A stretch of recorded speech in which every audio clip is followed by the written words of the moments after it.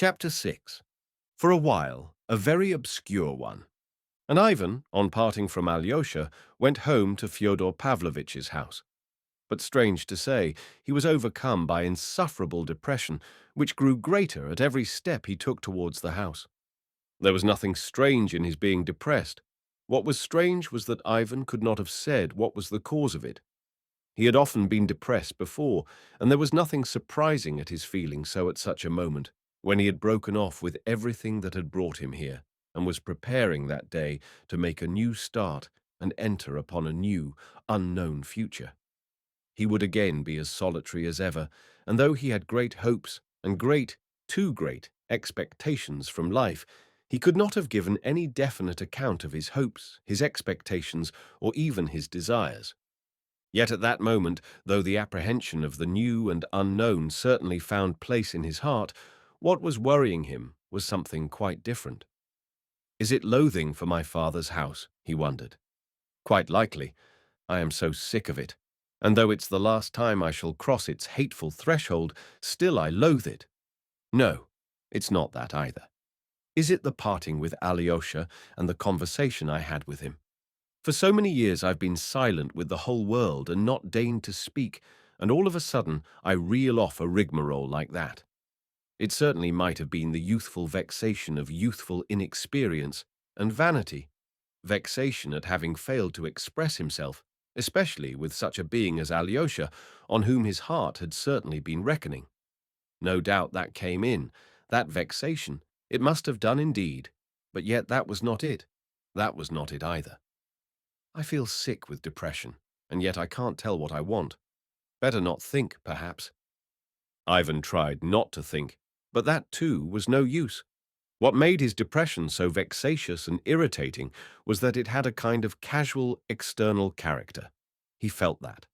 Some person or thing seemed to be standing out somewhere, just as something will sometimes obtrude itself upon the eye, and though one may be so busy with work or conversation that for a long time one does not notice it, yet it irritates and almost torments one, till at last one realizes and removes the offending object, often quite a trifling and ridiculous one.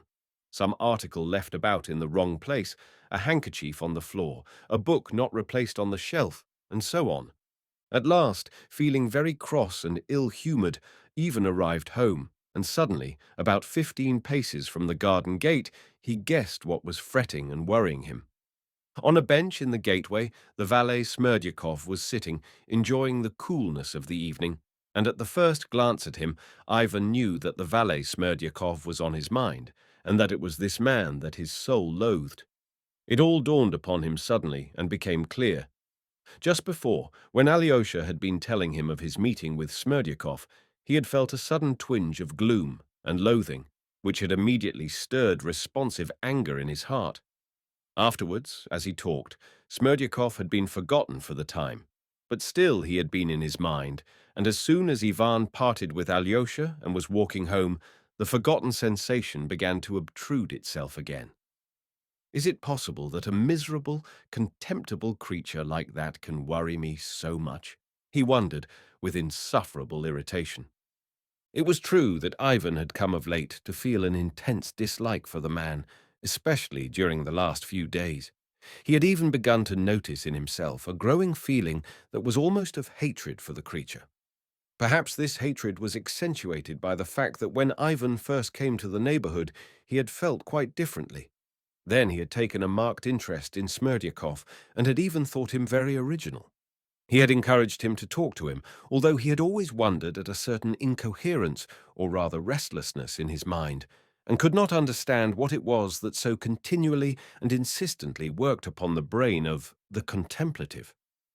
They discussed philosophical questions, and even how there could have been light on the first day, when the sun, moon, and stars were only created on the fourth day, and how that was to be understood.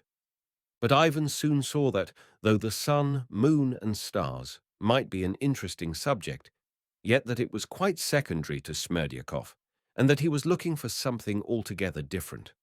In one way and another, he began to betray a boundless vanity, and a wounded vanity too, and that Ivan disliked. It had first given rise to his aversion. Later on, there had been trouble in the house. Grushenka had come on the scene, and there had been the scandals with his brother Dmitri. They discussed that too. But though Smerdyakov always talked of that with great excitement, it was impossible to discover what he desired to come of it. There was, in fact, something surprising in the illogicality and incoherence of some of his desires, accidentally betrayed and always vaguely expressed. Smerdyakov was always inquiring, putting certain indirect but obviously premeditated questions, but what his object was he did not explain, and usually at the most important moment he would break off and relapse into silence or pass to another subject. But what finally irritated Ivan most and confirmed his dislike for him was the peculiar, revolting familiarity which Smerdyakov began to show more and more markedly. Not that he forgot himself and was rude. On the contrary, he always spoke very respectfully. Yet he had obviously begun to consider, goodness knows why, that there was some sort of understanding between him and Ivan Fyodorovitch. He always spoke in a tone that suggested that those two had some kind of compact, some secret between them, that had at some time been expressed on both sides, only known to them and beyond the comprehension of those around them. But for a long while Ivan did not recognize the real cause of his growing dislike, and he had only lately realized what was at the root of it. With a feeling of disgust and irritation, he tried to pass in at the gate without speaking or looking at Smerdyakov. But Smerdyakov rose from the bench, and from that action alone, Ivan knew instantly that he wanted particularly to talk to him. Ivan looked at him and stopped, and the fact that he did stop instead of passing by, as he meant to the minute before, drove him to fury. With anger and repulsion, he looked at Smerdyakov's emasculate, sickly face, with the little curls combed forward on his forehead. His left eye winked, and he grinned as if to say, "Where are you going? You won't pass by. You see that we two clever people have something to say to each other." Ivan shook. "Get away, miserable idiot. What have I to do with you?" Was on the tip of his tongue, but to his profound astonishment he heard himself say, "Is my father still asleep, or has he waked?" He asked the question softly and meekly, to his own surprise, and at once, again to his own surprise, sat down on the bench. For an instant he felt almost frightened. He remembered it afterwards. Smerdyakov stood facing him, his hands behind his back, looking at him with assurance and almost severity. "His honor is still asleep," he articulated deliberately. "You were the first to speak, not I," he seemed to say. "I am surprised at you, sir," he added, after a pause, dropping his eyes affectedly, setting his right foot forward and playing with the tip of his polished boot. "Why are you surprised at me?" Ivan asked abruptly and sullenly, doing his utmost to restrain himself, and suddenly realizing with disgust that he was feeling intense curiosity and would not, on any account, have gone away without satisfying it. "Why don't you go to Tchermashnya, sir?" Smerdyakov suddenly raised his eyes and smiled familiarly. "Why I smile, you must understand of yourself if you are a clever man," his screwed-up left eye seemed to say. "Why should I go to Tchermashnya?" Ivan asked in surprise. Smerdyakov was silent again. "Fyodor Pavlovitch himself has so begged you to," he said at last, slowly and apparently attaching no significance to his answer. "I put you off with a secondary reason," he seemed to suggest, "simply to say something." "Damn you! Speak out what you want," Ivan cried angrily at last, passing from meekness to violence. Smerdyakov drew his right foot up to his left, pulled himself up, but still looked at him with the same serenity and the same little smile. "Substantially nothing, but just by way of conversation." Another silence followed. They did not speak for nearly a minute. Ivan knew that he ought to get up and show anger, and Smerdyakov stood before him and seemed to be waiting as though to see whether he would be angry or not. So at least it seemed to Ivan. At last he moved to get up. Smerdyakov seemed to seize the moment. "I'm in an awful position, Ivan Fyodorovitch. I don't know how to help myself," he said resolutely and distinctly, and at his last word he sighed. Ivan Fyodorovitch sat down again. "They are both utterly crazy. They are no better than little children," Smerdyakov went on. I am speaking of your parent and your brother, Dmitri Fyodorovitch. Here, Fyodor Pavlovitch will get up directly and begin worrying me every minute. Has she come? Why hasn't she come? And so on up till midnight and even after midnight. And if Agrafena Alexandrovna doesn't come, for very likely she does not mean to come at all, then he will be at me again tomorrow morning. Why hasn't she come? When will she come? As though I were to blame for it. On the other side, it's no better. As soon as it gets dark, or even before, your brother will appear with his gun in his hands. Look out, you rogue, you soup maker. If you miss her and don't let me know she's been, I'll kill you before anyone. When the night's over, in the morning, he too, like Fyodor Pavlovitch, begins worrying me to death. Why hasn't she come? Will she come soon? And he, too, thinks me to blame, because his lady hasn't come. And every day and every hour they get angrier and angrier, so that I sometimes think I shall kill myself in a fright. I can't depend upon them, sir. And why have you meddled? Why did you begin to spy for Dmitri Fyodorovitch? Said Ivan irritably. How could I help meddling? Though, indeed, I haven't meddled at all, if you want to know the truth of the matter. I kept quiet from the very beginning, not daring to answer, but he pitched on me to be his servant. He has had only one thing to say since. I'll kill you, you scoundrel, if you miss her. I feel certain, sir, that I shall have a long fit tomorrow. What do you mean by a long fit? A long fit, lasting a long time, several hours, or perhaps a day or two. Once it went on for 3 days. I fell from the garret that time. The struggling ceased and then began again, and for 3 days I couldn't come back to my senses. Fyodor Pavlovitch sent for Herzenstube, the doctor here, and he put ice on my head and tried another remedy too. I might have died. But they say one can't tell with epilepsy when a fit is coming. What makes you say you will have one tomorrow? Ivan inquired, with a peculiar, irritable curiosity. That's just so. You can't tell beforehand. Besides, you fell from the garret then. I climb up to the garret every day. I might fall from the garret again tomorrow, and if not, I might fall down the cellar steps. I have to go into the cellar every day, too. Ivan took a long look at him. You are talking nonsense, I see, and I don't quite understand you, he said softly, but with a sort of menace. Do you mean to pretend to be ill tomorrow for 3 days, eh? Smerdyakov, who was looking at the ground again and playing with the toe of his right foot, set the foot down, moved the left one forward, and grinning, articulated, If I were able to play such a trick, that is, pretend to have a fit, and it would not be difficult for a man accustomed to them, I should have a perfect right to use such a means to save myself from death. For even if Agrafena Alexandrovna comes to see his father while I am ill, his honor can't blame a sick man for not telling him. He'd be ashamed to. Hang it all, Ivan cried, his face working with anger. Why are you always in such a funk for your life? All my brother Dmitri's threats are only hasty words and mean nothing. He won't kill you. It's not you he'll kill. He'd kill me first of all, like a fly. But even more than that, I am afraid I shall be taken for an accomplice of his when he does something crazy to his father. Why should you be taken for an accomplice? They'll think I am an accomplice because I let him know the signals as a great secret. What signals? Whom did you tell? Confound you. Speak more plainly. I'm bound to admit the fact, Smerdyakov drawled with pedantic composure, that I have a secret with Fyodor Pavlovitch in this business. As you know yourself, if only you do know it, he has for several days past locked himself in as soon as night or even evening comes on. Of late you've been going upstairs to your room early every evening, and yesterday you did not come down at all, and so perhaps you don't know how carefully he has begun to lock himself in at night, and even if Grigory Vassilievich comes to the door, he won't open to him till he hears his voice. But Grigory Vassilievich does not come, because I wait upon him alone in his room now. That's the arrangement he made himself ever since this to-do with Agrafena Alexandrovna began.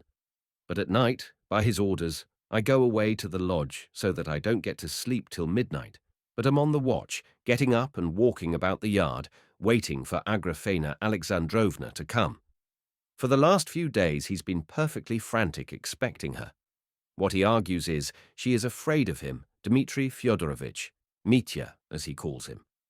And so, says he, she'll come the back way, late at night, to me. You look out for her, says he, till midnight and later. And if she does come, you run up and knock at my door or at the window from the garden. Knock at first twice, rather gently, and then 3 times more quickly. Then, says he, I shall understand at once that she has come, and will open the door to you quietly. Another signal he gave me in case anything unexpected happens. At first, 2 knocks, and then, after an interval, another much louder. Then he will understand that something has happened suddenly, and that I must see him, and he will open to me so that I can go and speak to him. That's all in case Agrafena Alexandrovna can't come herself, but sends a message. Besides, Dmitri Fyodorovich might come too, so I must let him know he is near. His honor is awfully afraid of Dmitri Fyodorovich, so that even if Agrafena Alexandrovna had come and were locked in with him, and Dmitri Fyodorovich were to turn up anywhere near at the time, I should be bound to let him know at once, knocking 3 times. So that the first signal of 5 knocks means Agrafena Alexandrovna has come, while the second signal of 3 knocks means something important to tell you.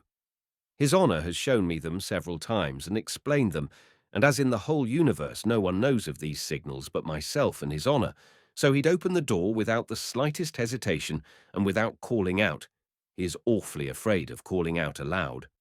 Well, those signals are known to Dmitri Fyodorovich too now. How are they known? Did you tell him? How dared you tell him? It was through fright I did it. How could I dare to keep it back from him? Dmitri Fyodorovich kept persisting every day. You are deceiving me. You are hiding something from me. I'll break both your legs for you. So I told him those secret signals that he might see my slavish devotion and might be satisfied that I was not deceiving him, but was telling him all I could. If you think that he'll make use of those signals and try to get in, don't let him in. But if I should be laid up with a fit, how can I prevent him coming in then, even if I dared prevent him, knowing how desperate he is? Hang it! How can you be so sure you are going to have a fit? Confound you! Are you laughing at me?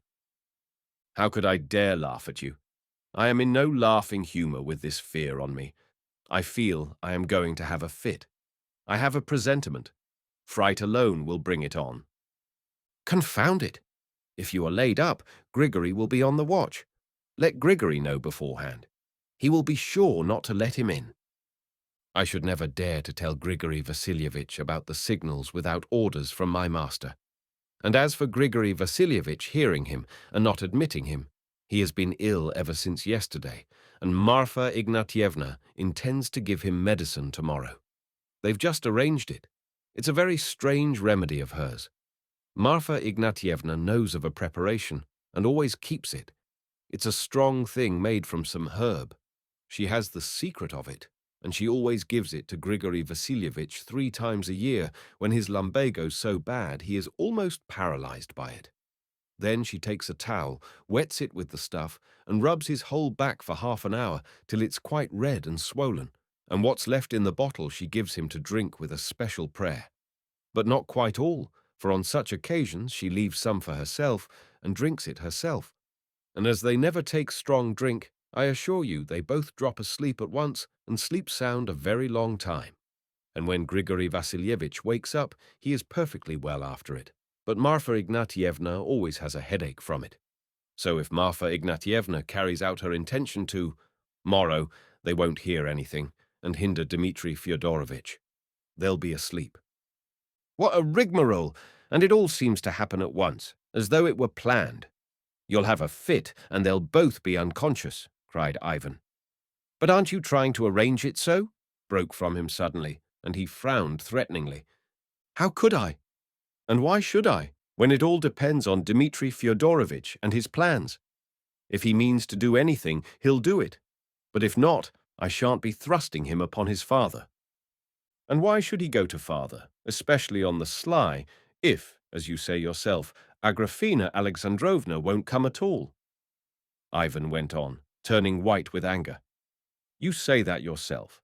And all the while I've been here, I felt sure it was all the old man's fancy, and the creature won't come to him. Why should Dmitri break in on him if she doesn't come? Speak. I want to know what you are thinking.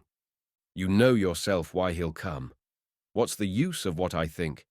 His honor will come simply because he is in a rage or suspicious on account of my illness, perhaps, and he'll dash in, as he did yesterday, through impatience to search the rooms, to see whether she hasn't escaped him on the sly.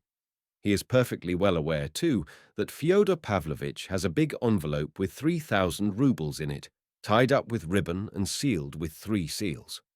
On it is written in his own hand, "To my angel Grushenka, if she will come," to which he added 3 days later, "For my little chicken." There's no knowing what that might do. "Nonsense," cried Ivan, almost beside himself. "Dmitri won't come to steal money and kill my father to do it.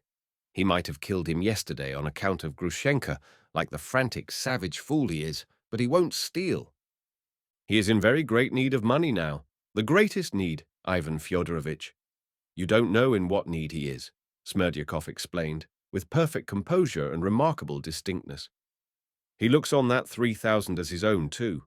He said so to me himself. 'My father still owes me just 3,000, he said. "And besides that, consider, Ivan Fyodorovitch, there is something else perfectly true. It's as good as certain, so to say, that Agrafena Alexandrovna will force him, if only she cares to marry her. The master himself, I mean Fyodor Pavlovitch. If only she cares to, and of course she may care to. All I've said is that she won't come, but maybe she's looking for more than that. I mean to be mistress here. I know myself that Samsonov, her merchant, was laughing with her about it, telling her quite openly that it would not be at all a stupid thing to do, and she's got plenty of sense. She wouldn't marry a beggar like Dmitri Fyodorovitch.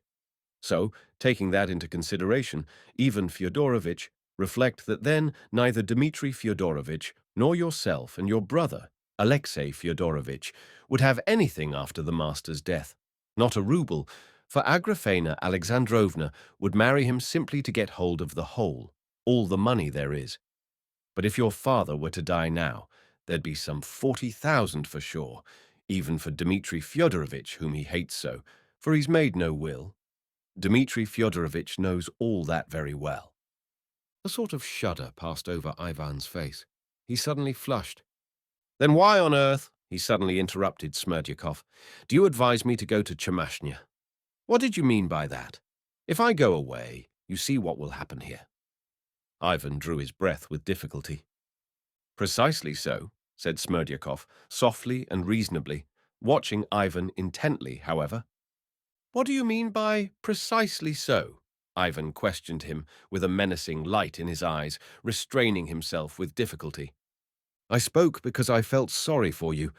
If I were in your place, I should simply throw it all up, rather than stay on in such a position," answered Smerdyakov, with the most candid air, looking at Ivan's flashing eyes. They were both silent. "You seem to be a perfect idiot, and what's more, an awful scoundrel, too." Ivan rose suddenly from the bench. He was about to pass straight through the gate, but he stopped short and turned to Smerdyakov. Something strange followed. Ivan, in a sudden paroxysm, bit his lip, clenched his fists, and, in another minute, would have flung himself on Smerdyakov. The latter, anyway, noticed it at the same moment, started, and shrank back. But the moment passed without mischief to Smerdyakov, and Ivan turned in silence, as it seemed in perplexity, to the gate. "I am going away to Moscow tomorrow, if you care to know, early tomorrow morning. That's all," he suddenly said aloud angrily, and wondered himself afterwards what need there was to say this then to Smerdyakov. "That's the best thing you can do," he responded, as though he had expected to hear it, "except that you can always be telegraphed for from Moscow if anything should happen here." Ivan stopped again, and again turned quickly to Smerdyakov. But a change had passed over him too. All his familiarity and carelessness had completely disappeared. His face expressed attention and expectation, intent but timid and cringing. "Haven't you something more to say? Something to add?" could be read in the intent gaze he fixed on Ivan. "And couldn't I be sent for from Chemashnya too, in case anything happened?" Ivan shouted suddenly, for some unknown reason raising his voice. From Chemashnya, too? You could be sent for, Smerdyakov muttered, almost in a whisper, looking disconcerted, but gazing intently into Ivan's eyes. Only Moscow is farther, and Chemashnya is nearer. Is it to save my spending money on the fare, or to save my going so far out of my way that you insist on Chemashnya?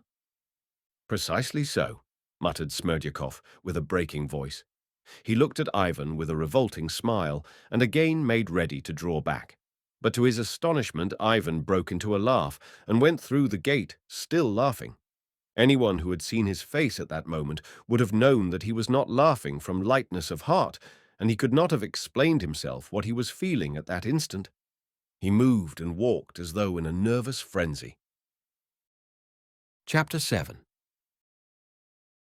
It's always worthwhile speaking to a clever man, and in the same nervous frenzy, too, he spoke.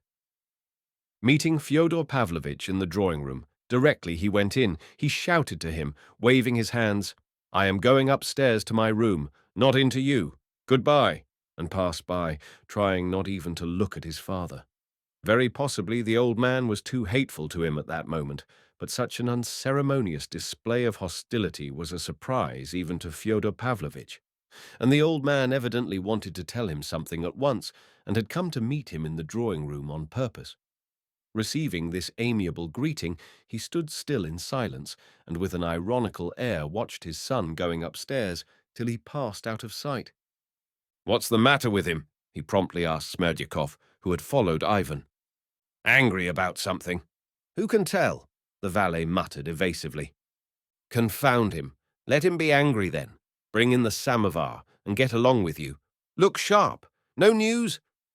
Then followed a series of questions such as Smerdyakov had just complained of to Ivan, all relating to his expected visitor, and these questions we will omit.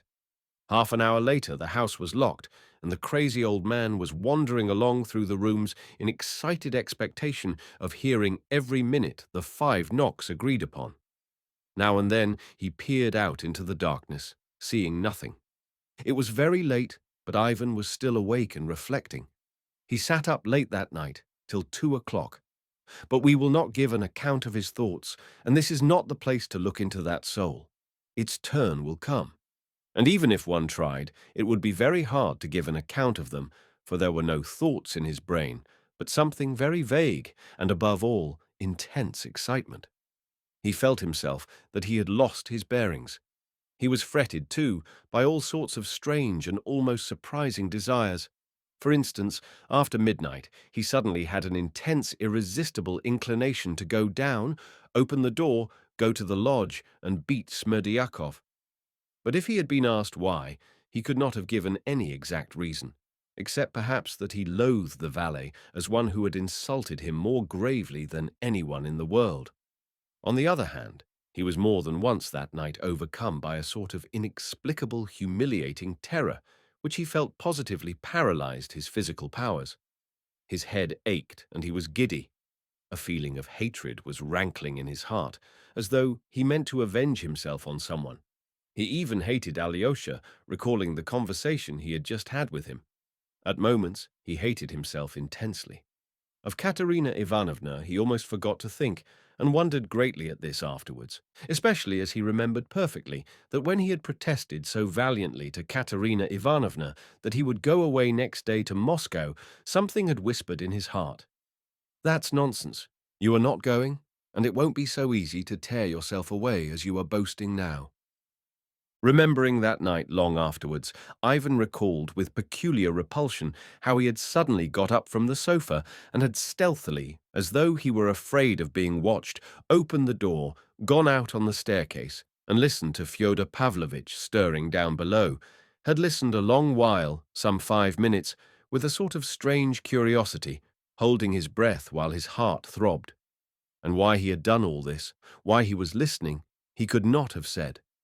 That action, all his life afterwards, he called infamous, and at the bottom of his heart he thought of it as the basest action of his life. For Fyodor Pavlovitch himself he felt no hatred at that moment, but was simply intensely curious to know how he was walking down there below, and what he must be doing now.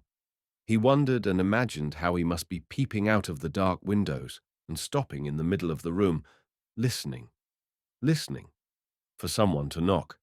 Ivan went out onto the stairs twice to listen like this. About 2 o'clock, when everything was quiet, and even Fyodor Pavlovitch had gone to bed, Ivan had got into bed, firmly resolved to fall asleep at once, as he felt fearfully exhausted. And he did fall asleep at once, and slept soundly without dreams, but waked early at 7 o'clock, when it was broad daylight. Opening his eyes, he was surprised to feel himself extraordinarily vigorous. He jumped up at once and dressed quickly, then dragged out his trunk and began packing immediately. His linen had come back from the laundress the previous morning. Ivan positively smiled at the thought that everything was helping his sudden departure. And his departure certainly was sudden.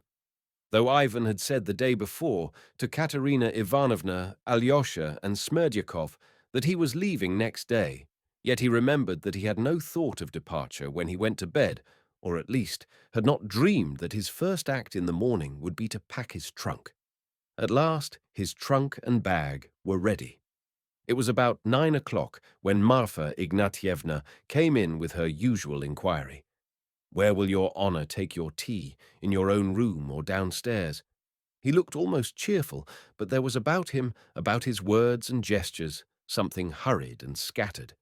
Greeting his father affably, and even inquiring specially after his health, though he did not wait to hear his answer to the end, he announced that he was starting off in an hour to return to Moscow for good, and begged him to send for the horses. His father heard this announcement with no sign of surprise, and forgot in an unmannerly way to show regret at losing him. Instead of doing so, he flew into a great flutter at the recollection of some important business of his own. "What a fellow you are! Not to tell me yesterday. Never mind. We'll manage it all the same. Do me a great service, my dear boy. Go to Chemashnya on the way. It's only to turn to the left from the station at Volovya, only another 12 versts, and you come to Chemashnya." "I'm sorry, I can't.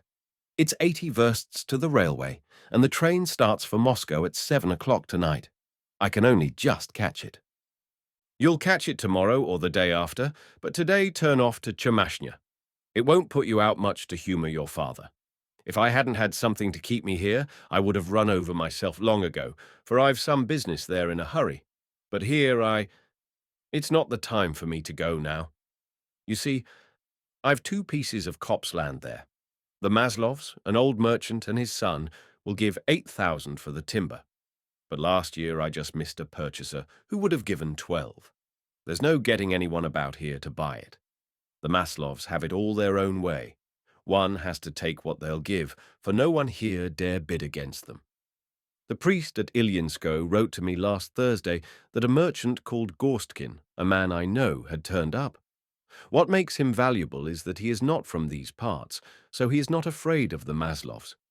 He says he will give me 11,000 for the copse. Do you hear?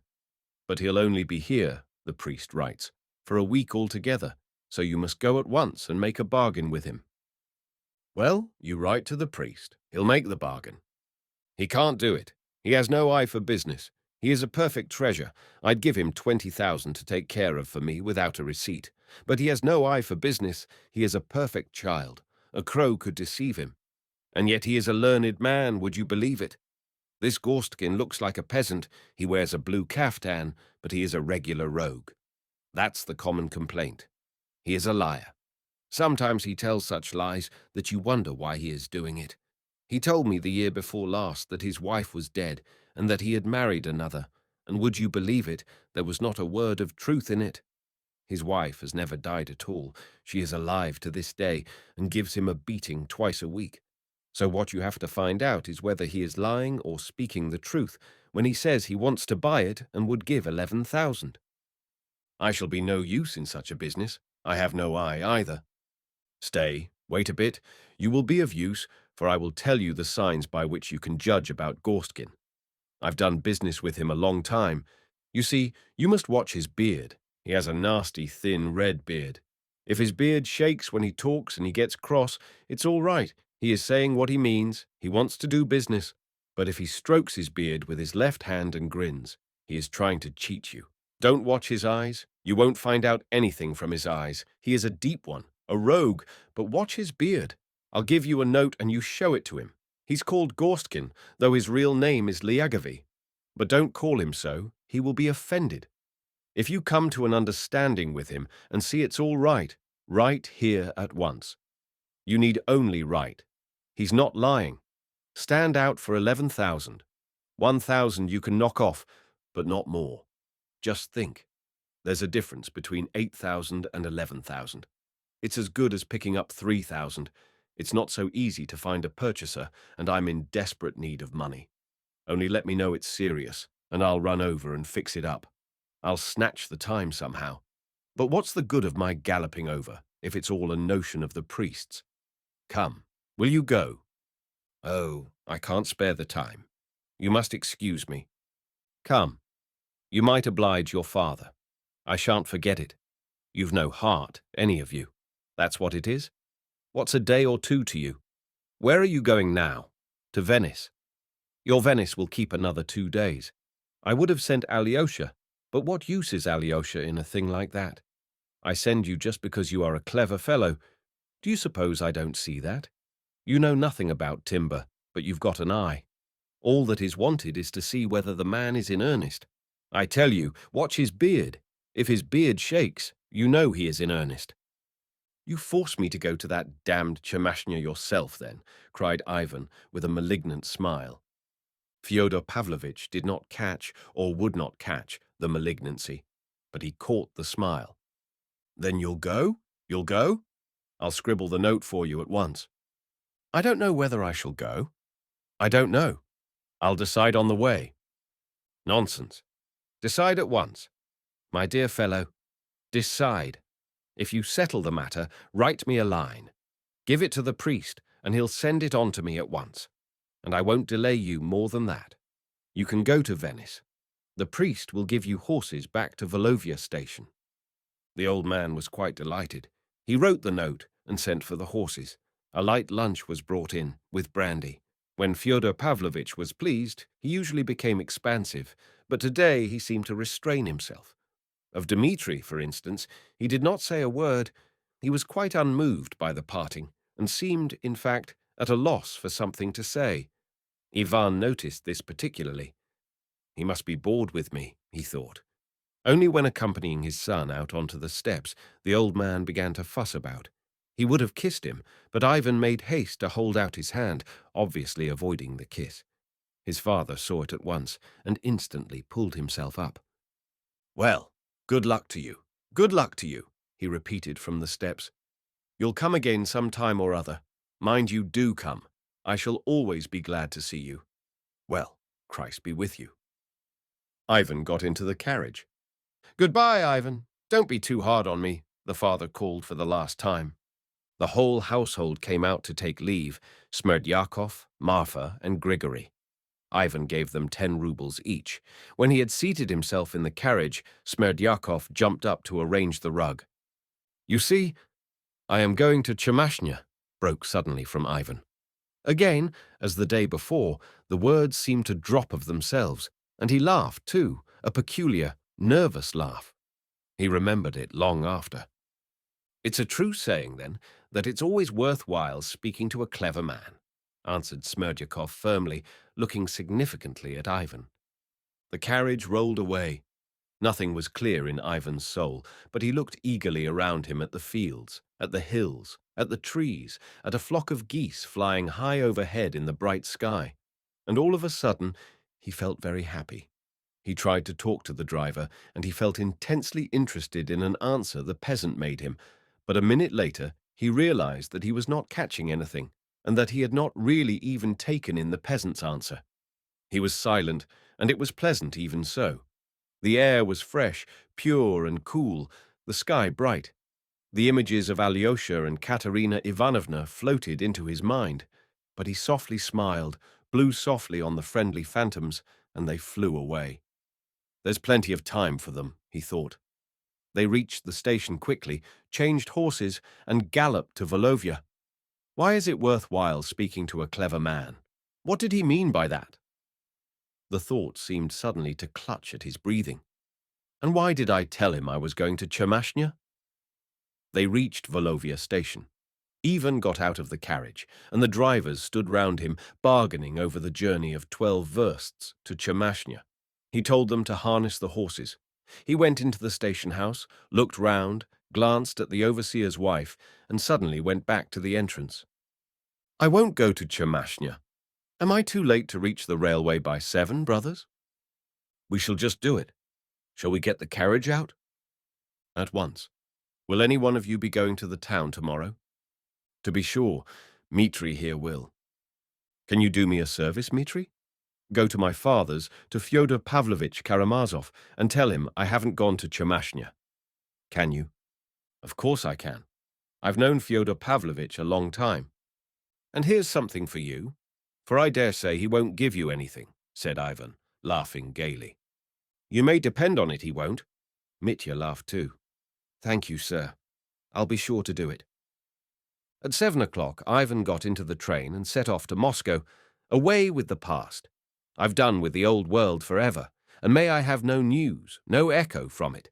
To a new life, new places, and no looking back.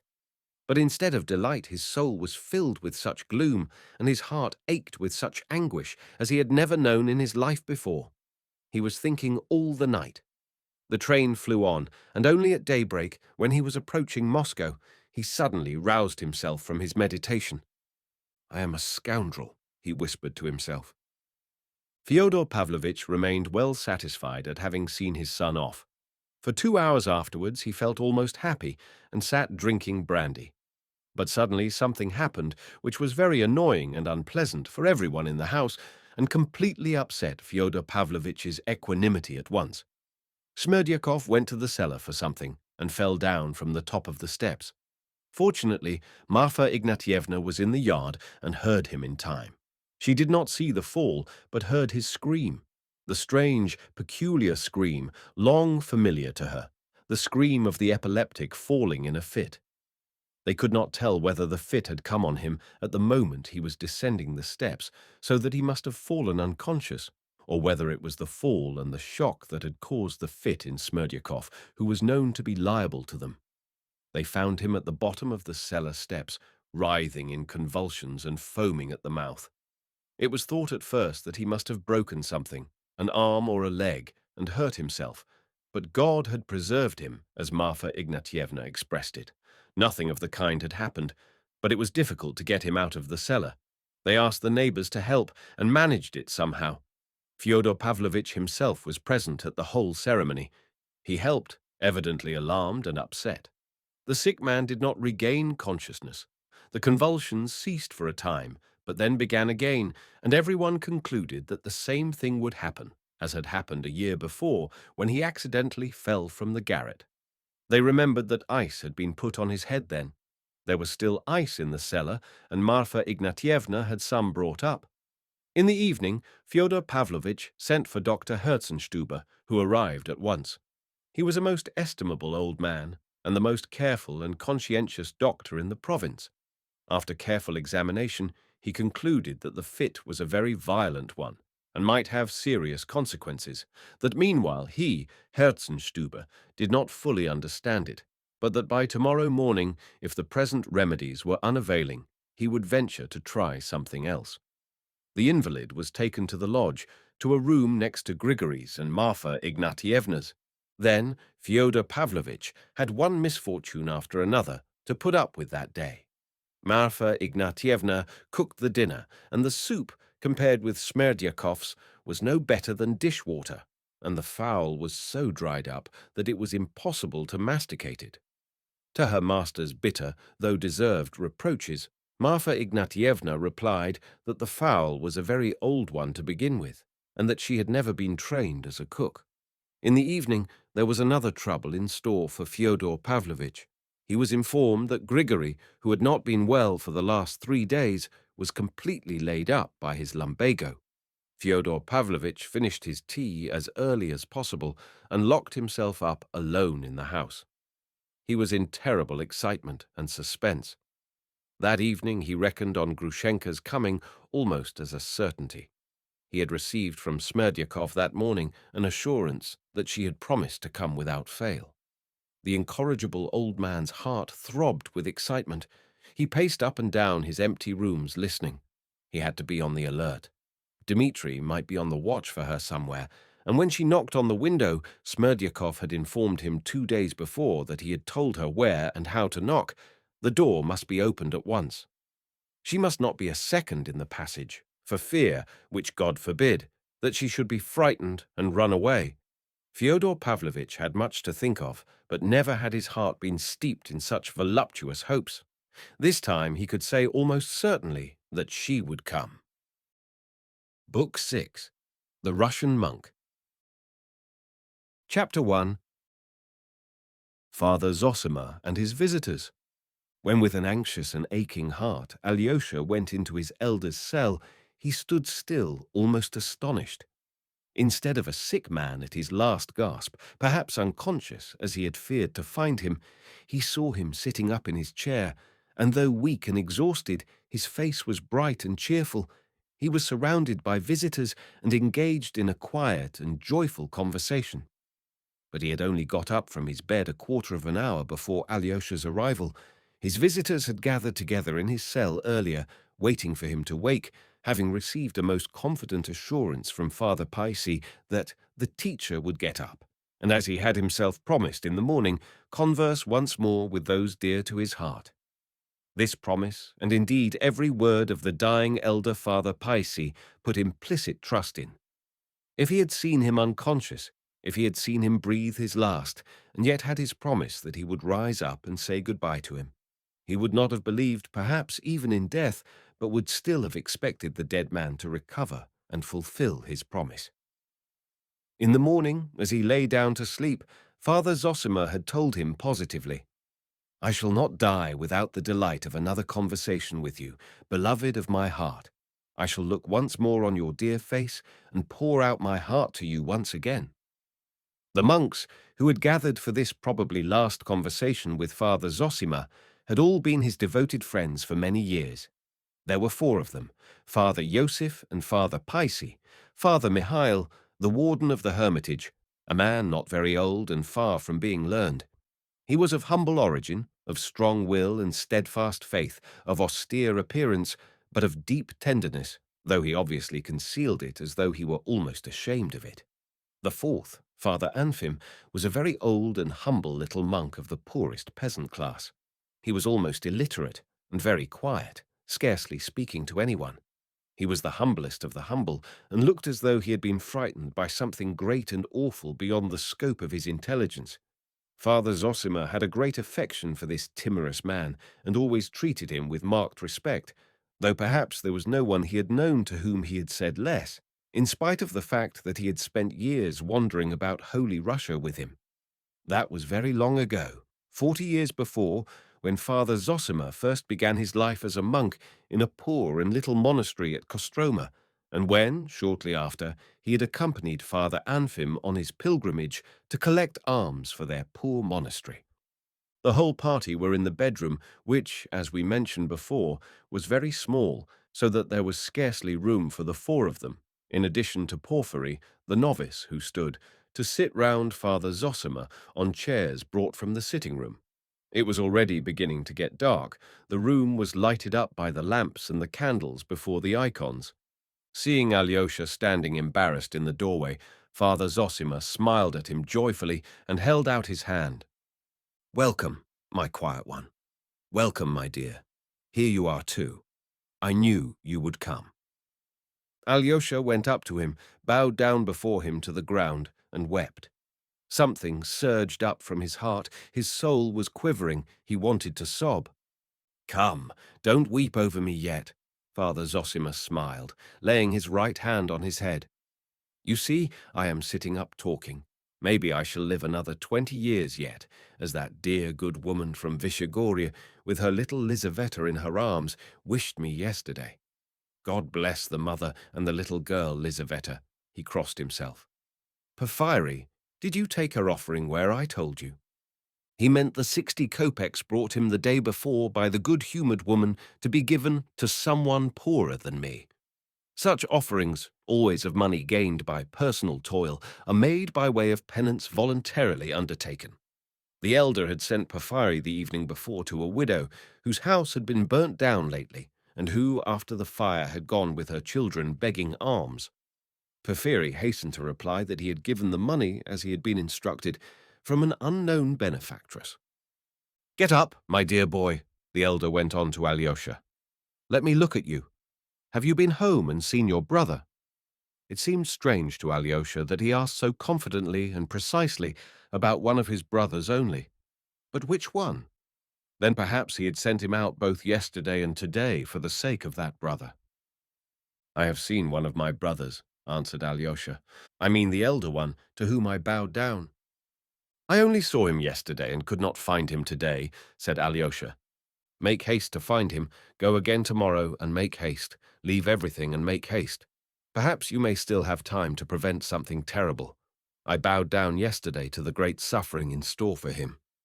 He was suddenly silent and seemed to be pondering. The words were strange. Father Iosif, who had witnessed the scene yesterday, exchanged glances with Father Paisi. Alyosha could not resist asking, "Father and teacher," he began with extreme emotion, "your words are too obscure. What is this suffering in store for him?" "Don't inquire. I seemed to see something terrible yesterday, as though his whole future were expressed in his eyes. A look came into his eyes, so that I was instantly horror-stricken at what that man is preparing for himself. Once or twice in my life I've seen such a look in a man's face, reflecting as it were his future fate, and that fate, alas, came to pass. I sent you to him, Alexei, for I thought your brotherly face would help him.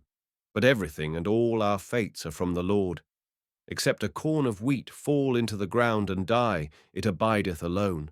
But if it die, it bringeth forth much fruit. Remember that. You, Alexei, I've many times silently blessed for your face. Know that," added the elder with a gentle smile. "This is what I think of you. You will go forth from these walls, but will live like a monk in the world. You will have many enemies, but even your foes will love you. Life will bring you many misfortunes, but you will find your happiness in them, and will bless life and will make others bless it, which is what matters most. Well, that is your character. Fathers and teachers," he addressed his friends with a tender smile, "I have never till today told even him why the face of this youth is so dear to me. Now I will tell you. His face has been, as it were, a remembrance and a prophecy for me. At the dawn of my life, when I was a child, I had an elder brother who died before my eyes at 17. And later on, in the course of my life, I gradually became convinced that that brother had been for a guidance and a sign from on high for me. For had he not come into my life, I should never perhaps, so I fancy at least, have become a monk and entered on this precious path. He appeared first to me in my childhood, and here, at the end of my pilgrimage, he seems to have come to me over again. It is marvelous, fathers and teachers, that Alexei, who has some, though not a great resemblance in face, seems to me so like him spiritually, that many times I have taken him for that young man, my brother, mysteriously come back to me at the end of my pilgrimage as a reminder and an inspiration, so that I positively wondered at so strange a dream in myself. Do you hear this, Porphyry?" He turned to the novice who waited on him. "Many times I've seen in your face, as it were, a look of mortification that I love Alexei more than you. Now you know why that was so, but I love you too, know that, and many times I grieved at your mortification. I should like to tell you, dear friends, of that youth, my brother, for there has been no presence in my life more precious, more significant and touching. My heart is full of tenderness, and I look at my whole life at this moment as though living through it again. Here I must observe that this last conversation of Father Zosima with the friends who visited him on the last day of his life has been partly preserved in writing. Alexei Fyodorovich Karamazov wrote it down from memory some time after his elder's death. But whether this was only the conversation that took place then, or whether he added to it his notes of parts of former conversations with his teacher, I cannot determine. In his account, Father Zosima's talk goes on without interruption, as though he told his life to his friends in the form of a story, though there is no doubt, from other accounts of it, that the conversation that evening was general. Though the guest did not interrupt Father Zosima much, yet they too talked, perhaps even told something themselves. Besides, Father Zosima could not have carried on an uninterrupted narrative, for he was sometimes gasping for breath, his voice failed him, and he even lay down to rest on his bed, though he did not fall asleep, and his visitors did not leave their seats. Once or twice the conversation was interrupted by Father Pisces reading the Gospel. It is worthy of note, too, that no one of them supposed that he would die that night, for on that evening of his life, after his deep sleep in the day, he seemed suddenly to have found new strength, which kept him up through this long conversation. It was like a last effort of love which gave him marvelous energy, only for a little time, however, for his life was cut short immediately. But of that later. I will only add now that I have preferred to confine myself to the account given by Alexei Fyodorovich Karamazov. It will be shorter and not so fatiguing, though of course, as I must repeat, Alyosha took a great deal from previous conversations and added them to it. Notes of the life of the deceased priest and monk, the elder Zosima, taken from his own words by Alexei Fyodorovich Karamazov. Biographical notes. A. Father Zosima's brother. Beloved fathers and teachers, I was born in a distant province in the north, in the town of V. My father was a gentleman by birth, but of no great consequence or position. He died when I was only 2 years old, and I don't remember him at all.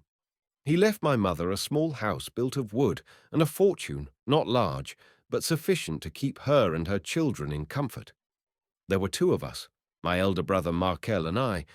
He was 8 years older than I was, of hasty, irritable temperament, but kind-hearted and never ironical. He was remarkably silent, especially at home with me, his mother, and the servants. He did well at school, but did not get on with his schoolfellows, though he never quarrelled, at least so my mother has told me.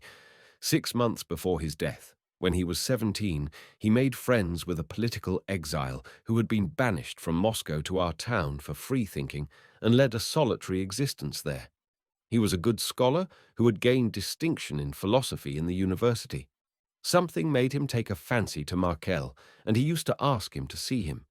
The young man would spend whole evenings with him during that winter, till the exile was summoned to Petersburg to take up his post again at his own request, as he had powerful friends. It was the beginning of Lent, and Markel would not fast. He was rude and laughed at it. "That's all silly twaddle, and there is no God," he said, horrifying my mother, the servants, and me too. For though I was only 9, I too was aghast at hearing such words. We had 4 servants, all serfs. I remember my mother selling one of the 4, the cook Afimya, who was lame and elderly, for 60 paper roubles, and hiring a free servant to take her place. In the 6th week in Lent, my brother, who was never strong and had a tendency to consumption, was taken ill. He was tall but thin and delicate-looking, and of very pleasing countenance. I suppose he caught cold. Anyway, the doctor who came soon whispered to my mother that it was galloping consumption, that he would not live through the spring. My mother began weeping, and careful not to alarm my brother, she entreated him to go to church, to confess and take the sacrament, as he was still able to move about. This made him angry, and he said something profane about the church. He grew thoughtful, however. He guessed at once that he was seriously ill, and that was why his mother was begging him to confess and take the sacrament. He had been aware, indeed, for a long time past, that he was far from well, and had a year before coolly observed at dinner to our mother and me, "My life won't be long among you. I may not live another year," which seemed now like a prophecy. 3 days passed, and Holy Week had come, and on Tuesday morning my brother began going to church. "I am doing this simply for your sake, mother, to please and comfort you," he said. My mother wept with joy and grief. His end must be near, she thought, if there's such a change in him. But he was not able to go to church long. He took to his bed, so he had to confess and take the sacrament at home. It was a late Easter, and the days were bright, fine, and full of fragrance. I remember he used to cough all night and sleep badly, but in the morning he dressed and tried to sit up in an armchair. That's how I remember him sitting, sweet and gentle, smiling, his face bright and joyous, in spite of his illness. A marvelous change passed over him. His spirit seemed transformed. The old nurse would come in and say, "Let me light the lamp before the holy image, my dear."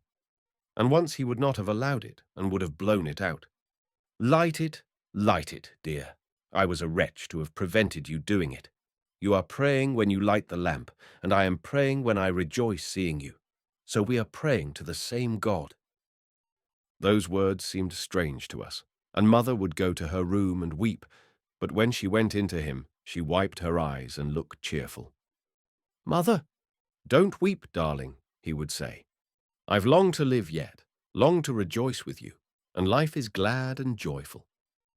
"Ah, dear boy, how can you talk of joy when you lie feverish at night, coughing as though you would tear yourself to pieces?" "Don't cry, Mother," he would answer. "Life is paradise, and we are all in paradise, but we won't see it. If we would, we should have heaven on earth the next day." Everyone wondered at his words. He spoke so strangely and positively. We were all touched and wept. Friends came to see us. "Dear ones," he would say to them, "what have I done that you should love me so? How can you love anyone like me? And how was it I did not know, I did not appreciate it before?" When the servants came in to him, he would say continually, "Dear, kind people, why are you doing so much for me? Do I deserve to be waited on? If it were God's will for me to live, I would wait on you, for all men should wait on one another." Mother shook her head as she listened. "My darling, it's your illness makes you talk like that."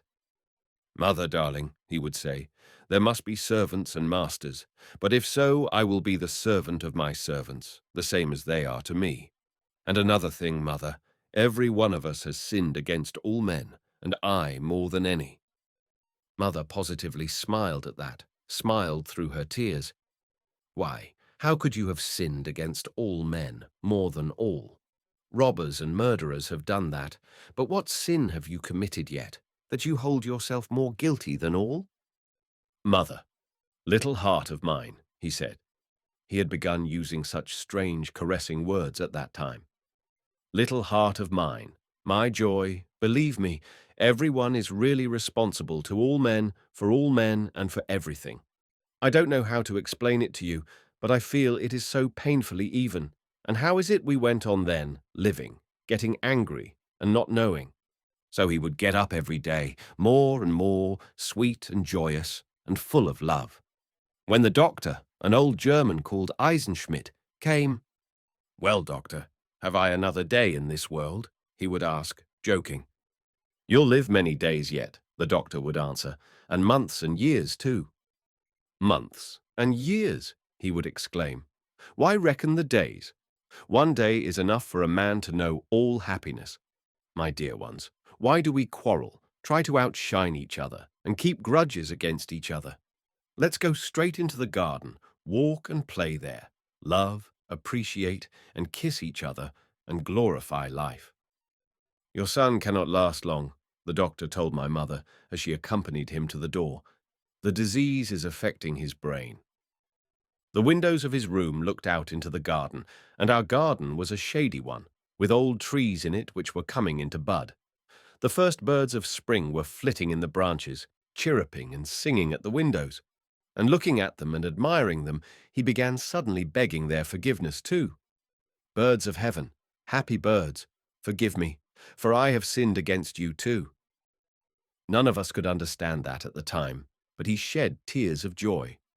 "Yes," he said, "there was such a glory of God all about me, birds, trees, meadows, sky, only I lived in shame and dishonored it all, and did not notice the beauty and glory." "You take too many sins on yourself," Mother used to say, weeping. "Mother, darling, it's for joy, not for grief I am crying. Though I can't explain it to you, I like to humble myself before them, for I don't know how to love them enough. If I have sinned against everyone, yet all forgive me too, and that's heaven. Am I not in heaven now?" And there was a great deal more I don't remember. I remember I went once into his room when there was no one else there. It was a bright evening, the sun was setting, and the whole room was lighted up. He beckoned me, and I went up to him. He put his hands on my shoulders and looked into my face tenderly, lovingly. He said nothing for a minute, only looked at me like that. "Well," he said, "run and play now. Enjoy life for me too." I went out then and ran to play, and many times in my life afterwards I remembered even with tears how he told me to enjoy life for him too. There were many other marvelous and beautiful sayings of his, though we did not understand them at the time. He died the 3rd week after Easter. He was fully conscious, though he could not talk. Up to his last hour he did not change.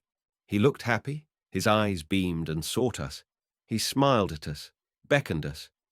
There was a great deal of talk even in the town about his death. I was impressed by all this at the time, but not too much so, though I cried a good deal at his funeral.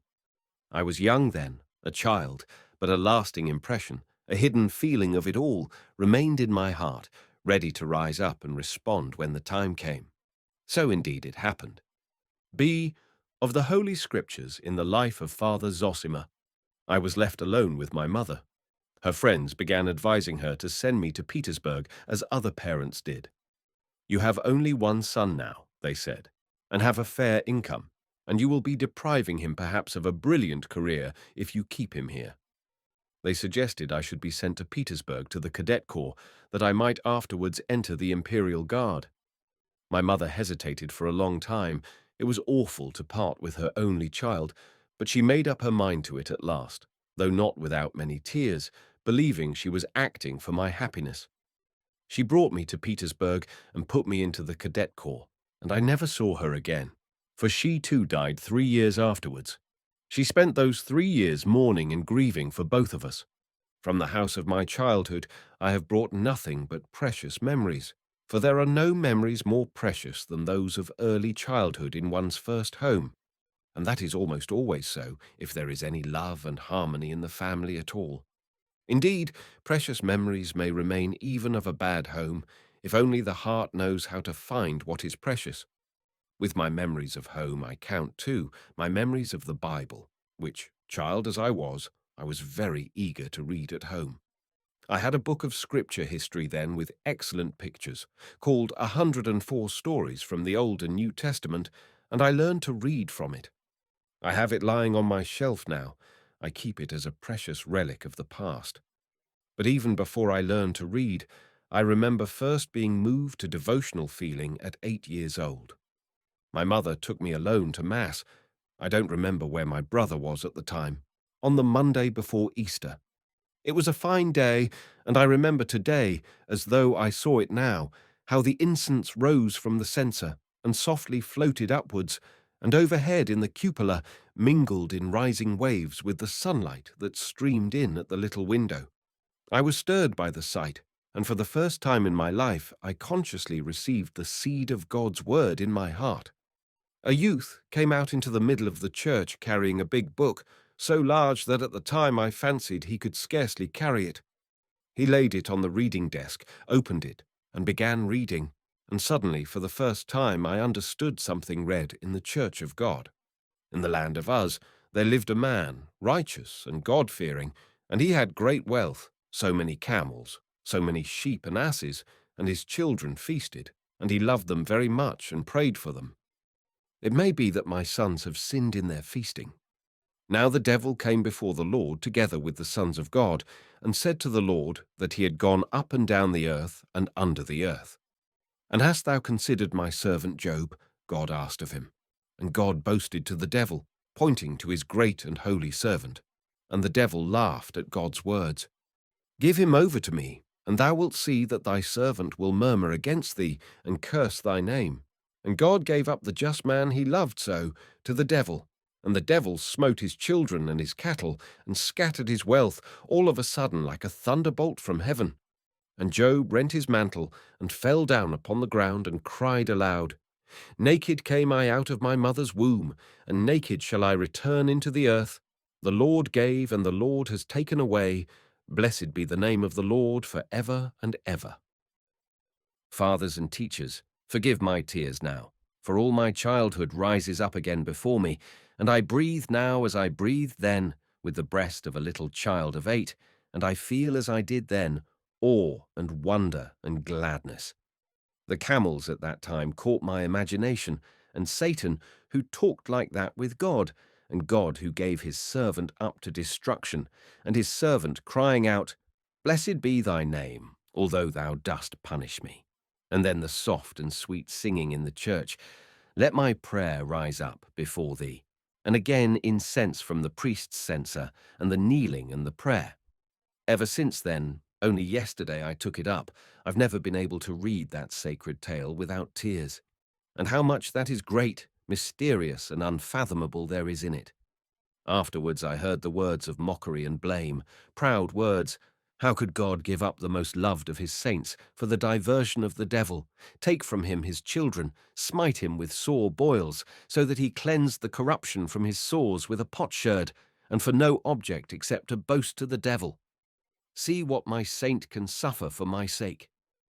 But the greatness of it lies just in the fact that it is a mystery, that the passing earthly show and the eternal verity are brought together in it. In the face of the earthly truth, the eternal truth is accomplished. The Creator, just as on the first days of creation, he ended each day with praise. That is good that I have created, looks upon Job and again praises his creation. And Job, praising the Lord, serves not only him, but all his creation for generations and generations, and for ever and ever, since for that he was ordained. Good heavens, what a book it is, and what lessons there are in it. What a book the Bible is, what a miracle, what strength is given with it to man. It is like a mold cast of the world and man and human nature. Everything is there, and a law for everything for all the ages. And what mysteries are solved and revealed. God raises Job again, gives him wealth again. Many years pass by, and he has other children and loves them. But how could he love those new ones when those first children are no more, when he has lost them? Remembering them, how could he be fully happy with those new ones, however dear the new ones might be? But he could. He could. It's the great mystery of human life that old grief passes gradually into quiet, tender joy. The mild serenity of age takes the place of the riotous blood of youth. I bless the rising sun each day, and, as before, my heart sings to meet it. But now I love even more its setting, its long slanting rays, and the soft, tender, gentle memories that come with them, the dear images from the whole of my long, happy life, and over all the divine truth, softening, reconciling, forgiving. My life is ending. I know that well, but every day that is left me I feel how my earthly life is in touch with a new infinite, unknown, that approaching life, the nearness of which sets my soul quivering with rapture, my mind glowing, and my heart weeping with joy. Friends and teachers, I have heard more than once, and of late one may hear it more often, that the priests, and above all the village priests, are complaining on all sides of their miserable income and their humiliating lot. They plainly state, even in print, I've read it myself, that they are unable to teach the scriptures to the people because of the smallness of their means, and if Lutherans and heretics come and lead the flock astray, they let them lead them astray because they have so little to live upon. May the Lord increase the sustenance that is so precious to them, for their complaint is just, too. But of a truth I say, if anyone is to blame in the matter, half the fault is ours. For he may be short of time, he may say truly that he is overwhelmed all the while with work and services, but still it's not all the time. Even he has an hour a week to remember God, and he does not work the whole year round. Let him gather round him once a week, some hour in the evening, if only the children at first. The fathers will hear of it, and they too will begin to come.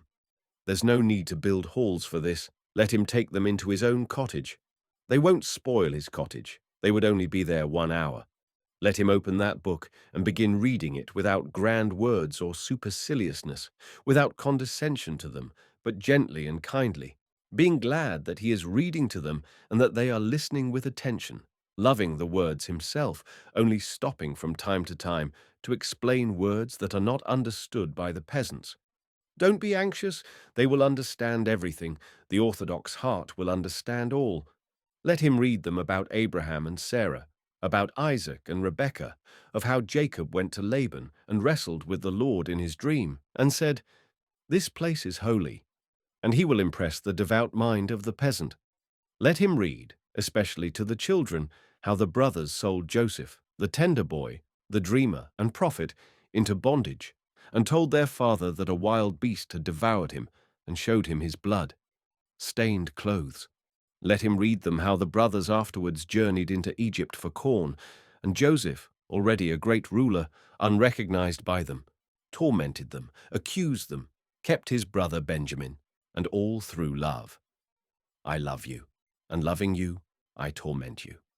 For he remembered all his life how they had sold him to the merchants in the burning desert by the well, and how, wringing his hands, he had wept and besought his brothers not to sell him as a slave in a strange land, and how, seeing them again after many years, he loved them beyond measure, but he harassed and tormented them in love. He left them at last not able to bear the suffering of his heart, flung himself on his bed and wept. Then, wiping his tears away, he went out to them joyful and told them, "Brothers, I am your brother Joseph."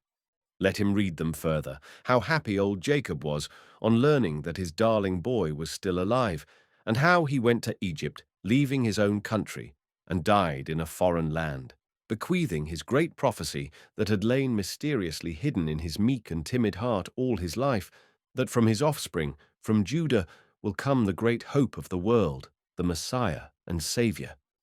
Fathers and teachers, forgive me and don't be angry, that like a little child I've been babbling of what you know long ago, and can teach me 100 times more skillfully. I only speak from rapture, and forgive my tears, for I love the Bible. Let him too weep, the priest of God, and be sure that the hearts of his listeners will throb in response. Only a little tiny seed is needed. Drop it into the heart of the peasant, and it won't die. It will live in his soul all his life. It will be hidden in the midst of his darkness and sin, like a bright spot, like a great reminder, and there's no need of much teaching or explanation. He will understand it all simply. Do you suppose that the peasants don't understand? Try reading them the touching story of the fair Esther and the haughty Vashti, or the miraculous story of Jonah in the whale. Don't forget either the parables of our Lord. Choose especially from the Gospel of St. Luke, that is what I did, and then from the Acts of the Apostles the conversion of St. Paul, that you mustn't leave out on any account, and from the lives of the saints, for instance, the life of Alexei, the man of God, and greatest of all, the happy martyr and the seer of God, Mary of Egypt, and you will penetrate their hearts with these simple tales. Give 1 hour a week to it, in spite of your poverty, only 1 little hour, and you will see for yourselves that our people is gracious and grateful, and will repay you 100-fold. Mindful of the kindness of their priest and the moving words they have heard from him, they will of their own accord help him in his fields and in his house, and will treat him with more respect than before, so that it will even increase his worldly well-being too. The thing is so simple that sometimes one is even afraid to put it into words for fear of being laughed at. And yet, how true it is. One who does not believe in God will not believe in God's people. He who believes in God's people will see his holiness too, even though he had not believed in it till then. Only the people and their future spiritual power will convert our atheists who have torn themselves away from their native soil. And what is the use of Christ's words unless we set an example? The people is lost without the word of God, for its soul is athirst for the word and for all that is good. In my youth, long ago, nearly 40 years ago, I traveled all over Russia with Father Anfim, collecting funds for our monastery, and we stayed one night on the bank of a great navigable river with some fishermen. A good-looking peasant lad, about 18, joined us. He had to hurry back next morning to pull a merchant's barge along the bank. I noticed him looking straight before him with clear and tender eyes. It was a bright, warm, still July night. A cool mist rose from the broad river. We could hear the plash of a fish. The birds were still, all was hushed and beautiful, everything praying to God. Only we two were not sleeping, the lad and I, and we talked of the beauty of this world of God's and of the great mystery of it. Every blade of grass, every insect, ant, and golden bee all so marvelously know their path, Though they have not intelligence, they bear witness to the mystery of God and continually accomplish it themselves. I saw the dear lad's heart was moved. He told me that he loved the forest and the forest birds. He was a bird catcher, knew the note of each of them, could call each bird. I know nothing better than to be in the forest, said he, though all things are good. Truly, I answered him, all things are good and fair, because all is truth. Look, said I, at the horse, that great beast that is so near to man, or the lowly pensive ox, which feeds him and works for him. Look at their faces. What meekness, what devotion to man, who often beats them mercilessly. What gentleness, what confidence, and what beauty. It's touching to know that there's no sin in them, for all except man, is sinless, and Christ has been with them before us. Why, asked the boy, is Christ with them too? It cannot but be so, said I, since the word is for all. All creation and all creatures, every leaf is striving to the word, singing glory to God, weeping to Christ, unconsciously accomplishing this by the mystery of their sinless life. Yonder, said I, in the forest, wanders the dreadful bear, fierce and menacing, and yet innocent in it. And I told him how once a bear came to a great saint who had taken refuge in a tiny cell in the wood, and the great saint pitied him, went up to him without fear, and gave him a piece of bread. Go along, said he, Christ be with you. And the savage beast walked away meekly and obediently, doing no harm. And the lad was delighted that the bear had walked away without hurting the saint, and that Christ was with him too. Ah, said he, how good that is, how good and beautiful is all God's work. He sat musing softly and sweetly. I saw he understood, and he slept beside me a light and sinless sleep. May God bless youth. And I prayed for him as I went to sleep. Lord, send peace and light to thy people. Chapter 2. The Duel. C. Recollections of Father Zosima's youth before he became a monk. The Duel. I spent a long time, almost 8 years, in the military cadet school at Petersburg, and in the novelty of my surroundings there, many of my childish impressions grew dimmer, though I forgot nothing.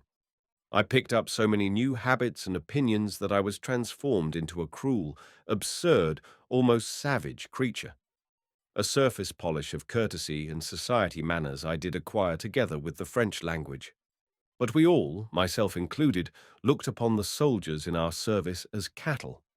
I was perhaps worse than the rest in that respect, for I was so much more impressionable than my companions.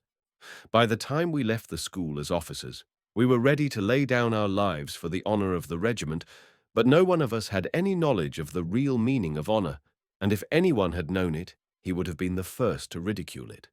Drunkenness, debauchery, and devilry were what we almost prided ourselves on. I don't say that we were bad by nature. All these young men were good fellows, but they behaved badly, and I worst of all.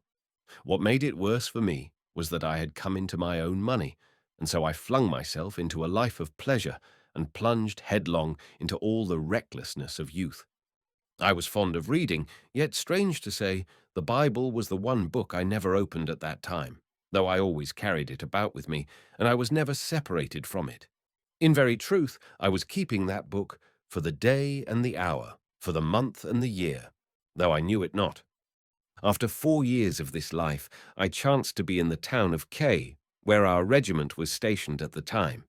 We found the people of the town hospitable, rich, and fond of entertainments. I met with a cordial reception everywhere, as I was of a lively temperament and was known to be well off, which always goes a long way in the world. And then a circumstance happened which was the beginning of it all. I formed an attachment to a beautiful and intelligent young girl of noble and lofty character, the daughter of people much respected. They were well-to-do people of influence and position. They always gave me a cordial and friendly reception. I fancied that the young lady looked on me with favor, and my heart was aflame at such an idea. Later on, I saw and fully realized that I perhaps was not so passionately in love with her at all, but only recognized the elevation of her mind and character, which I could not indeed have helped doing. I was prevented, however, from making her an offer at the time by my selfishness, I was loath to part with the allurements of my free and licentious bachelor life in the heyday of my youth, and with my pockets full of money. I did drop some hint as to my feelings, however, though I put off taking any decisive step for a time. Then, all of a sudden, we were ordered off for 2 months to another district. On my return 2 months later, I found the young lady already married to a rich neighboring landowner, a very amiable man, still young though older than I was, connected with the best Petersburg society, which I was not, and of excellent education, which I also was not. I was so overwhelmed at this unexpected circumstance that my mind was positively clouded. The worst of it all was that, as I learned then, the young landowner had been a long while betrothed to her, and I had met him indeed many times in her house. But blinded by my conceit, I had noticed nothing, and this particularly mortified me. Almost everybody had known all about it, while I knew nothing. I was filled with sudden irrepressible fury. With flushed face, I began recalling how often I had been on the point of declaring my love to her, and as she had not attempted to stop me or to warn me, she must, I concluded, have been laughing at me all the time. Later on, of course, I reflected and remembered that she had been very far from laughing at me. On the contrary, she used to turn off any love-making on my part with a jest and begin talking of other subjects. But at that moment I was incapable of reflecting and was all eagerness for revenge. I am surprised to remember that my wrath and revengeful feelings were extremely repugnant to my own nature, for being of an easy temper, I found it difficult to be angry with anyone for long, and so I had to work myself up artificially and became at last revolting and absurd. I waited for an opportunity and succeeded in insulting my rival in the presence of a large company. I insulted him on a perfectly extraneous pretext, jeering at his opinion upon an important public event. It was in the year 1826, and my jeer was, so people said, clever and effective. Then I forced him to ask for an explanation, and behaved so rudely that he accepted my challenge, in spite of the vast inequality between us, as I was younger, a person of no consequence, and of inferior rank. I learned afterwards for a fact that it was from a jealous feeling on his side also that my challenge was accepted. He had been rather jealous of me on his wife's account before their marriage. He fancied now that if he submitted to be insulted by me and refused to accept my challenge, and if she heard of it, she might begin to despise him and waver in her love for him. I soon found a second in a comrade, an ensign of our regiment. In those days, though, duels were severely punished, yet dueling was a kind of fashion among the officers. So strong and deeply rooted will a brutal prejudice sometimes be. It was the end of June, and our meeting was to take place at 7 o'clock the next day on the outskirts of the town, and then something happened that in very truth was the turning point of my life. In the evening, returning home in a savage and brutal humor, I flew into a rage with my orderly Afanassy, and gave him 2 blows in the face with all my might, so that it was covered with blood. He had not long been in my service, and I had struck him before, but never with such ferocious cruelty. And believe me, though it's 40 years ago, I recall it now with shame and pain. I went to bed and slept for about 3 hours. When I waked up, the day was breaking. I got up. I did not want to sleep any more. I went to the window, opened it. It looked out upon the garden. I saw the sun rising. It was warm and beautiful. The birds were singing. What's the meaning of it? I thought. I feel in my heart as it were something vile and shameful. Is it because I am going to shed blood? No, I thought. I feel it's not that. Can it be that I am afraid of death, afraid of being killed? No, that's not it. That's not it at all. And all at once I knew what it was. It was because I had beaten Afanassy the evening before. It all rose before my mind. It all was as it were repeated over again. He stood before me, and I was beating him straight on the face, and he was holding his arms stiffly down, his head erect, his eyes fixed upon me as though on parade. He staggered at every blow and did not even dare to raise his hands to protect himself. That is what a man has been brought to, and that was a man beating a fellow creature. What a crime! It was as though a sharp dagger had pierced me right through. I stood as if I was struck dumb, while the sun was shining. The leaves were rejoicing, and the birds were trilling the praise of God. I hid my face in my hands, fell on my bed, and broke into a storm of tears. And then I remembered my brother Markel and what he said on his deathbed to his servants. My dear ones, why do you wait on me? Why do you love me? Am I worth your waiting on me? Yes, am I worth it? Flashed through my mind. After all, what am I worth that another man, a fellow creature, made in the likeness and image of God, should serve me? For the first time in my life, this question forced itself upon me. He had said, "Mother, my little heart, in truth we are each responsible to all for all. It's only that men don't know this. If they knew it, the world would be a paradise at once." God, can that too be false? I thought as I wept. In truth, perhaps, I am more than all others responsible for all, a greater sinner than all men in the world. And all at once the whole truth in its full light appeared to me. What was I going to do?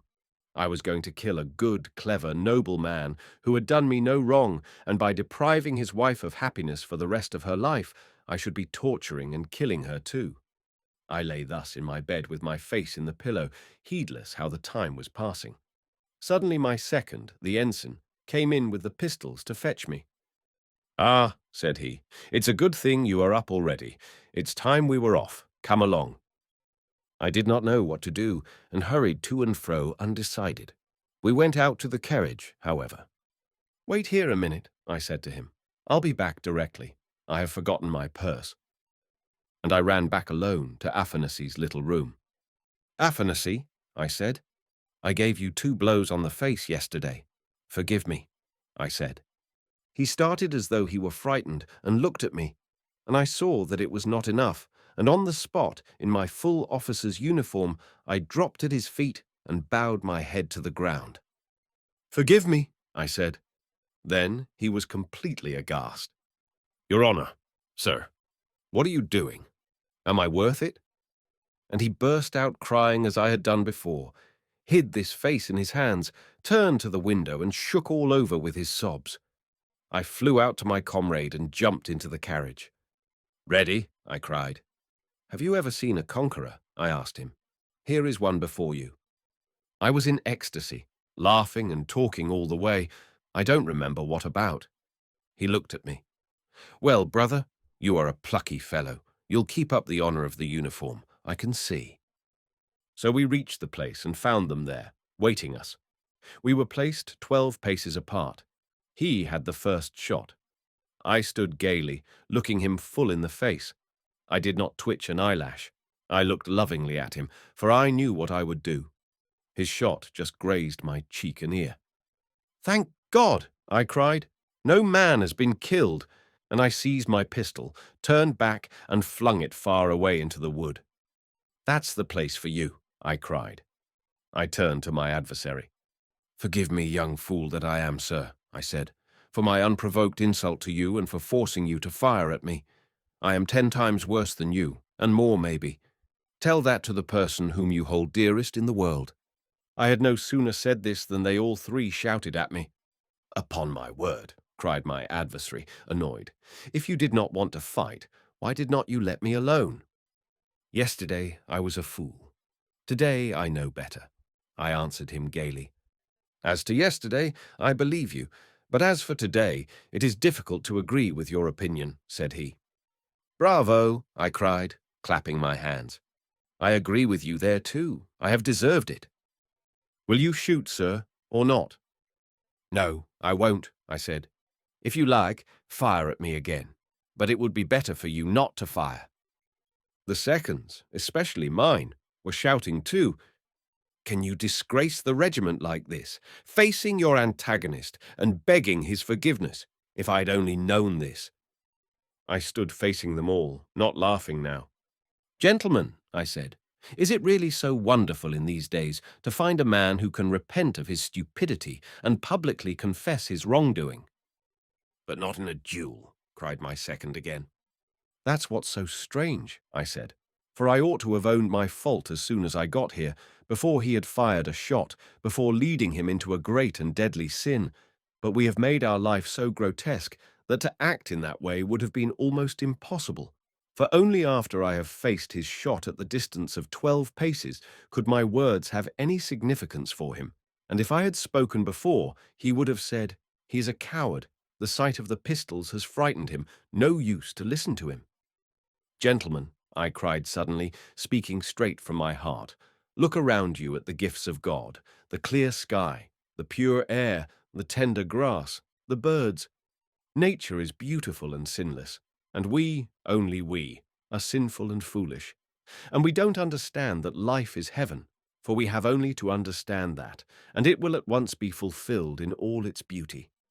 We shall embrace each other and weep." I would have said more, but I could not. My voice broke with the sweetness and youthful gladness of it, and there was such bliss in my heart as I had never known before in my life. "All this is rational and edifying," said my antagonist, "and in any case you are an original person." "You may laugh," I said to him, laughing too, "but afterwards you will approve of me." "Oh, I am ready to approve of you now," said he. "Will you shake hands? For I believe you are genuinely sincere." "No," I said, "not now, later on when I have grown worthier and deserve your esteem. Then shake hands and you will do well." We went home, my second upbraiding me all the way while I kissed him. All my comrades heard of the affair at once and gathered together to pass judgment on me the same day. "He has disgraced the uniform," they said. "Let him resign his commission." Some stood up for me. "He faced the shot," they said. Yes, but he was afraid of his other shot and begged for forgiveness. If he had been afraid of being shot, he would have shot his own pistol first before asking forgiveness, while he flung it loaded into the forest. No, there's something else in this, something original. I enjoyed listening and looking at them. "My dear friends and comrades," said I, "don't worry about my resigning my commission, for I have done so already. I have sent in my papers this morning, and as soon as I get my discharge, I shall go into a monastery. It's with that object I am leaving the regiment." When I had said this, every one of them burst out laughing. "You should have told us of that first. That explains everything. We can't judge a monk." They laughed and could not stop themselves, and not scornfully, but kindly and merrily. They all felt friendly to me at once, even those who had been sternest in their censure, and all the following month, before my discharge came, they could not make enough of me. "Ah, you monk," they would say. And everyone said something kind to me. They began trying to dissuade me, even to pity me. "What are you doing to yourself?" "No," they would say, "he is a brave fellow. He faced fire and could have fired his own pistol too, but he had a dream the night before that he should become a monk. That's why he did it." It was the same thing with the society of the town. Till then I had been kindly received, but had not been the object of special attention, and now all came to know me at once and invited me. They laughed at me, but they loved me. I may mention that although everybody talked openly of our duel, the authorities took no notice of it, because my antagonist was a near relation of our general, and as there had been no bloodshed and no serious consequences, and as I resigned my commission, they took it as a joke, and I began then to speak aloud and fearlessly, regardless of their laughter, for it was always kindly and not spiteful laughter. These conversations mostly took place in the evenings, in the company of ladies. Women particularly liked listening to me then, and they made the men listen. "But how can I possibly be responsible for all?" Everyone would laugh in my face. "Can I, for instance, be responsible for you?" "You may well not know it," I would answer, "since the whole world has long been going on a different line, since we consider the veriest lies as truth and demand the same lies from others. Here I have for once in my life acted sincerely, and well, you all look upon me as a madman. Though you are friendly to me, yet, you see, you all laugh at me." "But how can we help being friendly to you?" said my hostess, laughing. The room was full of people. All of a sudden the young lady rose, on whose account the duel had been fought, and whom only lately I had intended to be my future wife. I had not noticed her coming into the room. She got up, came to me, and held out her hand. "Let me tell you," she said, that I am the first not to laugh at you, but on the contrary, I thank you with tears and express my respect for you, for your action then. Her husband, too, came up, and then they all approached me and almost kissed me. My heart was filled with joy, but my attention was especially caught by a middle-aged man who came up to me with the others. I knew him by name already, but had never made his acquaintance nor exchanged a word with him till that evening. D. The mysterious visitor. He had long been an official in the town. He was in a prominent position, respected by all, rich, and had a reputation for benevolence. He subscribed considerable sums to the almshouse and the orphan asylum. He was very charitable, too, in secret, a fact which only became known after his death. He was a man of about 50, almost stern in appearance, and not much given to conversation. He had been married about 10 years, and his wife, who was still young, had borne him 3 children. Well, I was sitting alone in my room the following evening when my door suddenly opened and this gentleman walked in. I must mention, by the way, that I was no longer living in my former quarters. As soon as I resigned my commission, I took rooms with an old lady, the widow of a government clerk.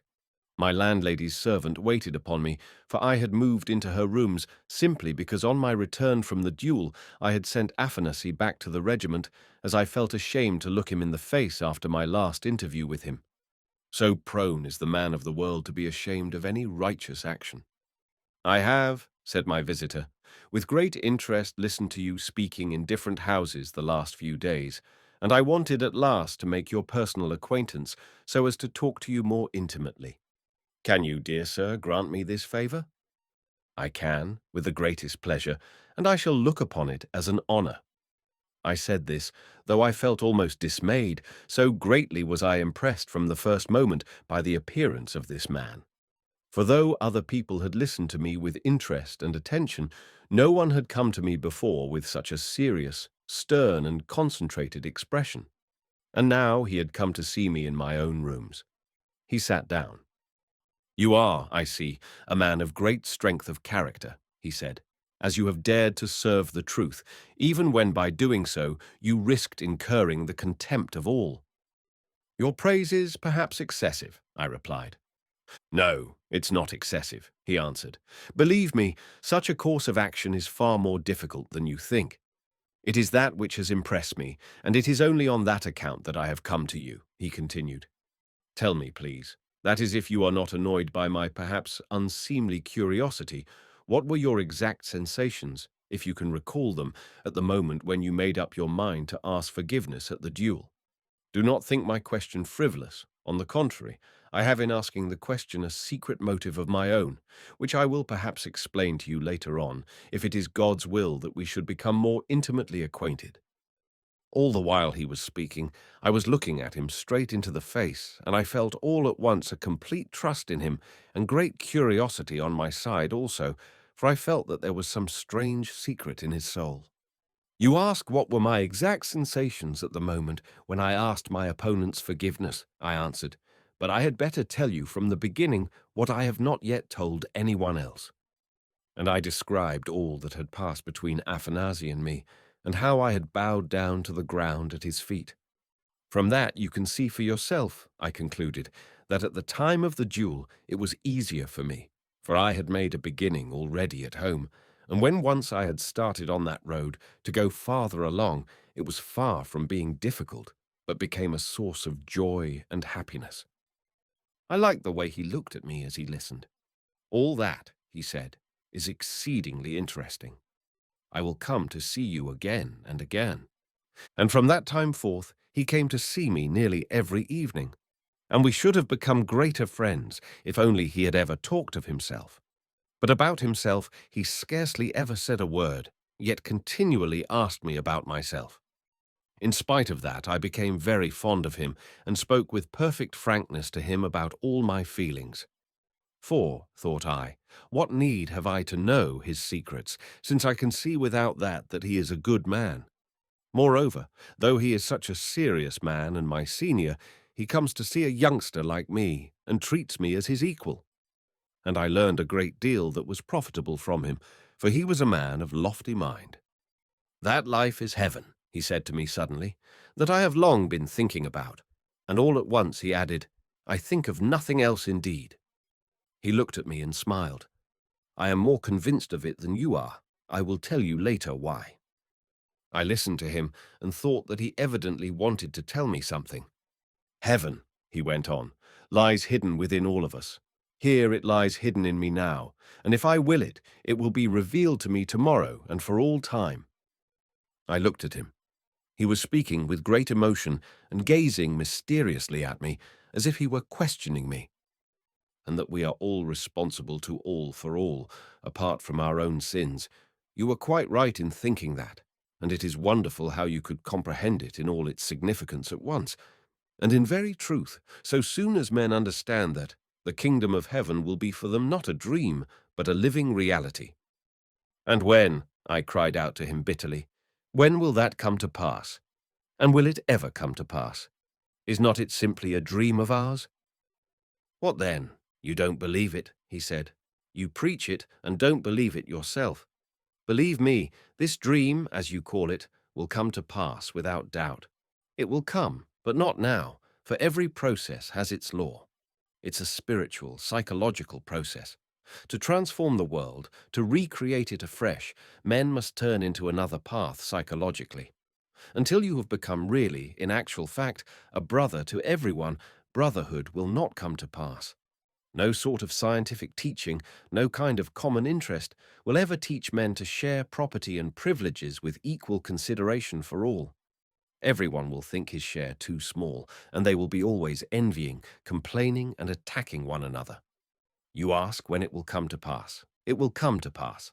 But first, we have to go through the period of isolation. What do you mean by isolation? I asked him. Why, the isolation that prevails everywhere, above all in our age. It has not fully developed. It has not reached its limit yet. For everyone strives to keep his individuality as apart as possible, wishes to secure the greatest possible fullness of life for himself. But meantime, all his efforts result not in attaining fullness of life, but self-destruction.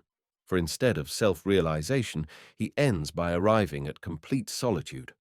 All mankind in our age have split up into units. They all keep apart, each in his own groove.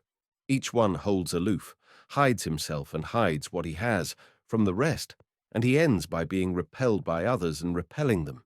He heaps up riches by himself and thinks, how strong I am now and how secure, and in his madness he does not understand that the more he heaps up, the more he sinks into self-destructive impotence.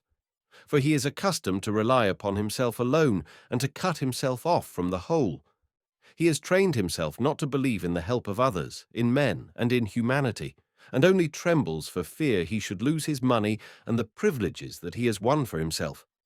Everywhere in these days, men have, in their mockery, ceased to understand that the true security is to be found in social solidarity rather than in isolated individual effort.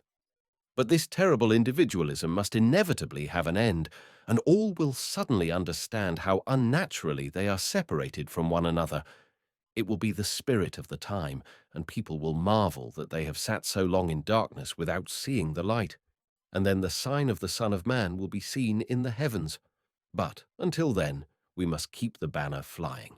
Sometimes, even if he has to do it alone, and his conduct seems to be crazy, a man must set an example, and so draw men's souls out of their solitude and spur them to some act of brotherly love, that the great idea may not die.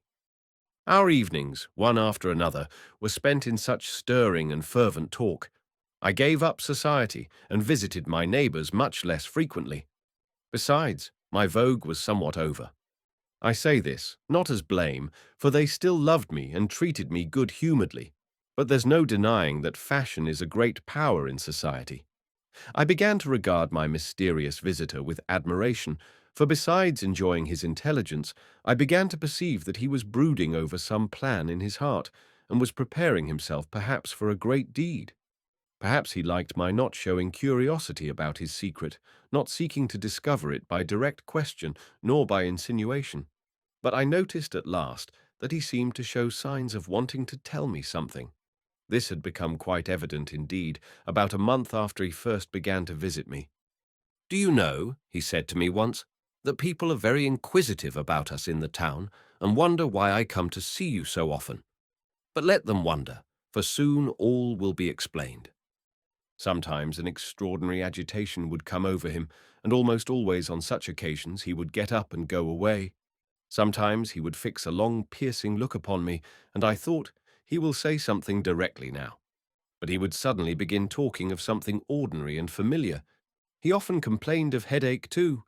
One day, quite unexpectedly indeed, after he had been talking with great fervor a long time, I saw him suddenly turn pale, and his face worked convulsively, while he stared persistently at me. "What's the matter?" I said. "Do you feel ill?" He had just been complaining of headache. Do you know, I murdered someone." He said this and smiled with a face as white as chalk. Why is it he is smiling? The thought flashed through my mind before I realized anything else. I, too, turned pale. "What are you saying?" I cried.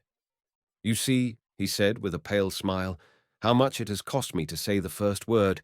Now I have said it, I feel I've taken the first step and shall go on." For a long while I could not believe him, and I did not believe him at that time, but only after he had been to see me 3 days running and told me all about it. I thought he was mad, but ended by being convinced, to my great grief and amazement. His crime was a great and terrible one. 14 years before, he had murdered the widow of a landowner, a wealthy and handsome young woman who had a house in our town. He fell passionately in love with her, declared his feeling and tried to persuade her to marry him. But she had already given her heart to another man, an officer of noble birth and high rank in the service, who was at that time away at the front, though she was expecting him soon to return. She refused his offer and begged him not to come and see her. After he had ceased to visit her, he took advantage of his knowledge of the house to enter at night through the garden by the roof, at great risk of discovery. But, as often happens, a crime committed with extraordinary audacity is more successful than others. Entering the garret through the skylight, he went down the ladder, knowing that the door at the bottom of it was sometimes, through the negligence of the servants, left unlocked. He hoped to find it so, and so it was. He made his way in the dark to her bedroom, where a light was burning. As though on purpose, both her maids had gone off to a birthday party in the same street without asking leave. The other servants slept in the servants' quarters or in the kitchen on the ground floor. His passion flamed up at the sight of her asleep, and then vindictive, jealous anger took possession of his heart, and like a drunken man, beside himself, he thrust a knife into her heart so that she did not even cry out. Then, with devilish and criminal cunning, he contrived that suspicion should fall on the servants. He was so base as to take her purse, to open her chest with keys from under her pillow, and to take some things from it, doing it all as it might have been done by an ignorant servant, leaving valuable papers and taking only money. He took some of the larger gold things, but left smaller articles that were 10 times as valuable. He took with him, too, some things for himself as remembrances, but of that later. Having done this awful deed, he returned by the way he had come. Neither the next day, when the alarm was raised, nor at any time after in his life, did anyone dream of suspecting that he was the criminal. No one indeed knew of his love for her, for he was always reserved and silent, and had no friend to whom he would have opened his heart. He was looked upon simply as an acquaintance, and not a very intimate one, of the murdered woman, as for the previous fortnight he had not even visited her. A serf of hers called Pyotr was at once suspected, and every circumstance confirmed the suspicion. The man knew, indeed his mistress did not conceal the fact, that having to send one of her serfs as a recruit, she had decided to send him, as he had no relations, and his conduct was unsatisfactory. People had heard him angrily threatening to murder her when he was drunk in a tavern. 2 days before her death, he had run away, staying no one knew where in the town. The day after the murder, he was found on the road leading out of the town, dead drunk, with a knife in his pocket, and his right hand happened to be stained with blood. He declared that his nose had been bleeding, but no one believed him. The maids confessed that they had gone to a party and that the street door had been left open till they returned, and a number of similar details came to light, throwing suspicion on the innocent servant. They arrested him, and he was tried for the murder. But a week after the arrest, the prisoner fell sick of a fever and died unconscious in the hospital. There the matter ended, and the judges and the authorities and everyone in the town remained convinced that the crime had been committed by no one but the servant who had died in the hospital. And after that the punishment began. My mysterious visitor, now my friend, told me that at first he was not in the least troubled by pangs of conscience. He was miserable a long time, but not for that reason. Only from regret that he had killed the woman he loved, that she was no more, that in killing her he had killed his love, while the fire of passion was still in his veins. But of the innocent blood he had shed, of the murder of a fellow creature, he scarcely thought. The thought that his victim might have become the wife of another man was insupportable to him, and so, for a long time, he was convinced in his conscience that he could not have acted otherwise.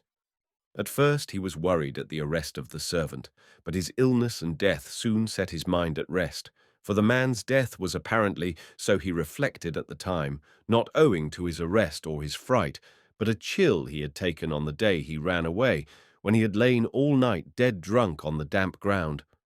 The theft of the money and other things troubled him little, for he argued that the theft had not been committed for gain, but to avert suspicion. The sum stolen was small, and he shortly afterwards subscribed the whole of it, and much more, towards the funds for maintaining an almshouse in the town. He did this on purpose to set his conscience at rest about the theft, and it's a remarkable fact that for a long time he really was at peace. He told me this himself. He entered then upon a career of great activity in the service, volunteered for a difficult and laborious duty, which occupied him 2 years, and being a man of strong will, almost forgot the past. Whenever he recalled it, he tried not to think of it at all. He became active in philanthropy too, founded and helped to maintain many institutions in the town, did a good deal in the 2 capitals, and in both Moscow and Petersburg was elected a member of philanthropic societies. At last, however, he began brooding over the past, and the strain of it was too much for him. Then he was attracted by a fine and intelligent girl, and soon after married her, hoping that marriage would dispel his lonely depression, and that by entering on a new life and scrupulously doing his duty to his wife and children, he would escape from old memories altogether. But the very opposite of what he expected happened. He began, even in the first month of his marriage, to be continually fretted by the thought, "My wife loves me, but what if she knew?" When she first told him that she would soon bear him a child, he was troubled. "I am giving life, but I have taken life." Children came. How dare I love them, teach and educate them? How can I talk to them of virtue? I have shed blood. They were splendid children. He longed to caress them. And I can't look at their innocent, candid faces. I am unworthy. At last he began to be bitterly and ominously haunted by the blood of his murdered victim, by the young life he had destroyed, by the blood that cried out for vengeance. He had begun to have awful dreams, but being a man of fortitude, he bore his suffering a long time, thinking, "I shall expiate everything by this secret agony." But that hope, too, was vain. The longer it went on, the more intense was his suffering. He was respected in society for his active benevolence, though everyone was overawed by his stern and gloomy character. But the more he was respected, the more intolerable it was for him. He confessed to me that he had thoughts of killing himself, but he began to be haunted by another idea, an idea which he had at first regarded as impossible and unthinkable, though at last it got such a hold on his heart that he could not shake it off. He dreamed of rising up, going out and confessing in the face of all men that he had committed murder. For 3 years this dream had pursued him, haunting him in different forms. At last he believed with his whole heart that if he confessed his crime, he would heal his soul and would be at peace forever. But this belief filled his heart with terror, for how could he carry it out? And then came what happened at my duel. "Looking at you, I have made up my mind." I looked at him. "Is it possible," I cried, clasping my hands, "that such a trivial incident could give rise to such a resolution in you?" "My resolution has been growing for the last 3 years," he answered, "and your story only gave the last touch to it." Looking at you, I reproached myself and envied you." He said this to me almost sullenly. "But you won't be believed," I observed. "It's 14 years ago. I have proofs, great proofs. I shall show them." Then I cried and kissed him. "Tell me one thing," he said, as though it all depended upon me. "My wife, my children. My wife may die of grief, and though my children won't lose their rank and property, they'll be a convict's children, and forever. And what a memory of me I shall leave in their hearts." I said nothing. "And to part from them, to leave them forever. It's forever. You know, forever." I sat still and repeated a silent prayer. I got up at last. I felt afraid. "Well?" He looked at me. "Go," said I. "Confess. Everything passes. Only the truth remains. Your children will understand when they grow up the nobility of your resolution." He left me that time as though he had made up his mind. Yet for more than a fortnight afterwards, he came to me every evening, still preparing himself, still unable to bring himself to the point. He made my heart ache. One day he would come determined and say fervently, "I know it will be heaven for me. Heaven the moment I confess. 14 years I've been in hell. I want to suffer. I will take my punishment and begin to live. You can pass through the world doing wrong, but there's no turning back. Now I dare not love my neighbor, nor even my own children. Good God, my children will understand perhaps what my punishment has cost me and will not condemn me. God is not in strength, but in truth. All will understand your sacrifice," I said to him. "If not at once, they will understand later. For you have served truth, the higher truth, not of the earth." And he would go away seeming comforted, but next day he would come again, bitter, pale, sarcastic. "Every time I come to you, you look at me so inquisitively, as though to say, 'He has still not confessed.' Wait a bit. Don't despise me too much. It's not such an easy thing to do as you would think. Perhaps I shall not do it at all. You won't go and inform against me then, will you?"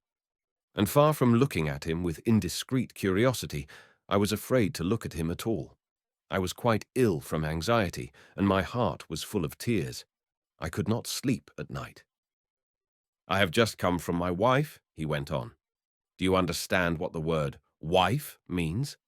When I went out, the children called to me, 'Goodbye, father. Make haste back to read the children's magazine with us.' No, you don't understand that. No one is wise from another man's woe." His eyes were glittering, his lips were twitching. Suddenly he struck the table with his fist so that everything on it danced. It was the first time he had done such a thing. He was such a mild man. "But need I?" he exclaimed. "Must I? No one has been condemned. No one has been sent to Siberia in my place. The man died of fever. And I've been punished by my sufferings for the blood I shed. And I shan't be believed. They won't believe my proofs. Need I confess? Need I? I am ready to go on suffering all my life for the blood I have shed, if only my wife and children may be spared. Will it be just to ruin them with me? Aren't we making a mistake? What is right in this case? And will people recognize it? Will they appreciate it? Will they respect it?" Good Lord, I thought to myself, he is thinking of other people's respect at such a moment. And I felt so sorry for him then that I believe I would have shared his fate if it could have comforted him. I saw he was beside himself. I was aghast, realizing with my heart as well as my mind what such a resolution meant. "Decide my fate," he exclaimed again. "Go and confess," I whispered to him. My voice failed me, but I whispered it firmly. I took up the New Testament from the table, the Russian translation, and showed him the Gospel of St. John, chapter 12, verse 24. "Verily, verily, I say unto you, except a corn of wheat fall into the ground and die, it abideth alone. But if it die, it bringeth forth much fruit." I had just been reading that verse when he came in. He read it. "That's true," he said, but he smiled bitterly. "It's terrible the things you find in those books," he said, after a pause. "It's easy enough to thrust them upon one. And who wrote them? Can they have been written by men?" "The Holy Spirit wrote them," said I. "It's easy for you to prate." He smiled again, this time almost with hatred. I took the book again, opened it in another place, and showed him the epistle to the Hebrews, chapter 10, verse 31. He read, "It is a fearful thing to fall into the hands of the living God." He read it and simply flung down the book. He was trembling all over. "An awful text," he said. "There's no denying you've picked out fitting ones." He rose from the chair. "Well," he said, "goodbye. Perhaps I shan't come again. We shall meet in heaven. So I have been for 14 years in the hands of the living God. That's how one must think of those 14 years. Tomorrow I will beseech those hands to let me go. I wanted to take him in my arms and kiss him, but I did not dare. His face was contorted and somber. He went away. Good God, I thought, what has he gone to face? I fell on my knees before the icon and wept for him before the Holy Mother of God, our swift defender and helper. I was half an hour praying in tears, and it was late, about midnight. Suddenly I saw the door open, and he came in again. I was surprised. "Where have you been?" I asked him. "I think," he said, "I've forgotten something. My handkerchief, I think." "Well, even if I've not forgotten anything, let me stay a little." He sat down. I stood over him. "You sit down too," said he. I sat down. We sat still for 2 minutes. He looked intently at me and suddenly smiled. I remembered that. Then he got up, embraced me warmly, and kissed me. "Remember," he said, "how I came to you a second time. Do you hear? Remember it." And he went out. Tomorrow, I thought. And so it was. I did not know that evening that the next day was his birthday. I had not been out for the last few days, so I had no chance of hearing it from anyone. On that day he always had a great gathering. Everyone in the town went to it. It was the same this time. After dinner, he walked into the middle of the room with a paper in his hand, a formal declaration to the chief of his department who was present. This declaration he read aloud to the whole assembly. It contained a full account of the crime in every detail. "I cut myself off from men as a monster. God has visited me," he said in conclusion. "I want to suffer for my sin." Then he brought out and laid on the table all the things he had been keeping for 14 years that he thought would prove his crime, the jewels belonging to the murdered woman which he had stolen to divert suspicion, a cross and a locket taken from her neck with a portrait of her betrothed in the locket, her notebook and 2 letters. One from her betrothed telling her that he would soon be with her, and her unfinished answer left on the table to be sent off next day. He carried off these 2 letters. What for? Why had he kept them for 14 years afterwards, instead of destroying them as evidence against him? And this is what happened. Everyone was amazed and horrified. Everyone refused to believe it and thought that he was deranged, though all listened with intense curiosity. A few days later, it was fully decided and agreed in every house that the unhappy man was mad. The legal authorities could not refuse to take the case up, but they too dropped it. Though the trinkets and letters made them ponder, they decided that even if they did turn out to be authentic, no charge could be based on those alone. Besides, she might have given him those things as a friend, or asked him to take care of them for her. I heard afterwards, however, that the genuineness of the things was proved by the friends and relations of the murdered woman, and that there was no doubt about them. Yet nothing was destined to come of it, after all. 5 days later, all had heard that he was ill and that his life was in danger. The nature of his illness I can't explain. They said it was an affection of the heart, but it became known that the doctors had been induced by his wife to investigate his mental condition also, and had come to the conclusion that it was a case of insanity. I betrayed nothing, though people ran to question me. But when I wanted to visit him, I was for a long while forbidden to do so, above all by his wife. "It's you who have caused his illness," she said to me. He was always gloomy, but for the last year people noticed that he was peculiarly excited and did strange things, and now you have been the ruin of him. Your preaching has brought him to this. For the last month he was always with you. Indeed, not only his wife, but the whole town were down upon me and blamed me. "It's all your doing," they said. I was silent, and indeed rejoiced at heart, for I saw plainly God's mercy to the man who had turned against himself and punished himself. I could not believe in his insanity. They let me see him at last. He insisted upon saying goodbye to me. I went into him and saw at once that not only his days, but his hours were numbered. He was weak, yellow, his hands trembled, he gasped for breath, but his face was full of tender and happy feeling. "It is done," he said. "I've long been yearning to see you. Why didn't you come?" I did not tell him that they would not let me see him. God has had pity on me and is calling me to himself. I know I am dying, but I feel joy and peace for the first time after so many years. There was heaven in my heart from the moment I had done what I had to do. Now I dare to love my children and to kiss them. Neither my wife nor the judges, nor anyone has believed it. My children will never believe it either. I see in that God's mercy to them. I shall die, and my name will be without a stain for them. And now I feel God near, my heart rejoices as in heaven. I have done my duty. He could not speak. He gasped for breath. He pressed my hand warmly, looking fervently at me. We did not talk for long. His wife kept peeping in at us, but he had time to whisper to me, "Do you remember how I came back to you that second time, at midnight? I told you to remember it. You know what I came back for. I came to kill you." I started. "I went out from you then into the darkness. I wandered about the streets, struggling with myself. And suddenly I hated you so that I could hardly bear it. Now, I thought, he is all that binds me, and he is my judge. I can't refuse to face my punishment tomorrow, for he knows all. It was not that I was afraid you would betray me. I never even thought of that. But I thought, how can I look him in the face if I don't confess? And if you had been at the other end of the earth, but alive, it would have been all the same. The thought was unendurable that you were alive, knowing everything and condemning me. I hated you as though you were the cause, as though you were to blame for everything. I came back to you then, remembering that you had a dagger lying on your table. I sat down and asked you to sit down, and for a whole minute I pondered. If I had killed you, I should have been ruined by that murder, even if I had not confessed the other. But I didn't think about that at all, and I didn't want to think of it at that moment. I only hated you and longed to revenge myself on you for everything.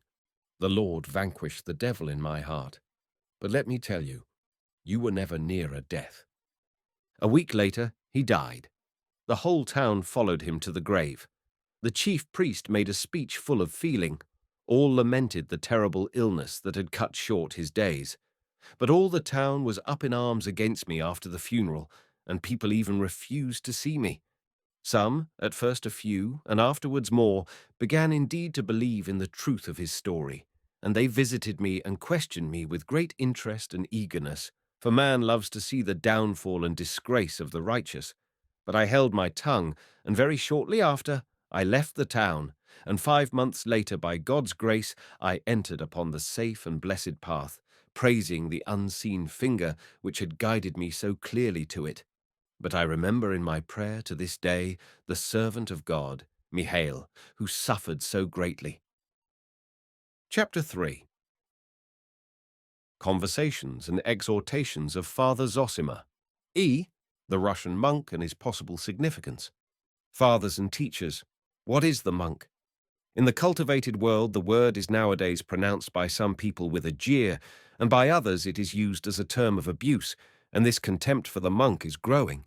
It is true, alas, it is true, that there are many sluggards, gluttons, profligates, and insolent beggars among monks. Educated people point to these. You are idlers, useless members of society. You live on the labor of others. You are shameless beggars. And yet how many meek and humble monks there are, yearning for solitude and fervent prayer in peace. These are less noticed or passed over in silence. And how surprised men would be if I were to say that from these meek monks who yearn for solitary prayer, the salvation of Russia will come perhaps once more. For they are in truth made ready in peace and quiet for the day and the hour, the month and the year. Meanwhile, in their solitude, they keep the image of Christ fair and undefiled, in the purity of God's truth, from the times of the fathers of old, the apostles and the martyrs. And when the time comes, they will show it to the tottering creeds of the world. That is a great thought. That star will rise out of the east. That is my view of the monk, and is it false? Is it too proud? Look at the worldly and all who set themselves up above the people of God. Has not God's image and his truth been distorted in them? They have science, but in science there is nothing but what is the object of sense. The spiritual world, the higher part of man's being, is rejected altogether, dismissed with a sort of triumph, even with hatred. The world has proclaimed the reign of freedom, especially of late. But what do we see in this freedom of theirs? Nothing but slavery and self-destruction. For the world says, "You have desires, and so satisfy them, for you have the same rights as the most rich and powerful. Don't be afraid of satisfying them, and even multiply your desires."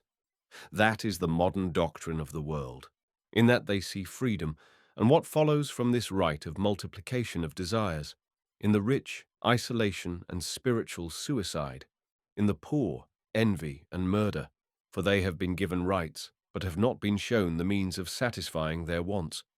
They maintain that the world is getting more and more united, more and more bound together in brotherly community, as it overcomes distance and sets thoughts flying through the air. Alas, put no faith in such a bond of union. Interpreting freedom as the multiplication and rapid satisfaction of desires, men distort their own nature, for many senseless and foolish desires and habits and ridiculous fancies are fostered in them. They live only for mutual envy, for luxury and ostentation.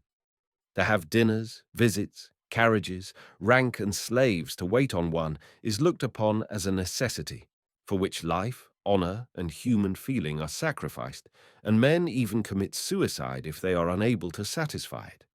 We see the same thing among those who are not rich, while the poor drown their unsatisfied need and their envy in drunkenness.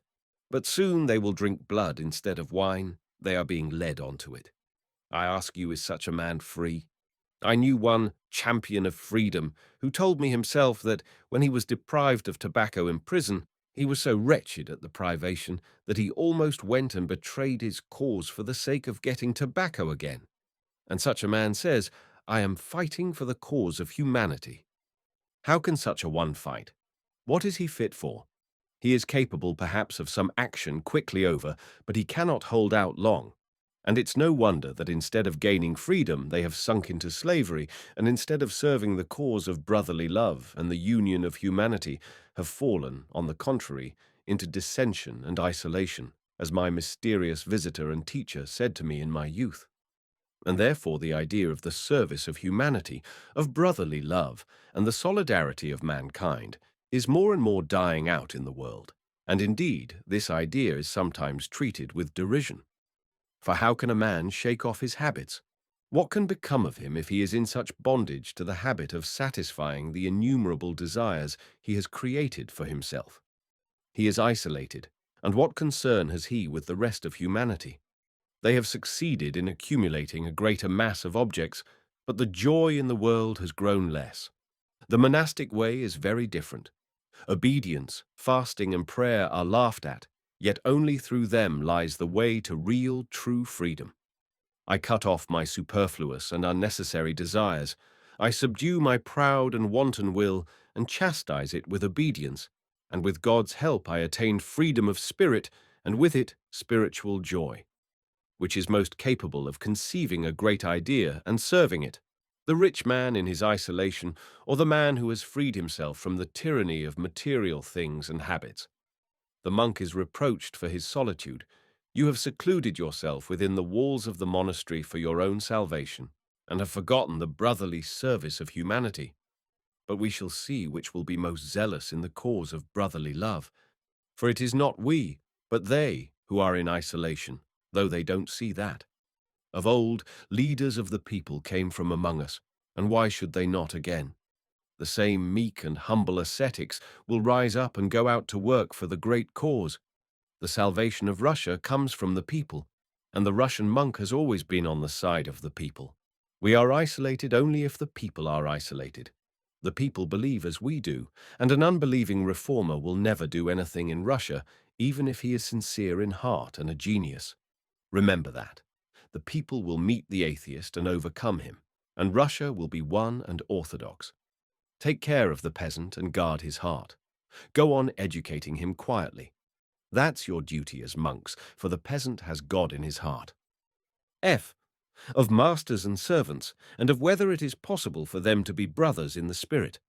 Of course, I don't deny that there is sin in the peasants too, and the fire of corruption is spreading visibly, hourly, working from above downwards. The spirit of isolation is coming upon the people too.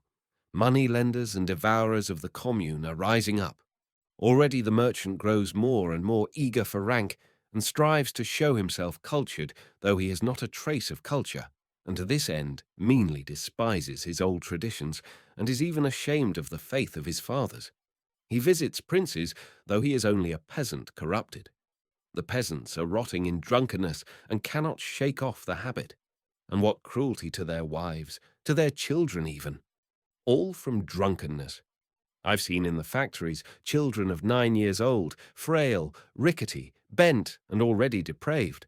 The stuffy workshop, the din of machinery, work all day long, the vile language and the drink. The drink!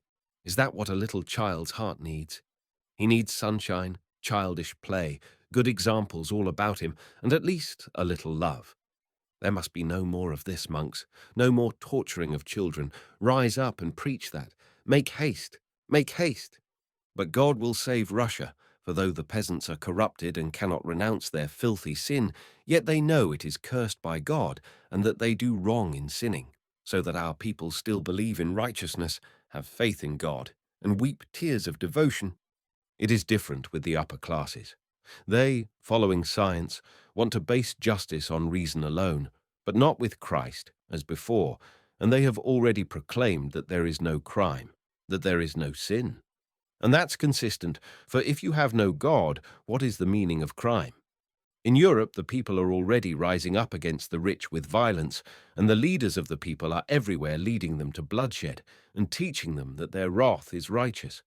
But their wrath is accursed, for it is cruel. But God will save Russia, as he has saved her many times. Salvation will come from the people, from their faith and their meekness. Fathers and teachers, watch over the people's faith, and this will not be a dream. I've been struck all my life in our great people by their dignity, their true and seemly dignity. I've seen it myself, I can testify to it. I've seen it and marveled at it. I've seen it in spite of the degraded sins and poverty-stricken appearance of our peasantry. They are not servile, and even after 2 centuries of serfdom, they are free in manner and bearing, yet without insolence, and not revengeful and not envious. You are rich and noble, you are clever and talented. Well, be so, God bless you. I respect you, but I know that I too am a man. By the very fact that I respect you without envy, I prove my dignity as a man. In truth, if they don't say this, for they don't know how to say this yet, that is how they act. I have seen it myself, I have known it myself, and, would you believe it, the poorer our Russian peasant is, the more noticeable is that serene goodness, for the rich among them are for the most part corrupted already, and much of that is due to our carelessness and indifference. But God will save his people, for Russia is great in her humility. I dream of seeing, and seem to see clearly already, our future. It will come to pass that even the most corrupt of our rich will end by being ashamed of his riches before the poor, and the poor, seeing his humility, will understand and give way before him, will respond joyfully and kindly to his honorable shame. Believe me that it will end in that. Things are moving to that.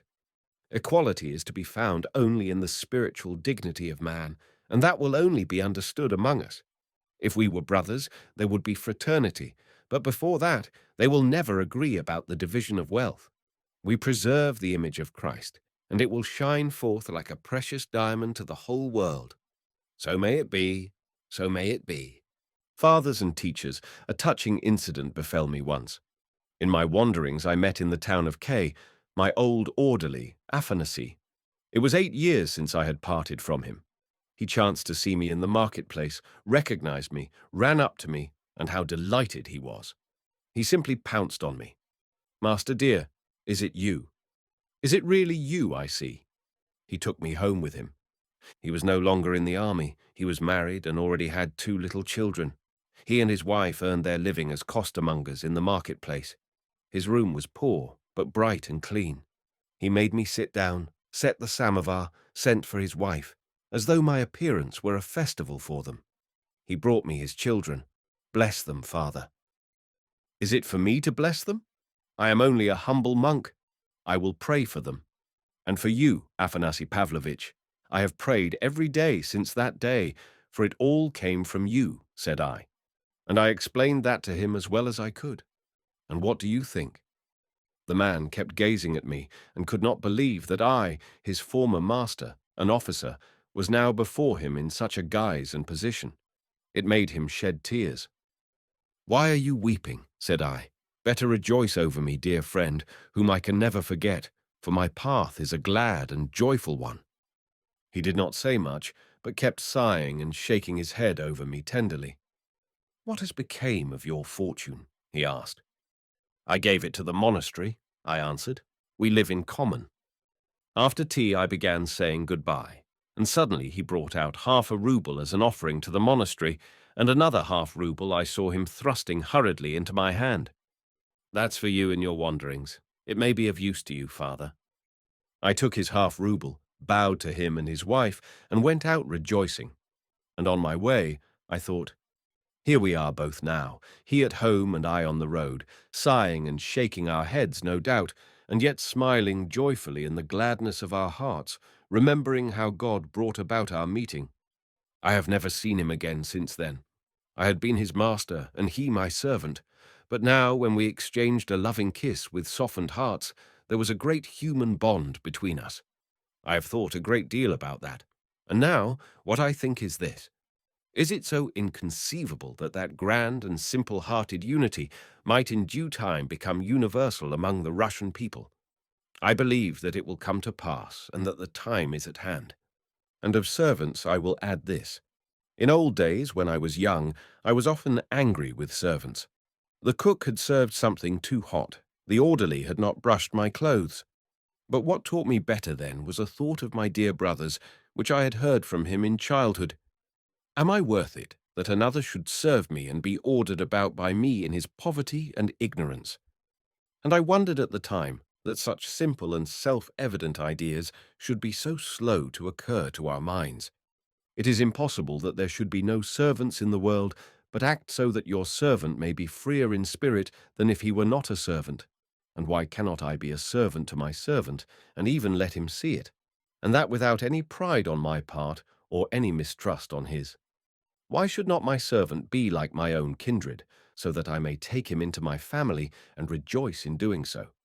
Even now this can be done, but it will lead to the grand unity of men in the future, when a man will not seek servants for himself, or desire to turn his fellow creatures into servants as he does now, but on the contrary, will long with his whole heart to be the servant of all, as the gospel teaches. And can it be a dream that in the end man will find his joy only in deeds of light and mercy, and not in cruel pleasures as now, in gluttony, fornication, ostentation, boasting, and envious rivalry of one with the other? I firmly believe that it is not, and that the time is at hand. People laugh and ask, when will that time come, and does it look like coming? I believe that with Christ's help we shall accomplish this great thing. And how many ideas there have been on earth in the history of man which were unthinkable 10 years before they appeared. Yet when their destined hour had come, they came forth and spread over the whole earth. So it will be with us, and our people will shine forth in the world, and all men will say, the stone which the builders rejected has become the cornerstone of the building. And we may ask the scornful themselves, if our hope is a dream, when will you build up your edifice and order things justly by your intellect alone, without Christ? If they declare that it is they who are advancing towards unity, only the most simple-hearted among them believe it, so that one may positively marvel at such simplicity. Of a truth, they have more fantastic dreams than we. They aim at justice, but, denying Christ, They will end by flooding the earth with blood, for blood cries out for blood, and he that taketh up the sword shall perish by the sword. And if it were not for Christ's covenant, they would slaughter one another down to the last 2 men on earth. And those 2 last men would not be able to restrain each other in their pride, and the one would slay the other, and then himself. And that would come to pass, were it not for the promise of Christ, that for the sake of the humble and meek the days shall be shortened. While I was still wearing an officer's uniform after my duel, I talked about servants in general society, and I remember everyone was amazed at me. "What?" they asked. "Are we to make our servants sit down on the sofa and offer them tea?" And I answered them, "Why not? Sometimes at least." Everyone laughed. Their question was frivolous, and my answer was not clear, but the thought in it was to some extent right. G. Of prayer, of love, and of contact with other worlds. Young man, be not forgetful of prayer. Every time you pray, if your prayer is sincere, there will be new feeling and new meaning in it, which will give you fresh courage, and you will understand that prayer is an education. Remember, too, every day, and whenever you can, repeat to yourself, "Lord, have mercy on all who appear before thee today." For every hour and every moment, thousands of men leave life on this earth, and their souls appear before God. And how many of them depart in solitude, unknown, sad, dejected that no one mourns for them, or even knows whether they have lived or not. And behold, from the other end of the earth, perhaps, your prayer for their rest will rise up to God, though you knew them not, nor they you. How touching it must be to a soul standing in dread before the Lord, to feel at that instant that, for him too, there is one to pray, that there is a fellow creature left on earth to love him too. And God will look on you both more graciously, for if you have had so much pity on him, how much will he have pity, who is infinitely more loving and merciful than you, and he will forgive him for your sake. Brothers, have no fear of men's sin. Love a man even in his sin, for that is the semblance of divine love, and is the highest love on earth. Love all God's creation, the whole and every grain of sand in it. Love every leaf, every ray of God's light. Love the animals, love the plants, love everything. If you love everything, you will perceive the divine mystery in things. Once you perceive it, you will begin to comprehend it better every day. And you will come at last to love the whole world with an all-embracing love. Love the animals. God has given them the rudiments of thought and joy untroubled. Do not trouble it, don't harass them, don't deprive them of their happiness, don't work against God's intent. Man, do not pride yourself on superiority to the animals. They are without sin, and you, with your greatness, defile the earth by your appearance on it, and leave the traces of your foulness after you. Alas, it is true of almost every one of us. Love children especially, for they too are sinless like the angels. They live to soften and purify our hearts, and as it were to guide us. Woe to him who offends a child. Father Anfim taught me to love children. The kind, silent man used often on our wanderings to spend the farthings given us on sweets and cakes for the children. He could not pass by a child without emotion. That's the nature of the man. At some thoughts one stands perplexed, especially at the sight of men's sin, and wonders whether one should use force or humble love. Always decide to use humble love. If you resolve on that once for all, you may subdue the whole world. Loving humility is marvelously strong, the strongest of all things, and there is nothing else like it. Every day and every hour, every minute, walk round yourself and watch yourself, and see that your image is a seemly one. You pass by a little child. You pass by, spiteful, with ugly words, with wrathful heart. You may not have noticed the child, but he has seen you, and your image, unseemly and ignoble, may remain in his defenseless heart. You don't know it, but you may have sown an evil seed in him, and it may grow, and all because you were not careful before the child, because you did not foster in yourself a careful, actively benevolent love. Brothers, love is a teacher, but one must know how to acquire it, for it is hard to acquire, it is dearly bought, it is won slowly by long labor. For we must love not only occasionally, for a moment, but forever. Everyone can love occasionally, even the wicked can. My brother asked the birds to forgive him. That sounds senseless, but it is right, for all is like an ocean. All is flowing and blending. A touch in one place sets up movement at the other end of the earth. It may be senseless to beg forgiveness of the birds, but birds would be happier at your side, a little happier anyway, and children and all animals, if you were nobler than you are now. It's all like an ocean, I tell you. Then you would pray to the birds too, consumed by an all-embracing love, in a sort of transport, and pray that they too will forgive you your sin. Treasure this ecstasy, however senseless it may seem to men. My friends, pray to God for gladness. Be glad as children, as the birds of heaven, and let not the sin of men confound you in your doings. Fear not that it will wear away your work and hinder its being accomplished. Do not say, sin is mighty, wickedness is mighty, evil environment is mighty, and we are lonely and helpless, and evil environment is wearing us away and hindering our good work from being done. Fly from that dejection, children. There is only one means of salvation. Then take yourself and make yourself responsible for all men's sins. That is the truth. You know, friends, for as soon as you sincerely make yourself responsible for everything and for all men, you will see at once that it is really so, and that you are to blame for everyone and for all things. But throwing your own indolence and impotence on others, you will end by sharing the pride of Satan and murmuring against God. Of the pride of Satan, what I think is this: it is hard for us on earth to comprehend it, and therefore it is so easy to fall into error and to share it, even imagining that we are doing something grand and fine. Indeed, many of the strongest feelings and movements of our nature we cannot comprehend on earth. Let not that be a stumbling block, and think not that it may serve as a justification to you for anything. For the eternal judge asks of you what you can comprehend and not what you cannot.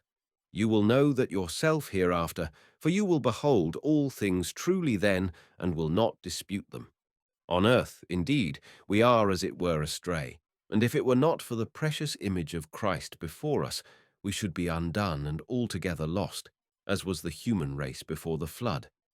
Much on earth is hidden from us, but to make up for that, we have been given a precious mystic sense of our living bond with the other world, with the higher heavenly world, and the roots of our thoughts and feelings are not here but in other worlds.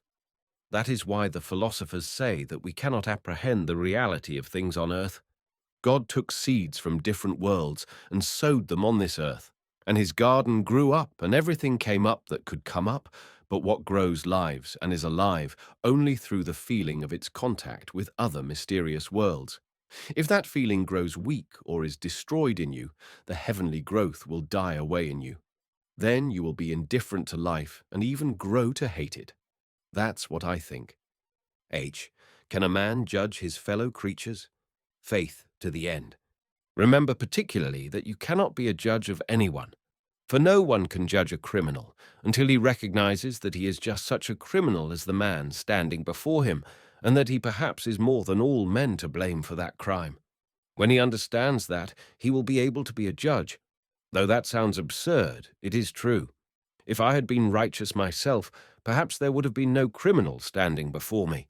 If you can take upon yourself the crime of the criminal your heart is judging, take it at once, suffer for him yourself, and let him go without reproach. And even if the law itself makes you his judge, act in the same spirit so far as possible, for he will go away and condemn himself more bitterly than you have done. If, after your kiss, he goes away untouched, mocking at you, do not let that be a stumbling block to you. It shows his time has not yet come, but it will come in due course. And if it come not, no matter. If not he, then another in his place will understand and suffer and judge and condemn himself, and the truth will be fulfilled. Believe that. Believe it without doubt, for in that lies all the hope and faith of the saints. Work without ceasing. If you remember in the night as you go to sleep, I have not done what I ought to have done, rise up at once and do it. If the people around you are spiteful and callous and will not hear you, fall down before them and beg their forgiveness. For in truth you are to blame for their not wanting to hear you. And if you cannot speak to them in their bitterness, serve them in silence and in humility, never losing hope. If all men abandon you and even drive you away by force, then when you are left alone, fall on the earth and kiss it. Water it with your tears, and it will bring forth fruit, even though no one has seen or heard you in your solitude. Believe to the end, even if all men went astray, and you were left the only one faithful. Bring your offering even then, and praise God in your loneliness. And if two of you are gathered together, then there is a whole world, a world of living love. Embrace each other tenderly and praise God, for if only in you two his truth has been fulfilled. If you sin yourself and grieve even unto death for your sins or for your sudden sin, then rejoice for others. Rejoice for the righteous man. Rejoice that if you have sinned, he is righteous and has not sinned. If the evil doing of men moves you to indignation and overwhelming distress, even to a desire for vengeance on the evildoers, shun above all things that feeling. Go at once and seek suffering for yourself, as though you were yourself guilty of that wrong. Accept that suffering and bear it, and your heart will find comfort, and you will understand that you too are guilty, for you might have been a light to the evildoers, even as the one man sinless, and you were not a light to them. If you had been a light, you would have lightened the path for others too, and the evildoer might perhaps have been saved by your light from his sin. And even though your light was shining, yet you see men were not saved by it. Hold firm and doubt not the power of the heavenly light. Believe that if they were not saved, they will be saved hereafter. And if they are not saved hereafter, then their sons will be saved. For your light will not die even when you are dead. The righteous man departs, but his light remains. Men are always saved after the death of the deliverer. Men reject their prophets and slay them, but they love their martyrs and honor those whom they have slain. You are working for the whole, you are acting for the future. Seek no reward, for great is your reward on this earth, the spiritual joy which is only vouchsafed to the righteous man. Fear not the great nor the mighty, but be wise and ever serene. Know the measure, know the times, study that. When you are left alone, pray. Love to throw yourself on the earth and kiss it. Kiss the earth and love it with an unceasing, consuming love. Love all men, love everything. Seek that rapture and ecstasy. Water the earth with the tears of your joy and love those tears.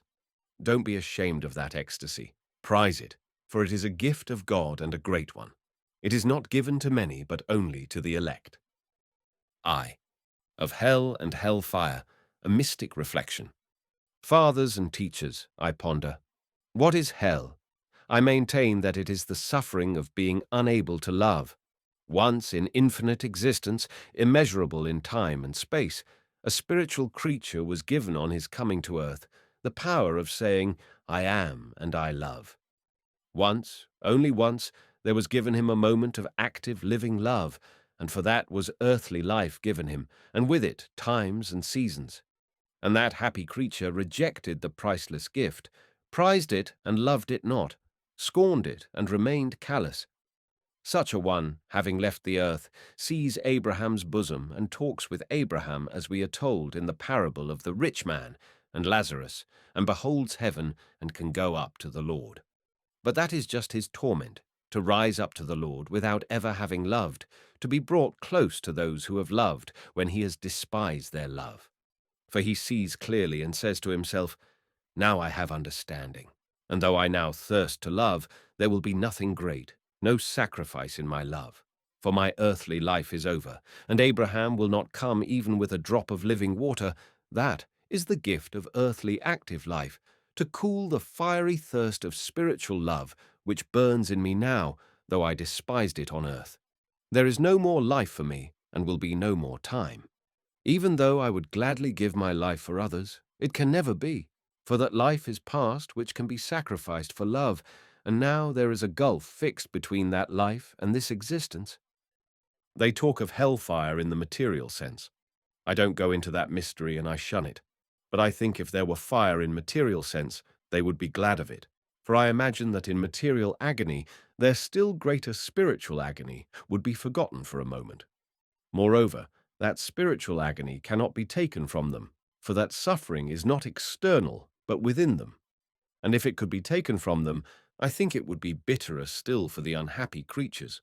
For even if the righteous in paradise forgave them, beholding their torments, and called them up to heaven in their infinite love, they would only multiply their torments, for they would arouse in them still more keenly a flaming thirst for responsive, active, and grateful love, which is now impossible. In the timidity of my heart, I imagine, however, that the very recognition of this impossibility would serve at last to console them. For accepting the love of the righteous together with the impossibility of repaying it, by this submissiveness and the effect of this humility, they will attain at last, as it were, to a certain semblance of that active love which they scorned in life, to something like its outward expression. I am sorry, friends and brothers, that I cannot express this clearly. But woe to those who have slain themselves on earth, woe to the suicides. I believe that there can be none more miserable than they. They tell us that it is a sin to pray for them, and outwardly the Church, as it were, renounces them. But in my secret heart I believe that we may pray even for them. Love can never be an offense to Christ. For such as those I have prayed inwardly all my life, I confess it, fathers and teachers, and even now I pray for them every day. Oh, there are some who remain proud and fierce, even in hell, in spite of their certain knowledge and contemplation of the absolute truth. There are some fearful ones who have given themselves over to Satan and his proud spirit entirely. For such, hell is voluntary and ever-consuming. They are tortured by their own choice, for they have cursed themselves, cursing God and life. They live upon their vindictive pride like a starving man in the desert, sucking blood out of his own body. But they are never satisfied, and they refuse forgiveness. They curse God who calls them. They cannot behold the living God without hatred, and they cry out that the God of life should be annihilated, that God should destroy himself and his own creation. And they will burn in the fire of their own wrath forever and yearn for death and annihilation. But they will not attain to death. Here Alexei Fyodorovich Karamazov's manuscript ends. I repeat, it is incomplete and fragmentary.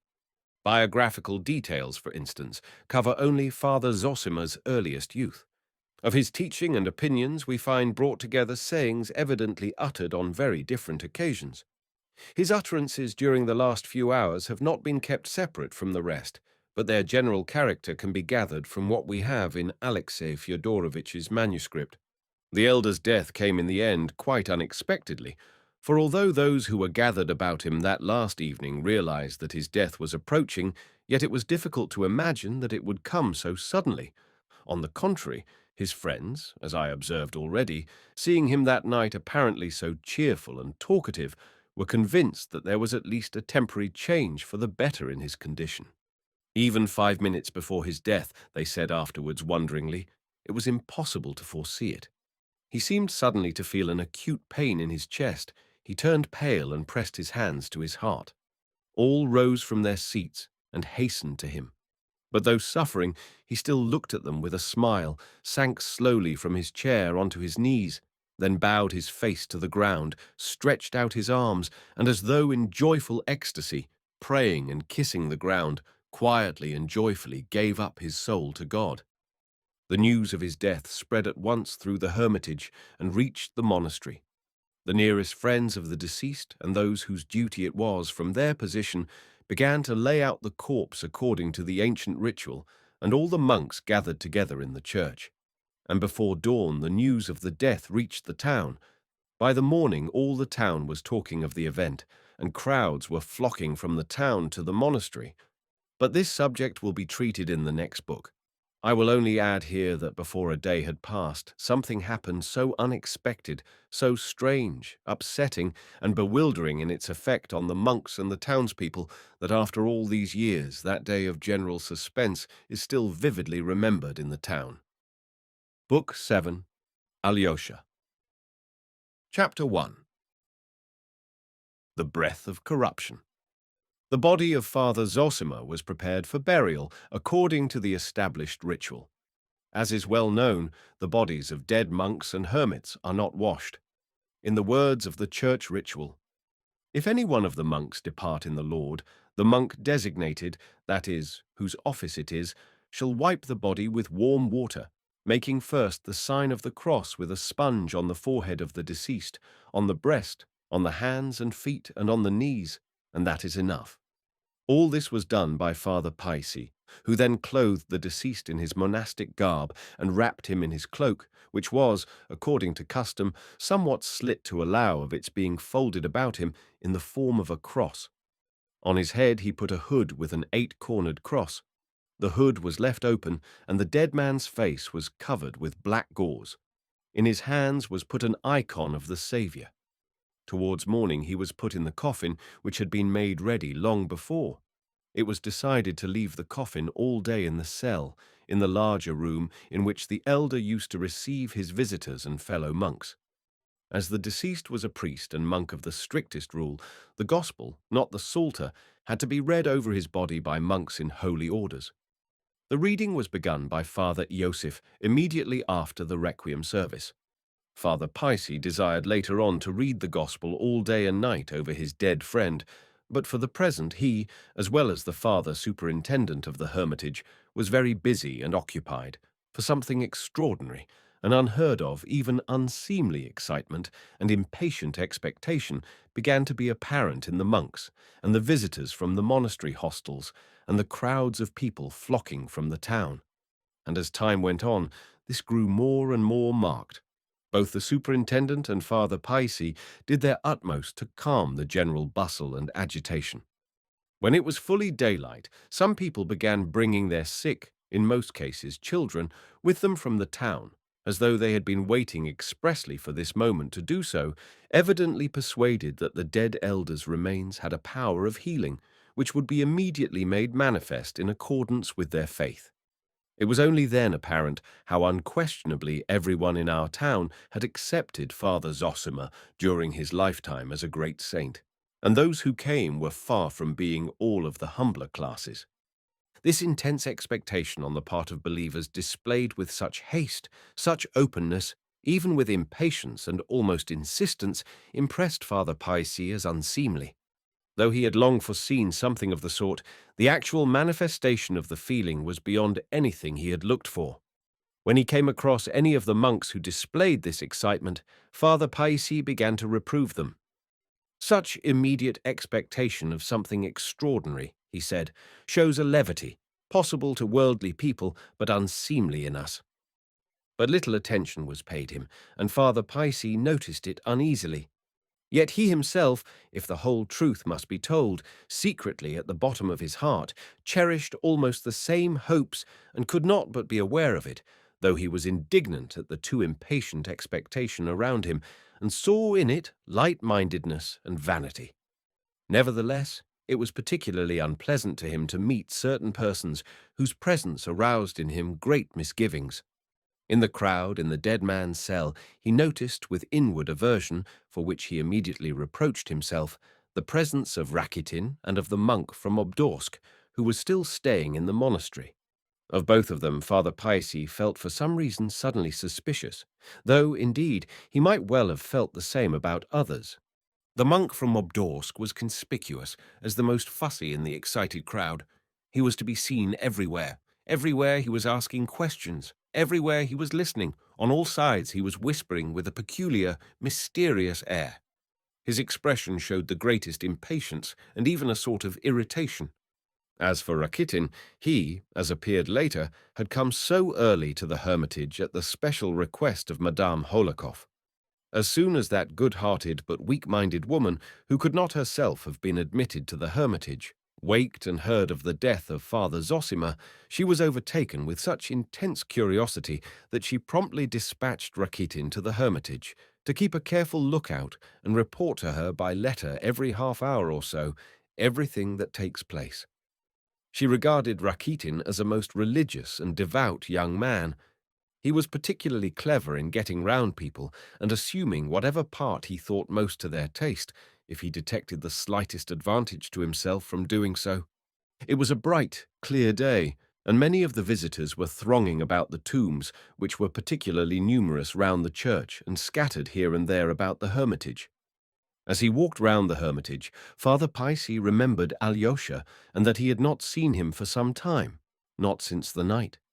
And he had no sooner thought of him than he at once noticed him in the farthest corner of the hermitage garden, sitting on the tombstone of a monk who had been famous long ago for his saintliness. He sat with his back to the hermitage and his face to the wall, and seemed to be hiding behind the tombstone. Going up to him, Father Paisi saw that he was weeping quietly but bitterly, with his face hidden in his hands, and that his whole frame was shaking with sobs. Father Paisi stood over him for a little. "Enough, dear son. Enough, dear," he pronounced with feeling at last. "Why do you weep? Rejoice and weep not. Don't you know that this is the greatest of his days? Think only where he is now, at this moment." Alyosha glanced at him, uncovering his face, which was swollen with crying like a child's, but turned away at once without uttering a word, and hid his face in his hands again. "Maybe it is well," said Father Paisi thoughtfully. "Weep if you must. Christ has sent you those tears. Your touching tears are but a relief to your spirit, and will serve to gladden your dear heart," he added to himself, walking away from Alyosha and thinking lovingly of him. He moved away quickly, however, for he felt that he too might weep looking at him. Meanwhile the time was passing. The monastery services and the requiems for the dead followed in their due course. Father Paisi again took Father Yosef's place by the coffin and began reading the Gospel.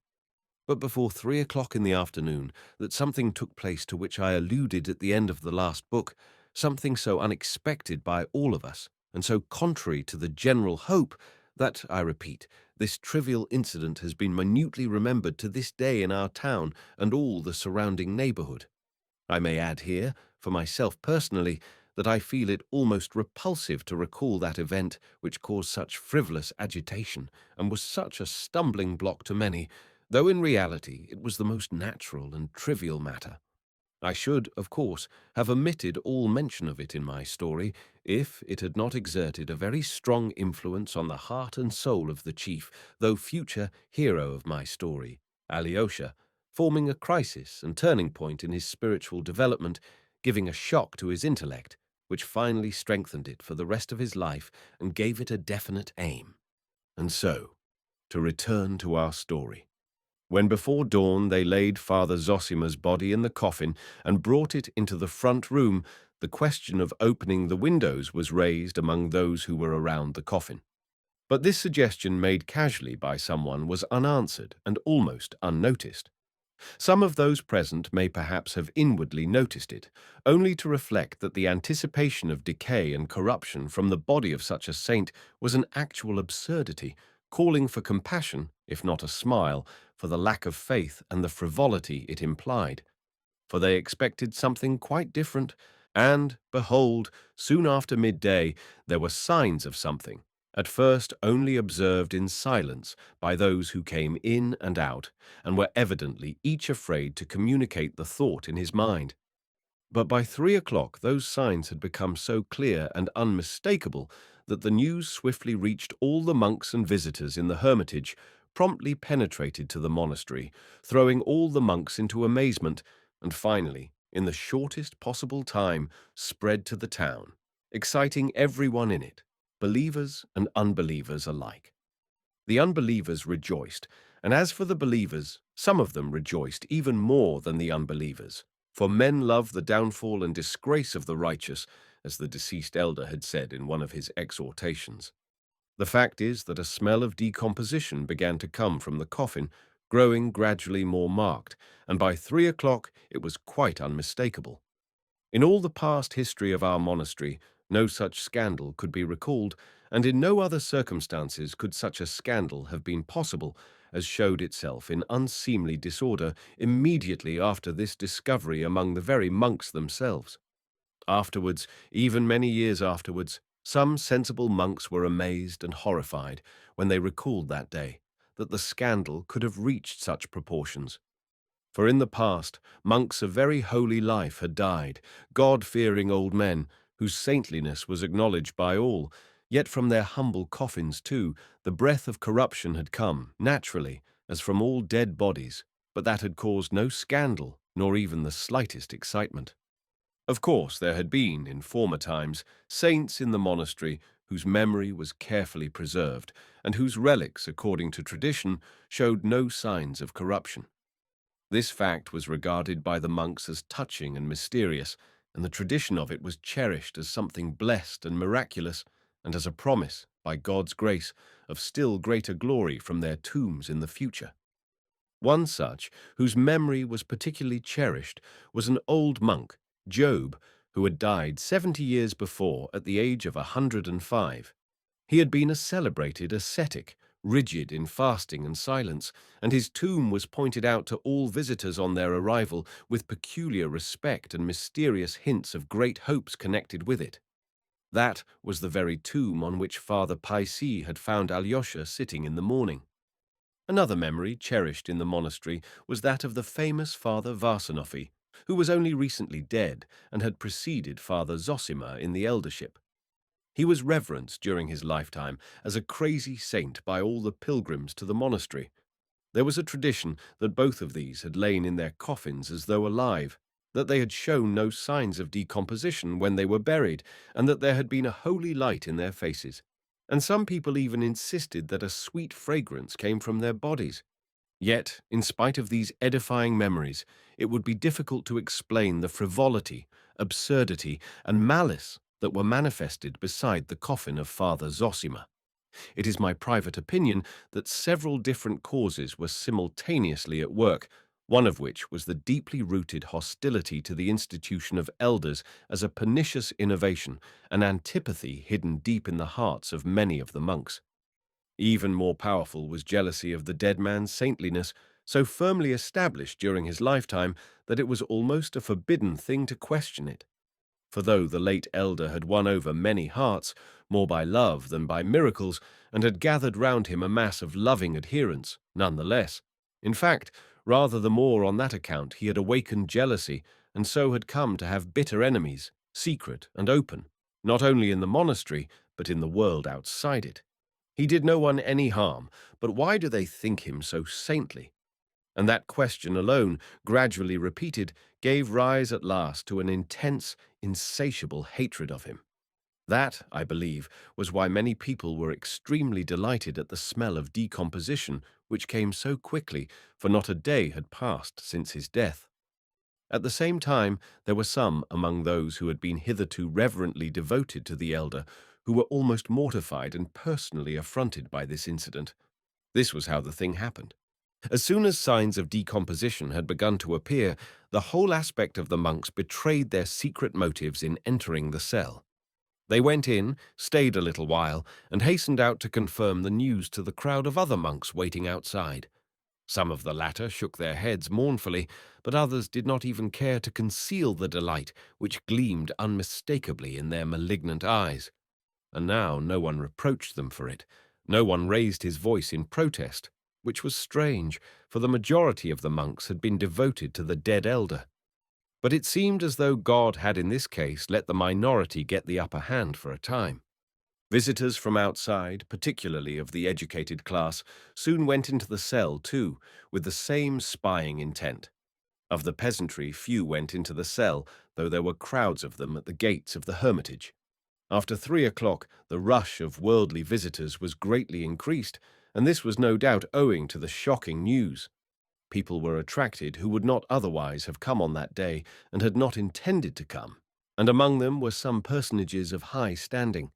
But external decorum was still preserved, and Father Paisi, with a stern face, continued firmly and distinctly reading aloud the gospel, apparently not noticing what was taking place around him, though he had in fact observed something unusual long before.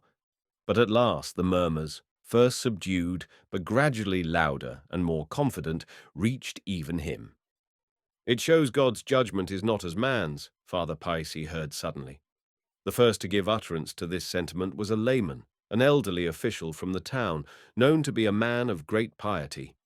But he only repeated aloud what the monks had long been whispering. They had long before formulated this damning conclusion, and the worst of it was that a sort of triumphant satisfaction at that conclusion became more and more apparent every moment. Soon they began to lay aside even external decorum, and almost seemed to feel they had a sort of right to discard it.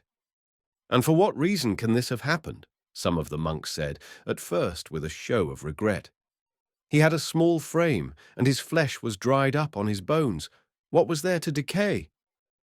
"It must be a sign from heaven," others hastened to add, and their opinion was adopted at once without protest. For it was pointed out, too, that if the decomposition had been natural, as in the case of every dead sinner, it would have been apparent later, after a lapse of at least 24 hours, but this premature corruption was in excess of nature, and so the finger of God was evident. It was meant for a sign. This conclusion seemed irresistible. Gentle Father Iosif, the librarian, a great favorite of the dead man's, tried to reply to some of the evil speakers that this is not held everywhere alike, and that the incorruptibility of the bodies of the just was not a dogma of the Orthodox Church, but only an opinion, and that even in the most orthodox regions, at Athos, for instance, they were not greatly confounded by the smell of corruption, and there the chief sign of the glorification of the saved was not bodily incorruptibility, but the colour of the bones when the bodies have lain many years in the earth and have decayed in it. And if the bones are yellow as wax, that is the great sign that the Lord has glorified the dead saint. If they are not yellow but black, it shows that God has not deemed him worthy of such glory. That is the belief in Athos, a great place, where the orthodox doctrine has been preserved from of old, unbroken, and in its greatest purity," said Father Iosif in conclusion. But the meek father's words had little effect, and even provoked a mocking retort. "That's all pedantry and innovation. No use listening to it," the monks decided. "We stick to the old doctrine. There are all sorts of innovations nowadays. Are we to follow them all?" added others. "We have had as many holy fathers as they had. There they are among the Turks. They have forgotten everything. Their doctrine has long been impure, and they have no bells even," the most sneering added. Father Iosif walked away, grieving the more since he had put forward his own opinion with little confidence, as though scarcely believing in it himself. He foresaw with distress that something very unseemly was beginning, and that there were positive signs of disobedience. Little by little, all the sensible monks were reduced to silence like Father Iosif. And so it came to pass that all who loved the elder and had accepted with devout obedience the institution of the eldership were all at once terribly cast down and glanced timidly in one another's faces when they met. Those who were hostile to the institution of elders as a novelty held up their heads proudly. There was no smell of corruption from the late elder Varsinofi, but a sweet fragrance, they recalled malignantly. But he gained that glory not because he was an elder, but because he was a holy man.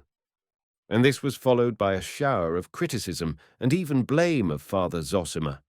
His teaching was false. He taught that life is a great joy and not a vale of tears, said some of the more unreasonable. He followed the fashionable belief. He did not recognize material fire in hell, others, still more unreasonable, added.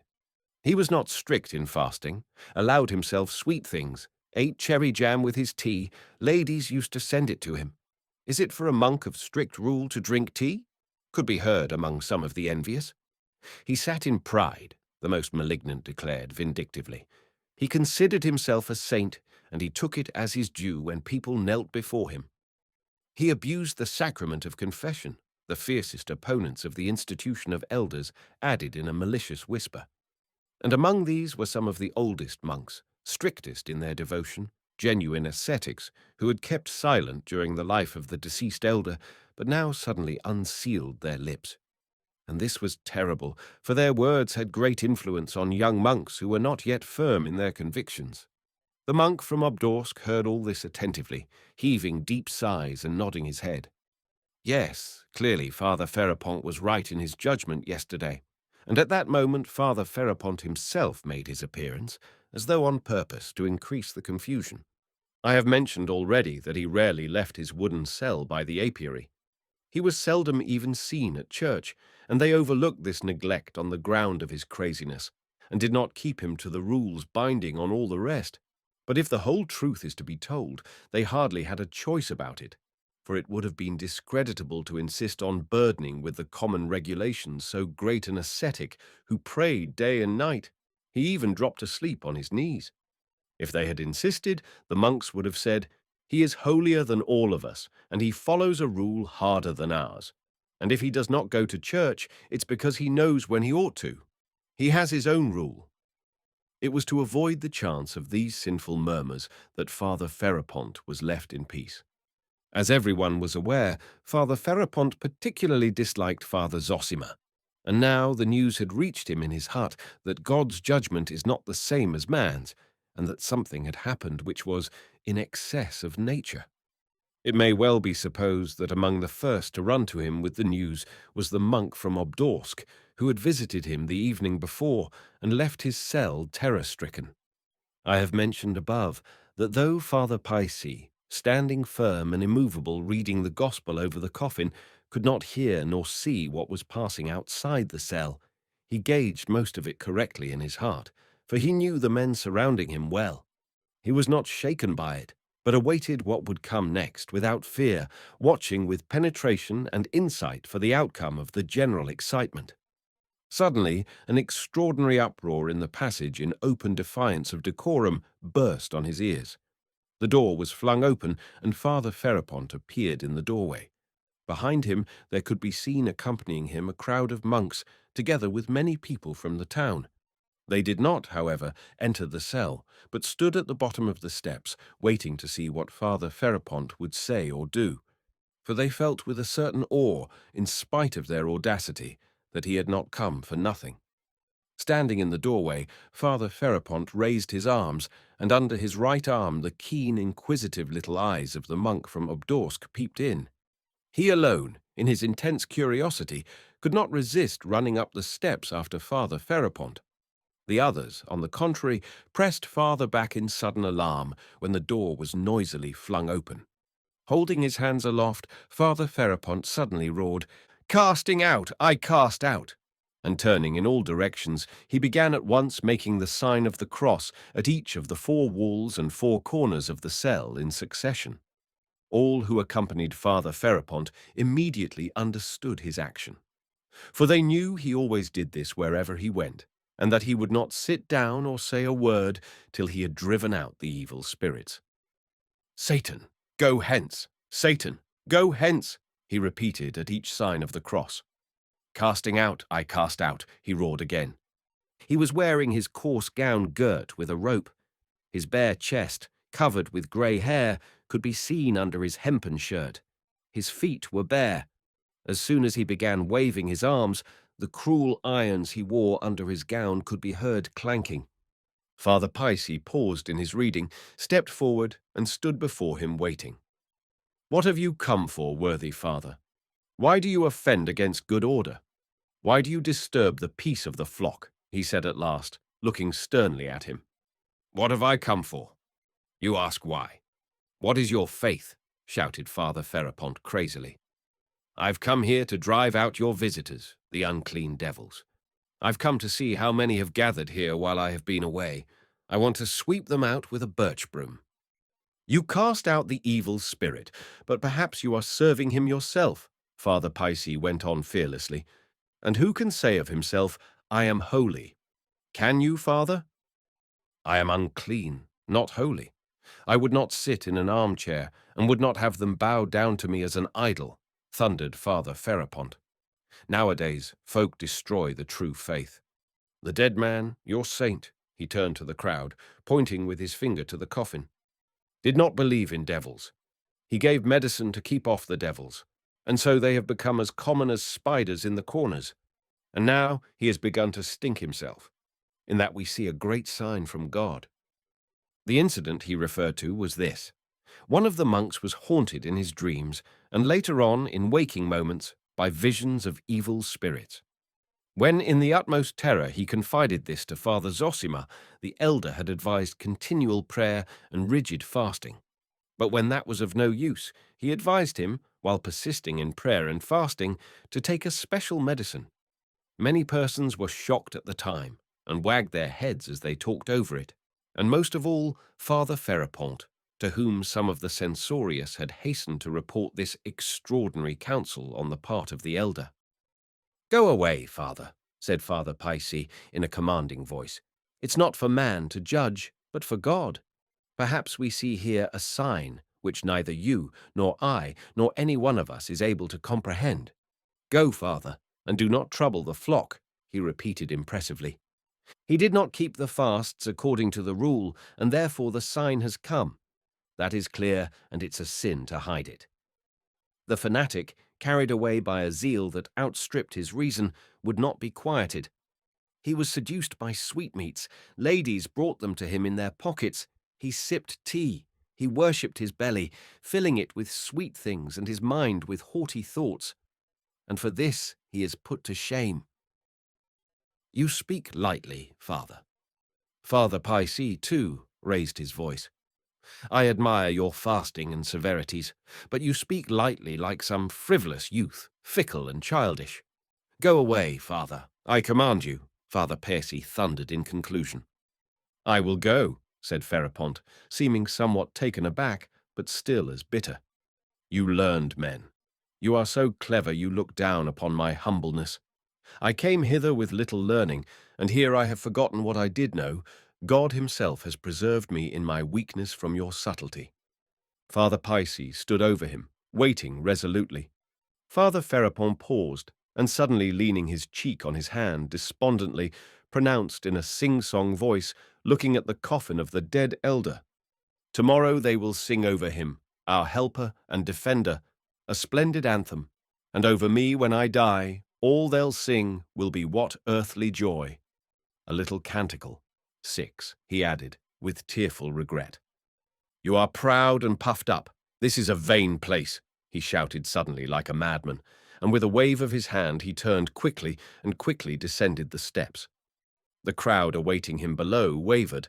Some followed him at once, and some lingered, for the cell was still open, and Father Paisi, following Father Ferupont onto the steps, stood watching him. But the excited old fanatic was not completely silenced. Walking 20 steps away, he suddenly turned towards the setting sun, raised both his arms, and as though someone had cut him down, fell to the ground with a loud scream. My God has conquered! Christ has conquered the setting sun! He shouted frantically, stretching up his hands to the sun, and falling face downwards on the ground, he sobbed like a little child, shaken by his tears, and spreading out his arms on the ground. Then all rushed up to him. There were exclamations and sympathetic sobs. A kind of frenzy seemed to take possession of them all. This is the one who is a saint. This is the one who is a holy man, some cried aloud, losing their fear. This is he who should be an elder, others added malignantly. He wouldn't be an elder. He would refuse. He wouldn't serve a cursed innovation. He wouldn't imitate their foolery, other voices chimed in at once. And it is hard to say how far they might have gone, but at that moment the bell rang, summoning them to service. All began crossing themselves at once.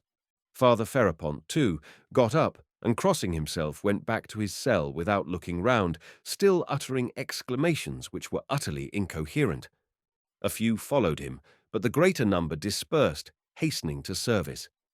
Father Paisi let Father Iosif read in his place and went down. The frantic outcries of bigots could not shake him, but his heart was suddenly filled with melancholy for some special reason, and he felt that. He stood still and suddenly wondered, why am I sad even to dejection? And immediately grasped with surprise that his sudden sadness was due to a very small and special cause. In the crowd thronging at the entrance to the cell, he had noticed Alyosha, and he remembered that he had felt at once a pang at heart on seeing him. Can that boy mean so much to my heart now? He asked himself, wondering. At that moment Alyosha passed him, hurrying away, but not in the direction of the church. Their eyes met. Alyosha quickly turned away his eyes and dropped them to the ground, and from the boy's look alone, Father Paisi guessed what a great change was taking place in him at that moment. Have you too fallen into temptation? Cried Father Paisi. Can you be with those of little faith? He added mournfully. Alyosha stood still and gazed vaguely at Father Paisi, but quickly turned his eyes away again, and again looked on the ground. He stood sideways and did not turn his face to Father Paisi, who watched him attentively. Where are you hastening? The bell calls to service, he asked again. But again Alyosha gave no answer. "Are you leaving the hermitage? What? Without asking leave? Without asking a blessing?" Alyosha suddenly gave a wry smile, cast a strange, very strange look at the father to whom his former guide, the former sovereign of his heart and mind, his beloved elder, had confided him as he lay dying, and suddenly, still without speaking, waved his hand, as though not caring even to be respectful, and with rapid steps walked towards the gates away from the hermitage. "You will come back again," murmured Father Paisi, looking after him with sorrowful surprise. Chapter 2. A critical moment. Father Paisi, of course, was not wrong when he decided that his dear boy would come back again. Perhaps, indeed, to some extent, he penetrated with insight into the true meaning of Alyosha's spiritual condition. Yet I must frankly own that it would be very difficult for me to give a clear account of that strange, vague moment in the life of the young hero I love so much. To Father Paisi's sorrowful question, "Are you too with those of little faith?" I could, of course, confidently answer for Alyosha. No, he is not with those of little faith. Quite the contrary. Indeed, all his trouble came from the fact that he was of great faith. But still the trouble was there, and was so agonizing that even long afterwards, Alyosha thought of that sorrowful day as one of the bitterest and most fatal days of his life. If the question is asked, could all his grief and disturbance have been only due to the fact that his elder's body had shown signs of premature decomposition instead of at once performing miracles? I must answer without beating about the bush. Yes, it certainly was. I would only beg the reader not to be in too great a hurry to laugh at my young hero's pure heart. I am far from intending to apologize for him or to justify his innocent faith on the ground of his youth or the little progress he had made in his studies or any such reason. I must declare, on the contrary, that I have genuine respect for the qualities of his heart. No doubt a youth who received impressions cautiously, whose love was lukewarm, and whose mind was too prudent for his age, and so of little value, such a young man might, I admit, have avoided what happened to my hero. But in some cases it is really more creditable to be carried away by an emotion, however unreasonable, which springs from a great love than to be unmoved. And this is even truer in youth, for a young man who is always sensible is to be suspected and is of little worth. That's my opinion. But reasonable people will exclaim, perhaps, every young man cannot believe in such a superstition, and your hero is no model for others. To this I reply again, yes, my hero had faith, a faith holy and steadfast, but still I am not going to apologize for him. Though I declared above, and perhaps too hastily, that I should not explain or justify my hero, I see that some explanation is necessary for the understanding of the rest of my story. Let me say, then, it was not a question of miracles. There was no frivolous and impatient expectation of miracles in his mind, and Alyosha needed no miracles at the time, for the triumph of some preconceived idea. Oh no, not at all. What he saw before all was one figure, the figure of his beloved elder, the figure of that holy man whom he revered with such adoration. The fact is that all the love that lay concealed in his pure young heart for everyone and everything had for the past year been concentrated, and perhaps wrongly so, on one being, his beloved elder. It is true that being had for so long been accepted by him as his ideal, that all his young strength and energy could not but turn towards that ideal, even to the forgetting at the moment of everyone and everything. He remembered afterwards how, on that terrible day, he had entirely forgotten his brother Dmitri, about whom he had been so anxious and troubled the day before. He had forgotten, too, to take the 200 roubles to Alyosha's father, though he had so warmly intended to do so the preceding evening. But again, it was not miracles he needed, but only the higher justice, which had been in his belief outraged by the blow that had so suddenly and cruelly wounded his heart. And what does it signify that this justice, looked for by Alyosha, inevitably took the shape of miracles to be wrought immediately by the ashes of his adored teacher? Why, everyone in the monastery cherished the same thought and the same hope. Even those whose intellects Alyosha revered, Father Paisi himself, for instance. And so Alyosha, untroubled by doubts, clothed his dreams too in the same form as all the rest, and a whole year of life in the monastery had formed the habit of this expectation in his heart. But it was justice, justice he thirsted for, not simply miracles. And now the man who should, he believed, have been exalted above everyone in the whole world, that man, instead of receiving the glory that was his due, was suddenly degraded and dishonored. What for? Who had judged him? Who could have decreed this? Those were the questions that wrung his inexperienced and virginal heart. He could not endure without mortification, without resentment even, that the holiest of holy men should have been exposed to the jeering and spiteful mockery of the frivolous crowd so inferior to him. Even had there been no miracles, had there been nothing marvelous to justify his hopes, why this indignity? Why this humiliation? Why this premature decay in excess of nature, as the spiteful monks said? Why this sign from heaven, which they so triumphantly acclaimed in company with Father Ferupont, and why did they believe they had gained the right to acclaim it? Where is the finger of Providence? Why did Providence hide its face at the most critical moment? So Alyosha thought it, as though voluntarily submitting to the blind, dumb, pitiless laws of nature. That was why Alyosha's heart was bleeding, and of course, as I have said already, the sting of it all was that the man he loved above everything on earth should be put to shame and humiliated. This murmuring may have been shallow and unreasonable in my hero, but I repeat again for the third time, and am prepared to admit that it might be difficult to defend my feeling. I am glad that my hero showed himself not too reasonable at that moment, for any man of sense will always come back to reason in time. But if love does not gain the upper hand in a boy's heart at such an exceptional moment, when will it? I will not, however, omit to mention something strange, which came for a time to the surface of Alyosha's mind at this fatal and obscure moment. This new something was the harassing impression left by the conversation with Ivan, which now persistently haunted Alyosha's mind. At this moment, it haunted him. Oh, it was not that something of the fundamental, elemental, so to speak, faith of his soul had been shaken. He loved his God and believed in him steadfastly, though he was suddenly murmuring against him. Yet a vague but tormenting and evil impression left by his conversation with Ivan the day before suddenly revived again now in his soul and seemed forcing its way to the surface of his consciousness. It had begun to get dusk when Rakitin, crossing the pine copse from the hermitage to the monastery, suddenly noticed Alyosha lying face downwards on the ground under a tree, not moving and apparently asleep. He went up and called him by his name. "You here, Alexei? Can you have—" He began wondering, but broke off.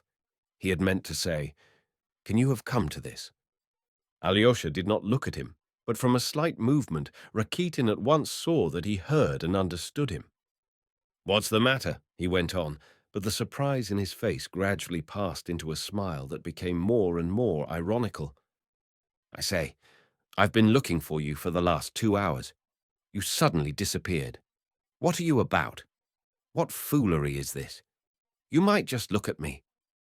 Alyosha raised his head, sat up, and leaned his back against the tree. He was not crying, but there was a look of suffering and irritability in his face.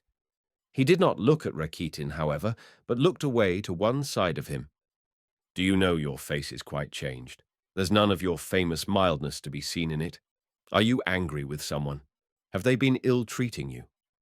"Let me alone," said Alyosha suddenly, with a weary gesture of his hand, still looking away from him. "Oh ho, so that's how we are feeling. So you can shout at people like other mortals. That is a come-down from the angels. I say, Alyosha, you have surprised me. Do you hear? I mean it. It's long since I've been surprised at anything here. I always took you for an educated man." Alyosha at last looked at him, but vaguely, as though scarcely understanding what he said. "Can you really be so upset simply because your old man has begun to stink? You don't mean to say you seriously believed that he was going to work miracles?" exclaimed Rakitin, genuinely surprised again. I believed, I believe, I want to believe, and I will believe. What more do you want? Cried Alyosha irritably. Nothing at all, my boy. Damn it all. Why, no schoolboy of 13 believes in that now. But there. So now you are in a temper with your God. You are rebelling against him. He hasn't given promotion. He hasn't bestowed the Order of Merit. Hey, you are a set. Alyosha gazed a long while with his eyes half closed at Rakitin, and there was a sudden gleam in his eyes, but not of anger with Rakitin. I am not rebelling against my God. I simply don't accept his world. Alyosha suddenly smiled a forced smile. How do you mean? You don't accept the world? Rakitin thought a moment over his answer. What idiocy is this? Alyosha did not answer. Come, enough nonsense, now to business. Have you had anything to eat today? I don't remember. I think I have. You need keeping up, to judge by your face. It makes one sorry to look at you. You didn't sleep all night either, I hear. You had a meeting in there, and then all this bobbery afterwards. Most likely you've had nothing to eat but a mouthful of holy bread. I've got some sausage in my pocket. I've brought it from the town in case of need, only you won't eat sausage. Give me some. I say, you are going it. Why? It's a regular mutiny, with barricades. Well, my boy, we must make the most of it. Come to my place. I shouldn't mind a drop of vodka myself. I am tired to death. Vodka is going too far for you, I suppose. Or would you like some? Give me some vodka, too. Hello! You surprise me, brother. Rakitin looked at him in amazement. Well, one way or another, vodka or sausage, this is a jolly fine chance and mustn't be missed. Come along. Alyosha got up in silence and followed Rakitin. If your little brother Ivan could see this, wouldn't he be surprised? By the way, your brother Ivan set off to Moscow this morning. Did you know? Yes, answered Alyosha listlessly, and suddenly the image of his brother Dmitri rose before his mind, but only for a minute, and though it reminded him of something that must not be put off for a moment, some duty, some terrible obligation, even that reminder made no impression on him, did not reach his heart, and instantly faded out of his mind, and was forgotten. But a long while afterwards, Alyosha remembered this. Your brother Ivan declared once that I was a liberal booby with no talents whatsoever. Once you, too, could not resist letting me know I was dishonorable. Well, I should like to see what your talents and sense of honor will do for you now. This phrase Rakitin finished to himself in a whisper. Listen, he said aloud. Let's go by the path beyond the monastery, straight to the town. I ought to go to Madame Holokov's, by the way. Only fancy, I've written to tell her everything that happened, and would you believe it? She answered me instantly in pencil. The lady has a passion for writing notes, that she would never have expected such conduct from a man of such a reverend character as Father Zosima. That was her very word. Conduct. She is angry, too. Hey, you are a set. Stay, he cried suddenly again. He suddenly stopped, and taking Alyosha by the shoulder made him stop too.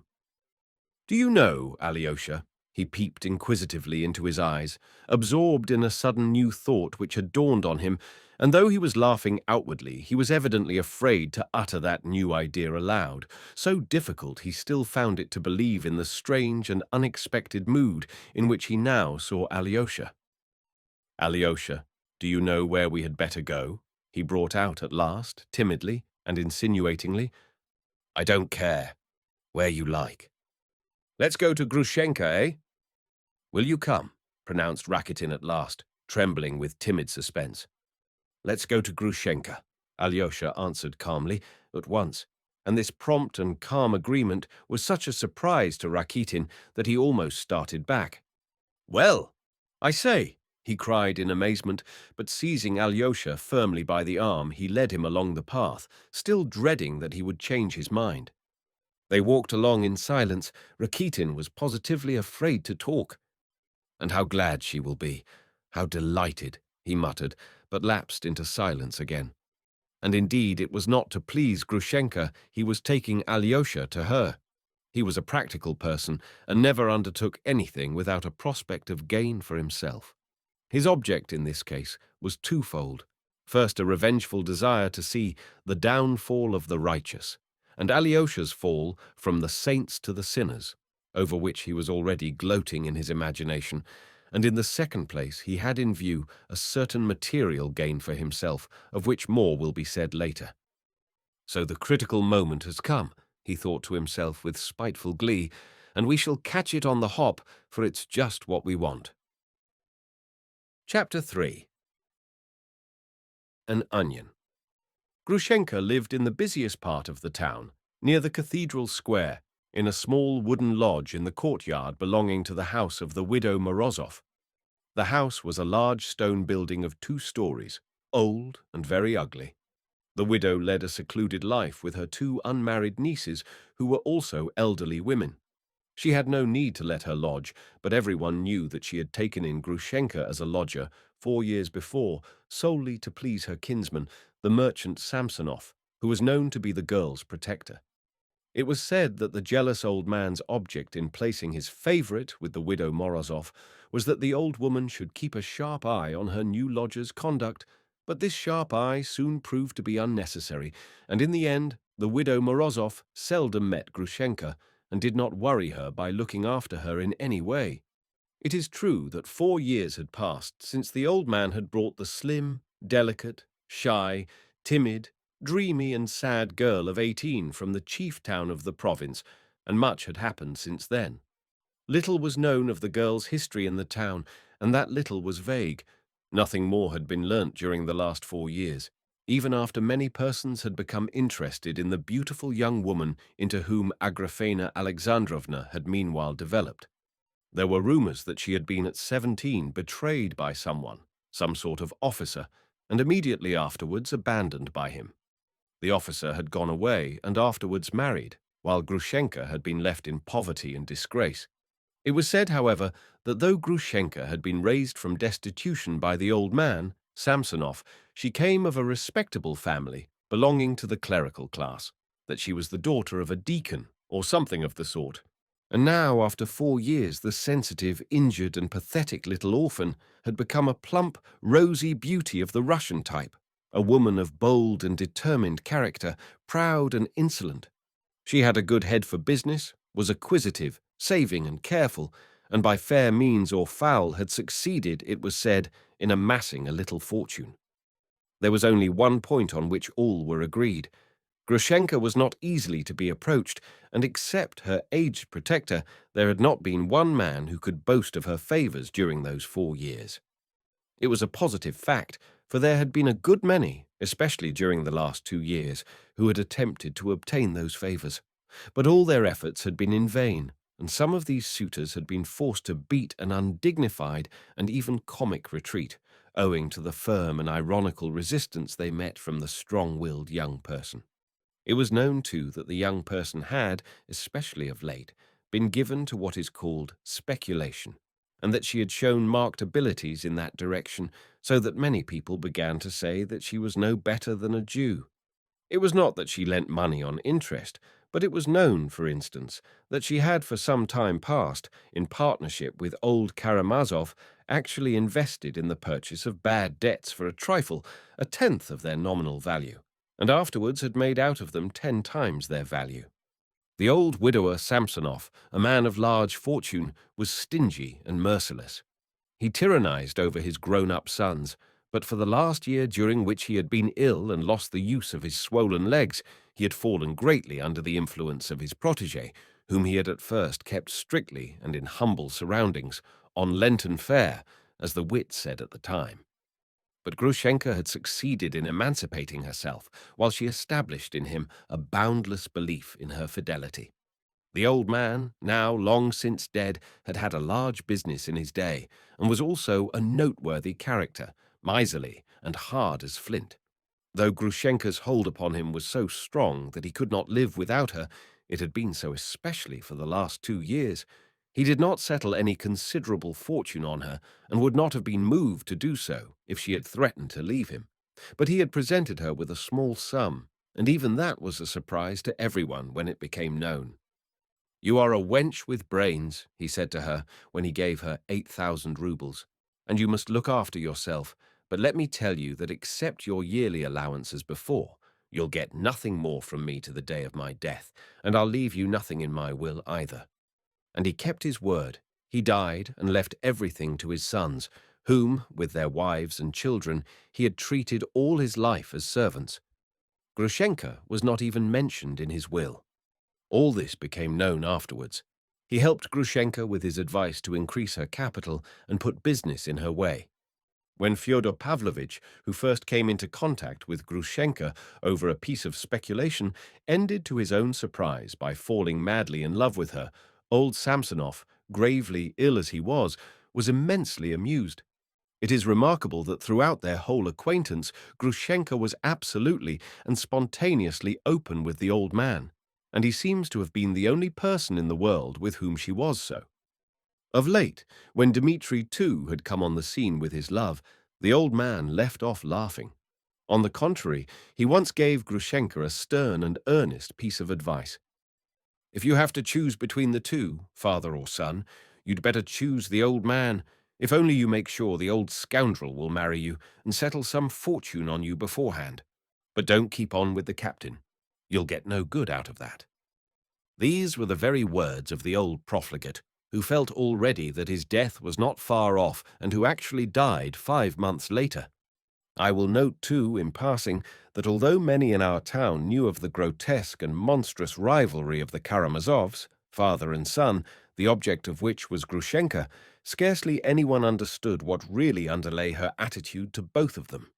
Even Grushenka's 2 servants, after the catastrophe of which we will speak later, testified in court that she received Dmitri Fyodorovitch simply from fear because he threatened to murder her. These servants were an old cook, invalidish and almost deaf, who came from Grushenka's old home, and her granddaughter, a smart young girl of 20, who performed the duties of a maid. Grushenka lived very economically, and her surroundings were anything but luxurious. Her lodge consisted of 3 rooms, furnished with mahogany furniture in the fashion of 1820, belonging to her landlady. It was quite dark when Rakitin and Alyosha entered her rooms, yet they were not lighted up. Grushenka was lying down in her drawing room on the big, hard, clumsy sofa with a mahogany back. The sofa was covered with shabby and ragged leather. Under her head she had 2 white down pillows taken from her bed. She was lying stretched out motionless on her back with her hands behind her head. She was dressed as though expecting someone, in a black silk dress, with a dainty lace fichu on her head, which was very becoming. Over her shoulders was thrown a lace shawl pinned with a massive gold brooch. She certainly was expecting someone. She lay as though impatient and weary, her face rather pale, and her lips and eyes hot, restlessly tapping the arm of the sofa with the tip of her right foot. The appearance of Rakitin and Alyosha caused a slight excitement. From the hall they could hear Grushenka leap up from the sofa and cry out in a frightened voice, "Who's there?" But the maid met the visitors and at once called back to her mistress, "It's not he. It's nothing. Only other visitors." "What can be the matter?" muttered Rakitin, leading Alyosha into the drawing-room. Grushenka was standing by the sofa as though still alarmed. A thick coil of her dark brown hair escaped from its lace covering and fell on her right shoulder, but she did not notice it and did not put it back till she had gazed at her visitors and recognized them. "Ah, it's you, Rakitin? You quite frightened me. Whom have you brought? Who is this with you? Good heavens, you have brought him!" she exclaimed, recognizing Alyosha. "Do send for candles," said Rakitin, with the free and easy air of a most intimate friend who is privileged to give orders in the house. "Candles. Of course. Candles. Fenya, fetch him a candle." "Well, you have chosen a moment to bring him," she exclaimed again, nodding towards Alyosha, and turning to the looking-glass, she began quickly fastening up her hair with both hands. She seemed displeased. "Haven't I managed to please you?" asked Rakitin, instantly almost offended. "You frightened me, Rakitin. That's what it is." Grushenka turned with a smile to Alyosha. "Don't be afraid of me, my dear Alyosha. You cannot think how glad I am to see you, my unexpected visitor. But you frightened me, Rakitin. I thought it was Mitya breaking in. You see, I deceived him just now. I made him promise to believe me, and I told him a lie. I told him that I was going to spend the evening with my old man, Kuzma Kuzmich, and should be there till late counting up his money. I always spend one whole evening a week with him making up his accounts. We lock ourselves in, and he counts on the reckoning beads while I sit and put things down in the book. I am the only person he trusts. Mitya believes that I am there, but I came back and have been sitting locked in here, expecting some news. How was it Fenya let you in? Fenya, run out to the gate, open it, and look about whether the captain is to be seen. Perhaps he's hiding and spying. I am dreadfully frightened. There's no one there, Agrafena Alexandrovna. I've just looked out. I keep running to peep through the crack. I am in fear and trembling myself. Are the shutters fastened, Fenya? And we must draw the curtains. That's better. She drew the heavy curtains herself. He'd rush in at once if he saw a light. I am afraid of your brother Mitya today, Alyosha. Grushenka spoke aloud, and though she was alarmed, she seemed very happy about something. Why are you so afraid of Mitya today? Inquired Rakitin. I should have thought you were not timid with him. You twist him round your little finger. I tell you, I am expecting news, priceless news, so I don't want Mitya at all. And he didn't believe, I feel he didn't, that I should stay at Kuzma Kuzmich's. He must be in his ambush now, behind Fyodor Pavlovitch's, in the garden, watching for me. And if he's there, he won't come here. So much the better. But I really have been to Kuzma Kuzmich's. Mitya escorted me there. I told him I should stay there till midnight, and I asked him to be sure to come at midnight to fetch me home. He went away, and I sat 10 minutes with Kuzma Kuzmich, and came back here again. Ugh, I was afraid. I ran for fear of meeting him. And why are you so dressed up? What a curious cap you've got on. How curious you are yourself, Rakitin. I tell you, I am expecting a message. If the message comes, I shall fly. I shall gallop away, and you will see no more of me. That's why I am dressed up, so as to be ready. And where are you flying to? If you know too much, you'll get old too soon. Upon my word, you are highly delighted. I've never seen you like this before. You are dressed up as if you were going to a ball. Rakitin looked her up and down. Much you know about balls. And do you know much about them? I have seen a ball.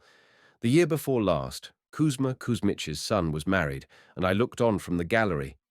Do you suppose I want to be talking to you, Rakitin, while a prince like this is standing here? Such a visitor. Alyosha, my dear boy, I gaze at you and can't believe my eyes. Good heavens! Can you have come here to see me? To tell you the truth, I never had a thought of seeing you, and I didn't think that you would ever come and see me. Though this is not the moment now, I am awfully glad to see you. Sit down on the sofa, here. That's right, my bright young moon. I really can't take it in even now. Hey, Rakitin, if only you had brought him yesterday or the day before. But I am glad as it is. Perhaps it's better he has come now, at such a moment, and not the day before yesterday. She gaily sat down beside Alyosha on the sofa, looking at him with positive delight. And she really was glad. She was not lying when she said so. Her eyes glowed, her lips laughed, but it was a good-hearted, merry laugh. Alyosha had not expected to see such a kind expression in her face. He had hardly met her till the day before. He had formed an alarming idea of her, and had been horribly distressed the day before by the spiteful and treacherous trick she had played on Katerina Ivanovna. He was greatly surprised to find her now altogether different from what he had expected, and, crushed as he was by his own sorrow, his eyes involuntarily rested on her with attention. Her whole manner seemed changed for the better since yesterday. There was scarcely any trace of that mawkish sweetness in her speech, of that voluptuous softness in her movements. Everything was simple and good-natured. Her gestures were rapid, direct, confiding, but she was greatly excited. Dear me, how everything comes together today, she chattered on again. And why I am so glad to see you, Alyosha, I couldn't say myself. If you ask me, I couldn't tell you. Come, don't you know why you're glad? said Rakitin, grinning. You used to be always pestering me to bring him. You'd some object, I suppose. I had a different object once, but now that's over. This is not the moment. I say, I want you to have something nice. I am so good-natured now. You sit down too, Rakitin. Why are you standing? You've sat down already. There's no fear of Rakitin's forgetting to look after himself. Look, Alyosha, he's sitting there opposite us, so offended that I didn't ask him to sit down before you. Ugh, Rakitin is such a one to take offense, laughed Grushenka. Don't be angry, Rakitin. I'm kind today. Why are you so depressed, Alyosha? Are you afraid of me? She peeped into his eyes with merry mockery. He's sad. The promotion has not been given, boomed Rakitin. What promotion? His elder stinks. What? You are talking some nonsense. You want to say something nasty. Be quiet, you stupid. Let me sit on your knee, Alyosha, like this. She suddenly skipped forward and jumped, laughing, on his knee, like a nestling kitten, with her right arm about his neck. I'll cheer you up, my pious boy. Yes, really. Will you let me sit on your knee? You won't be angry? If you tell me, I'll get off. Alyosha did not speak. He sat afraid to move. He heard her words. If you tell me, I'll get off. But he did not answer. But there was nothing in his heart, such as Rakitin, for instance, watching him malignantly from his corner, might have expected or fancied. The great grief in his heart swallowed up every sensation that might have been aroused, and, if only he could have thought clearly at that moment, he would have realized that he had now the strongest armor to protect him from every lust and temptation. Yet in spite of the vague irresponsiveness of his spiritual condition and the sorrow that overwhelmed him, he could not help wondering at a new and strange sensation in his heart. This woman, this dreadful woman, had no terror for him now, none of that terror that had stirred in his soul at any passing thought of woman.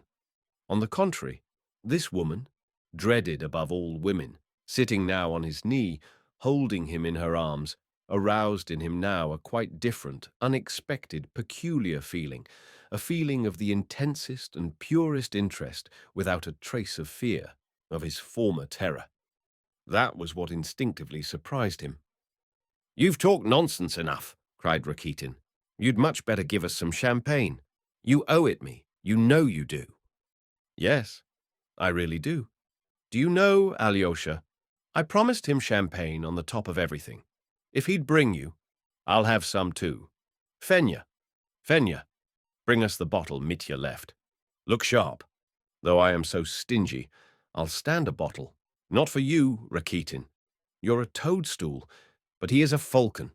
And though my heart is full of something very different, so be it. I'll drink with you. I long for some dissipation." "But what is the matter with you? And what is this message, may I ask? Or is it a secret?" Rakitin put in inquisitively, doing his best to pretend not to notice the snubs that were being continually aimed at him. It's not a secret, and you know it too," Grushenka said, in a voice suddenly anxious, turning her head towards Rakitin and drawing a little away from Alyosha, though she still sat on his knee with her arm round his neck. "My officer is coming, Rakitin. My officer is coming." "I heard he was coming, but is he so near?" "He is at Mokroe now. He'll send a messenger from there, so he wrote. I got a letter from him today. I am expecting the messenger every minute." "You don't say so. Why at Mokroe?" "That's a long story. I've told you enough." "Mity'll be up to something now. I say, does he know, or doesn't he?" "He know? Of course he doesn't. If he knew, there would be murder. But I am not afraid of that now. I am not afraid of his knife. Be quiet, Rakitin. Don't remind me of Dmitri Fyodorovitch. He has bruised my heart, and I don't want to think of that at this moment.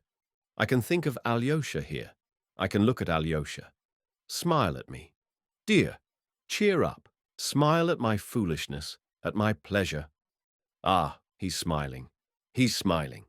How kindly he looks at me. And you know, Alyosha, I've been thinking all this time you were angry with me, because of the day before yesterday, because of that young lady. I was a cur, that's the truth. But it's a good thing it happened so. It was a horrid thing, but a good thing too. Grushenka smiled dreamily, and a little cruel line showed in her smile. Mitya told me that she screamed out that I ought to be flogged. I did insult her dreadfully. She sent for me. She wanted to make a conquest of me, to win me over with her chocolate. No, it's a good thing it did end like that. She smiled again. But I am still afraid of your being angry. Yes, that's really true, Rakitin put in suddenly with genuine surprise. Alyosha, she is really afraid of a chicken like you. He's a chicken to you, Rakitin, because you've no conscience. That's what it is. You see, I love him with all my soul. That's how it is. Alyosha, do you believe I love you with all my soul? Ah, you shameless woman. She is making you a declaration, Alexei. Well, what of it? I love him. And what about your officer and the priceless message from Mokro? That is quite different. That's a woman's way of looking at it. Don't you make me angry, Rakitin. Grushenka caught him up hotly. This is quite different. I love Alyosha in a different way. It's true, Alyosha. I had sly designs on you before, for I am a horrid, violent creature. But at other times I've looked upon you, Alyosha, as my conscience. I've kept thinking how anyone like that must despise a nasty thing like me. I thought that the day before yesterday, as I ran home from the young ladies. I have thought of you a long time in that way, Alyosha, and Mitya knows. I've talked to him about it. Mitya understands. Would you believe it? I sometimes look at you and feel ashamed, utterly ashamed of myself. And how, and since when, I began to think about you like that, I can't say. I don't remember. Fenya came in and put a tray with an uncorked bottle and 3 glasses of champagne on the table. Here's the champagne, cried Rakitin. You're excited, Agrafena Alexandrovna, and not yourself. When you've had a glass of champagne, you'll be ready to dance. Hey, they can't even do that properly, he added, looking at the bottle. The old woman's poured it out in the kitchen, and the bottle's been brought in warm and without a cork. Well, let me have some, anyway. He went up to the table, took a glass, emptied it at one gulp, and poured himself out another. One doesn't often stumble upon champagne, he said, licking his lips. Now, Alyosha, take a glass. Show what you can do. What shall we drink to? The gates of paradise. Take a glass, Grushenka. You drink to the gates of paradise, too. What gates of paradise? She took a glass. Alyosha took his, tasted it, and put it back. No, I'd better not, he smiled gently. And you bragged, cried Rakitin. Well, if so, I won't either, chimed in Grushenka. I really don't want any. You can drink the whole bottle alone, Rakitin. If Alyosha has some, I will. What touching sentimentality, said Rakitin tauntingly. And she's sitting on his knee, too. He's got something to grieve over. But what's the matter with you? He is rebelling against his God and ready to eat sausage. How so? His elder died today, Father Zosima, the saint. So Father Zosima is dead, cried Grushenka. Good God, I did not know. She crossed herself devoutly. Goodness, what have I been doing, sitting on his knee like this at such a moment? She started up as though in dismay, instantly slipped off his knee and sat down on the sofa. Alyosha bent a long, wondering look upon her, and a light seemed to dawn in his face. Rakitin, he said suddenly, in a firm and loud voice, don't taunt me with having rebelled against God. I don't want to feel angry with you, so you must be kinder too. I've lost a treasure such as you have never had, and you cannot judge me now. You had much better look at her. Do you see how she has pity on me? I came here to find a wicked soul. I felt drawn to evil because I was base and evil myself, and I've found a true sister. I have found a treasure, a loving heart. She had pity on me just now. Agrafena Alexandrovna, I am speaking of you. You've raised my soul from the depths. Alyosha's lips were quivering, and he caught his breath. She has saved you, it seems, laughed Rakitin spitefully. And she meant to get you in her clutches. Do you realize that? Stay, Rakitin. Grushenka jumped up. Hush, both of you. Now I'll tell you all about it. Hush, Alyosha, your words make me ashamed, for I am bad and not good. That's what I am. And you hush, Rakitin, because you are telling lies. I had the low idea of trying to get him in my clutches, but now you are lying. Now it's all different. And don't let me hear anything more from you, Rakitin. All this Grushenka said with extreme emotion. They are both crazy, said Rakitin, looking at them with amazement. I feel as though I were in a madhouse. They're both getting so feeble they'll begin crying in a minute. I shall begin to cry, I shall, repeated Grushenka. He called me his sister, and I shall never forget that. Only let me tell you, Rakitin, though I am bad, I did give away an onion. An onion? Hang it all, you really are crazy. Rakitin wondered at their enthusiasm. He was aggrieved and annoyed, though he might have reflected that each of them was just passing through a spiritual crisis such as does not come often in a lifetime. But though Rakitin was very sensitive about everything that concerned himself, he was very obtuse as regards the feelings and sensations of others, partly from his youth and inexperience, partly from his intense egoism. You see, Alyosha, Grushenka turned to him with a nervous laugh. I was boasting when I told Rakitin I had given away an onion, but it's not to boast I tell you about it. It's only a story, but it's a nice story. I used to hear it when I was a child from Matryona, my cook, who is still with me. It's like this. Once upon a time there was a peasant woman, and a very wicked woman she was. And she died and did not leave a single good deed behind. The devils caught her and plunged her into the lake of fire. So her guardian angel stood and wondered what good deed of hers he could remember to tell to God. She once pulled up an onion in her garden, said he. He gave it to a beggar woman, and God answered, You take that onion then, hold it out to her in the lake, and let her take hold and be pulled out. And if you can pull her out of the lake, let her come to paradise. But if the onion breaks, then the woman must stay where she is. The angel ran to the woman and held out the onion to her. Come, said he, catch hold and I'll pull you out. And he began cautiously pulling her out. He had just pulled her right out when the other sinners in the lake, seeing how she was being drawn out, began catching hold of her so as to be pulled out with her. But she was a very wicked woman, and she began kicking them. I'm to be pulled out, not you. It's my onion, not yours. As soon as she said that, the onion broke, and the woman fell into the lake, and she is burning there to this day. So the angel wept and went away. So that's the story, Alyosha. I know it by heart, for I am that wicked woman myself. I boasted to Rakitin that I had given away an onion, but to you I'll say, I've done nothing but give away one onion all my life. That's the only good deed I've done. So don't praise me, Alyosha. Don't think me good. I am bad. I am a wicked woman, and you make me ashamed if you praise me. I must confess everything. Listen, Alyosha. I was so anxious to get hold of you that I promised Rakitin 25 rubles if he would bring you to me. Stay, Rakitin. Wait. She went with rapid steps to the table, opened a drawer, pulled out a purse, and took from it a 25-ruble note. What nonsense! What nonsense! Cried Rakitin, disconcerted. Take it. Rakitin, I owe it you. There's no fear of your refusing it. You asked for it yourself. And she threw the note to him. Likely I should refuse it, boomed Rakitin, obviously abashed, but carrying off his confusion with a swagger. That will come in very handy. Fools are made for wise men's profit. And now hold your tongue, Rakitin. What I am going to say now is not for your ears. Sit down in that corner and keep quiet. You don't like us, so hold your tongue. What should I like you for? Rakitin snarled, not concealing his ill humor. He put the 25-ruble note in his pocket, and he felt ashamed at Alyosha's seeing it.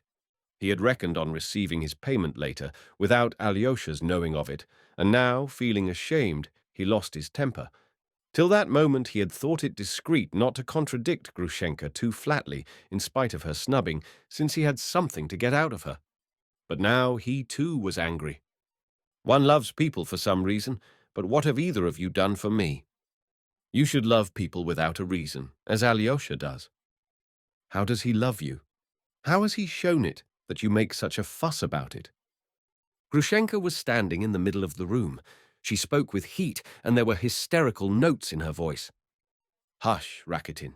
You know nothing about us, and don't dare to speak to me like that again. How dare you be so familiar? Sit in that corner and be quiet, as though you were my footman. And now, Alyosha, I'll tell you the whole truth, that you may see what a wretch I am. I am not talking to Rakitin, but to you. I wanted to ruin you, Alyosha. That's the holy truth. I quite meant to. I wanted to so much that I bribed Rakitin to bring you. And why did I want to do such a thing? You knew nothing about it, Alyosha. You turned away from me. If you passed me, you dropped your eyes. And I've looked at you 100 times before today. I began asking everyone about you. Your face haunted my heart. He despises me, I thought. He won't even look at me. And I felt it so much at last that I wondered at myself for being so frightened of a boy. I'll get him in my clutches and laugh at him. I was full of spite and anger. Would you believe it? Nobody here dares talk or think of coming to Agrafena Alexandrovna with any evil purpose. Old Kuzma is the only man I have anything to do with here. I was bound and sold to him. Satan brought us together, but there has been no one else. But looking at you, I thought, I'll get him in my clutches and laugh at him. You see what a spiteful cur I am, and you called me your sister. And now that man who wronged me has come. I sit here waiting for a message from him. And do you know what that man has been to me? 5 years ago, when Kuzma brought me here, I used to shut myself up, that no one might have sight or sound of me. I was a silly slip of a girl. I used to sit here sobbing. I used to lie awake all night, thinking, where is he now, the man who wronged me? He's laughing at me with another woman, most likely. If only I could see him, if I could meet him again, I'd pay him out. I'd pay him out. At night, I used to lie sobbing into my pillow in the dark, and I used to brood over it. I used to tear my heart on purpose and gloat over my anger. I'll pay him out. I'll pay him out. That's what I used to cry out in the dark. And when I suddenly thought that I should really do nothing to him, and that he was laughing at me then, or perhaps had utterly forgotten me, I would fling myself on the floor, melt into helpless tears, and lie there shaking till dawn. In the morning I would get up more spiteful than a dog, ready to tear the whole world to pieces. And then what do you think? I began saving money. I became hard-hearted, grew stout, grew wiser, would you say? No, no one in the whole world sees it, no one knows it, but when night comes on, I sometimes lie as I did 5 years ago, when I was a silly girl, clenching my teeth and crying all night, thinking, I'll pay him out, I'll pay him out. Do you hear? Well then, now you understand me. A month ago, a letter came to me. He was coming. He was a widower. He wanted to see me. It took my breath away. Then I suddenly thought, if he comes and whistles to call me, I shall creep back to him like a beaten dog. I couldn't believe myself. Am I so abject? Shall I run to him or not? And I've been in such a rage with myself all this month that I am worse than I was 5 years ago. Do you see now, Alyosha, what a violent, vindictive creature I am? I have shown you the whole truth. I played with Mitya to keep me from running to that other. Hush, Rakitin. It's not for you to judge me. I am not speaking to you. Before you came in, I was lying here waiting, brooding, deciding my whole future life, and you can never know what was in my heart. Yes, Alyosha, tell your young lady not to be angry with me for what happened the day before yesterday. Nobody in the whole world knows what I am going through now, and no one ever can know. For perhaps I shall take a knife with me today. I can't make up my mind. And at this tragic phrase, Grushenka broke down, hid her face in her hands, flung herself on the sofa pillows, and sobbed like a little child. Alyosha got up and went to Rakitin.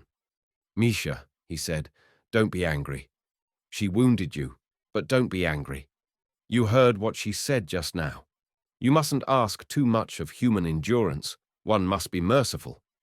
Alyosha said this at the instinctive prompting of his heart. He felt obliged to speak, and he turned to Rakitin. If Rakitin had not been there, he would have spoken to the air. But Rakitin looked at him ironically, and Alyosha stopped short.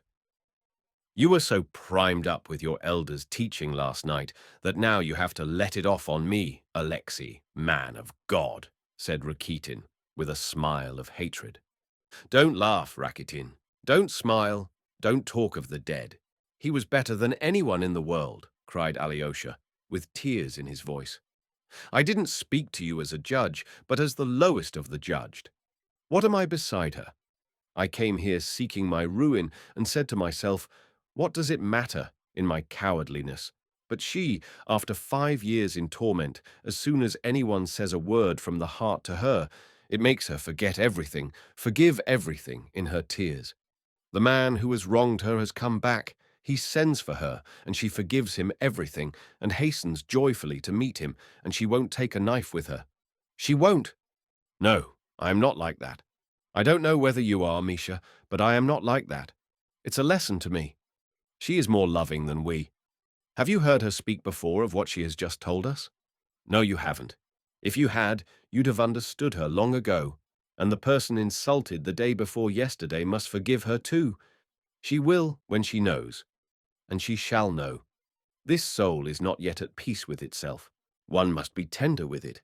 There may be a treasure in that soul. Alyosha stopped because he caught his breath. In spite of his ill humor, Rakitin looked at him with astonishment. He had never expected such a tirade from the gentle Alyosha. She's found someone to plead her cause. Why, are you in love with her? Agrafena Alexandrovna, are monks really in love with you? You've made a conquest, he cried, with a coarse laugh. Grushenka lifted her head from the pillow and looked at Alyosha with a tender smile shining on her tear-stained face. Let him alone, Alyosha, my cherub. You see what he is not a person for you to speak to. Mihail Osipovich, she turned to Rakitin. I meant to beg your pardon for being rude to you, but now I don't want to. Alyosha, come to me. Sit down here. She beckoned to him with a happy smile. That's right. Sit here. Tell me. She shook him by the hand and peeped into his face, smiling. Tell me, do I love that man or not? The man who wronged me, do I love him or not? Before you came, I lay here in the dark, asking my heart whether I loved him. Decide for me, Alyosha, the time has come, it shall be as you say. Am I to forgive him or not? But you have forgiven him already, said Alyosha, smiling. Yes, I really have forgiven him, Grushenka murmured thoughtfully. What an abject heart. To my abject heart. She snatched up a glass from the table, emptied it at a gulp, lifted it in the air, and flung it on the floor. The glass broke with a crash. A little cruel line came into her smile. Perhaps I haven't forgiven him, though, she said, with a sort of menace in her voice, and she dropped her eyes to the ground, as though she were talking to herself. Perhaps my heart is only getting ready to forgive. I shall struggle with my heart. You see, Alyosha, I've grown to love my tears in these 5 years. Perhaps I only love my resentment, not him. Well, I shouldn't care to be in his shoes, hissed Rakitin. Well, you won't be, Rakitin. You'll never be in his shoes. You shall black my shoes, Rakitin. That's the place you are fit for. You'll never get a woman like me, and he won't either, perhaps. Won't he? Then why are you dressed up like that? Said Rakitin, with a venomous sneer. Don't taunt me with dressing up, Rakitin. You don't know all that is in my heart. If I choose to tear off my finery, I'll tear it off at once. This minute, she cried in a resonant voice. You don't know what that finery is for, Rakitin. Perhaps I shall see him and say, have you ever seen me look like this before? He left me a thin, consumptive crybaby of 17. I'll sit by him, fascinate him, and work him up. Do you see what I am like now? I'll say to him. Well, and that's enough for you, my dear sir. There's many a slip twixt the cup and the lip. That may be what the finery is for, Rakitin. Grushenka finished with a malicious laugh. I'm violent and resentful, Alyosha. I'll tear off my finery, I'll destroy my beauty, I'll scorch my face, slash it with a knife, and turn beggar. If I choose, I won't go anywhere now to see anyone. If I choose, I'll send Kuzma back all he has ever given me, tomorrow, and all his money, and I'll go out chairing for the rest of my life. You think I wouldn't do it, Rakitin? That I would not dare to do it? I would. I would. I could do it directly. Only don't exasperate me.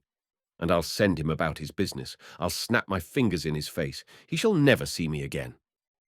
She uttered the last words in an hysterical scream, but broke down again, hid her face in her hands, buried it in the pillow, and shook with sobs. Rakitin got up. "It's time we were off," he said. "It's late. We shall be shut out of the monastery." Grushenka leapt up from her place. "Surely you don't want to go, Alyosha," she cried, in mournful surprise.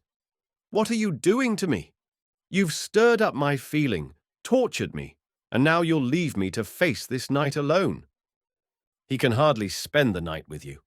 Though if he wants to, let him. I'll go alone," Rakitin scoffed jeeringly. "Hush, evil tongue," Grushenka cried angrily at him. "You never said such words to me as he has come to say." "What has he said to you so special?" asked Rakitin irritably. "I can't say. I don't know. I don't know what he said to me.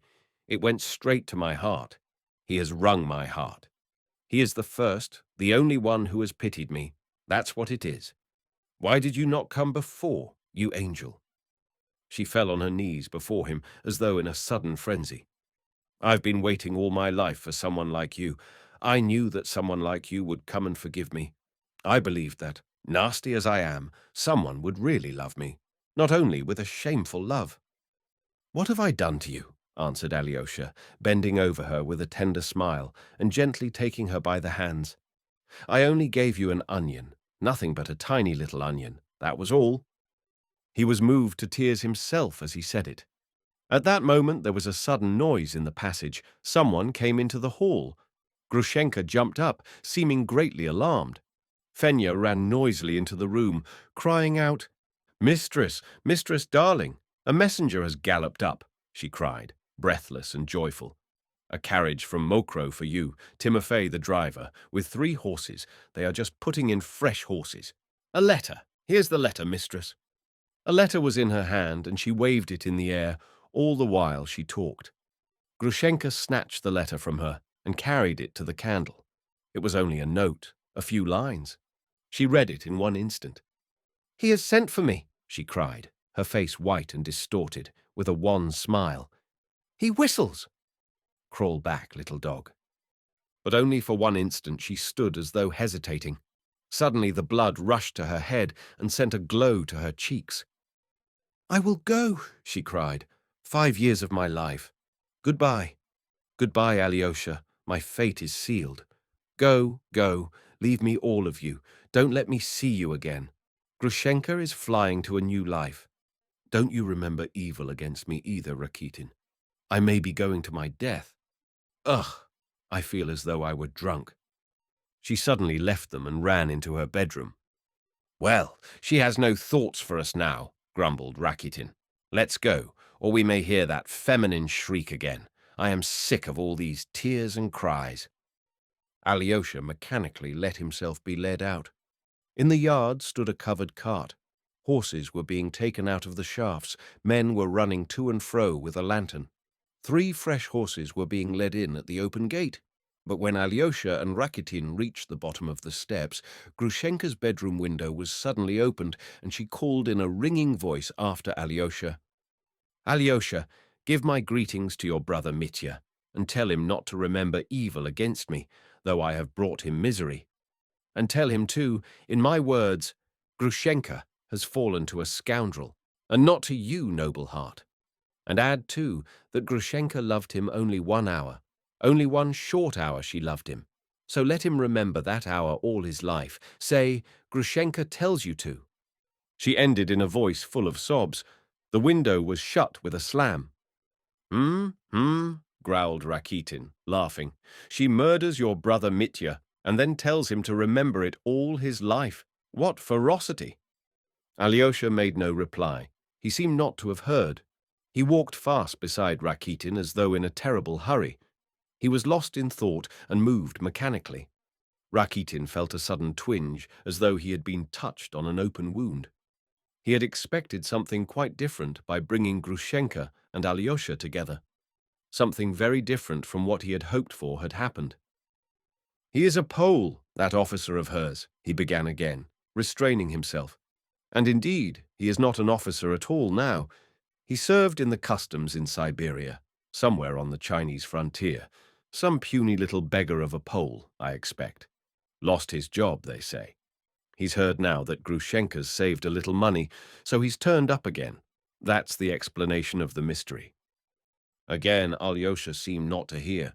Rakitin could not control himself. "Well, so you've saved the sinner?" He laughed spitefully. "Have you turned the Magdalene into the true path? Driven out the 7 devils, eh? So you see the miracles you were looking out for just now have come to pass." "Hush, Rakitin," Alyosha answered with an aching heart. "So you despise me now for those 25 rubles? I've sold my friend, you think? But you are not Christ, you know, and I am not Judas." "Oh, Rakitin, I assure you I'd forgotten about it," cried Alyosha. "You remind me of it yourself." But this was the last straw for Rakitin. "Damnation take you all and each of you," he cried suddenly. "Why the devil did I take you up? I don't want to know you from this time forward. Go alone, there's your road." And he turned abruptly into another street, leaving Alyosha alone in the dark. Alyosha came out of the town and walked across the fields to the monastery. Chapter 4. Cana of Galilee. It was very late, according to the monastery ideas, when Alyosha returned to the hermitage. The doorkeeper let him in by a special entrance. It had struck 9 o'clock, the hour of rest and repose after a day of such agitation for all. Alyosha timidly opened the door and went into the elder's cell where his coffin was now standing. There was no one in the cell but Father Paisi, reading the gospel in solitude over the coffin, and the young novice Porphyry, who, exhausted by the previous night's conversation and the disturbing incidents of the day, was sleeping the deep sound sleep of youth on the floor of the other room. Though Father Paisi heard Alyosha come in, he did not even look in his direction. Alyosha turned to the right from the door to the corner, fell on his knees and began to pray. His soul was overflowing, but with mingled feelings. No single sensation stood out distinctly. On the contrary, one drove out another in a slow, continual rotation. But there was a sweetness in his heart, and strange to say, Alyosha was not surprised at it. Again he saw that coffin before him, the hidden dead figure so precious to him, but the weeping and poignant grief of the morning was no longer aching in his soul.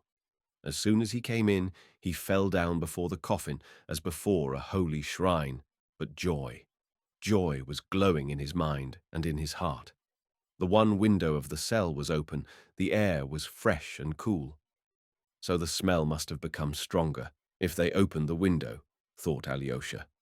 But even this thought of the smell of corruption, which had seemed to him so awful and humiliating a few hours before, no longer made him feel miserable or indignant. He began quietly praying, but he soon felt that he was praying almost mechanically. Fragments of thought floated through his soul, flashed like stars, and went out again at once, to be succeeded by others. But yet there was reigning in his soul a sense of the wholeness of things, something steadfast and comforting, and he was aware of it himself. Sometimes he began praying ardently. He longed to pour out his thankfulness and love. But when he had begun to pray, he passed suddenly to something else and sank into thought, forgetting both the prayer and what had interrupted it.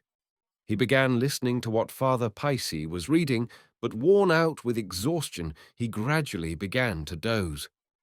And the 3rd day there was a marriage in Cana of Galilee, read Father Paisi, and the mother of Jesus was there, and both Jesus was called, and his disciples to the marriage. Marriage? What's that? A marriage, floated whirling through Alyosha's mind. There is happiness for her too. She has gone to the feast. No, she has not taken the knife. That was only a tragic phrase. Well, tragic phrases should be forgiven. They must be. Tragic phrases comfort the heart. Without them, sorrow would be too heavy for men to bear. Rakitin has gone off to the back alley. As long as Rakitin broods over his wrongs, he will always go off to the back alley. But the high road. The road is wide and straight and bright as crystal, and the sun is at the end of it. Ah, what's being read? And when they wanted wine, the mother of Jesus saith unto him, They have no wine. Alyosha heard. Ah, yes, I was missing that, and I didn't want to miss it. I love that passage. It's Cana of Galilee, the first miracle. Ah, that miracle. Ah, that sweet miracle. It was not men's grief, but their joy Christ visited.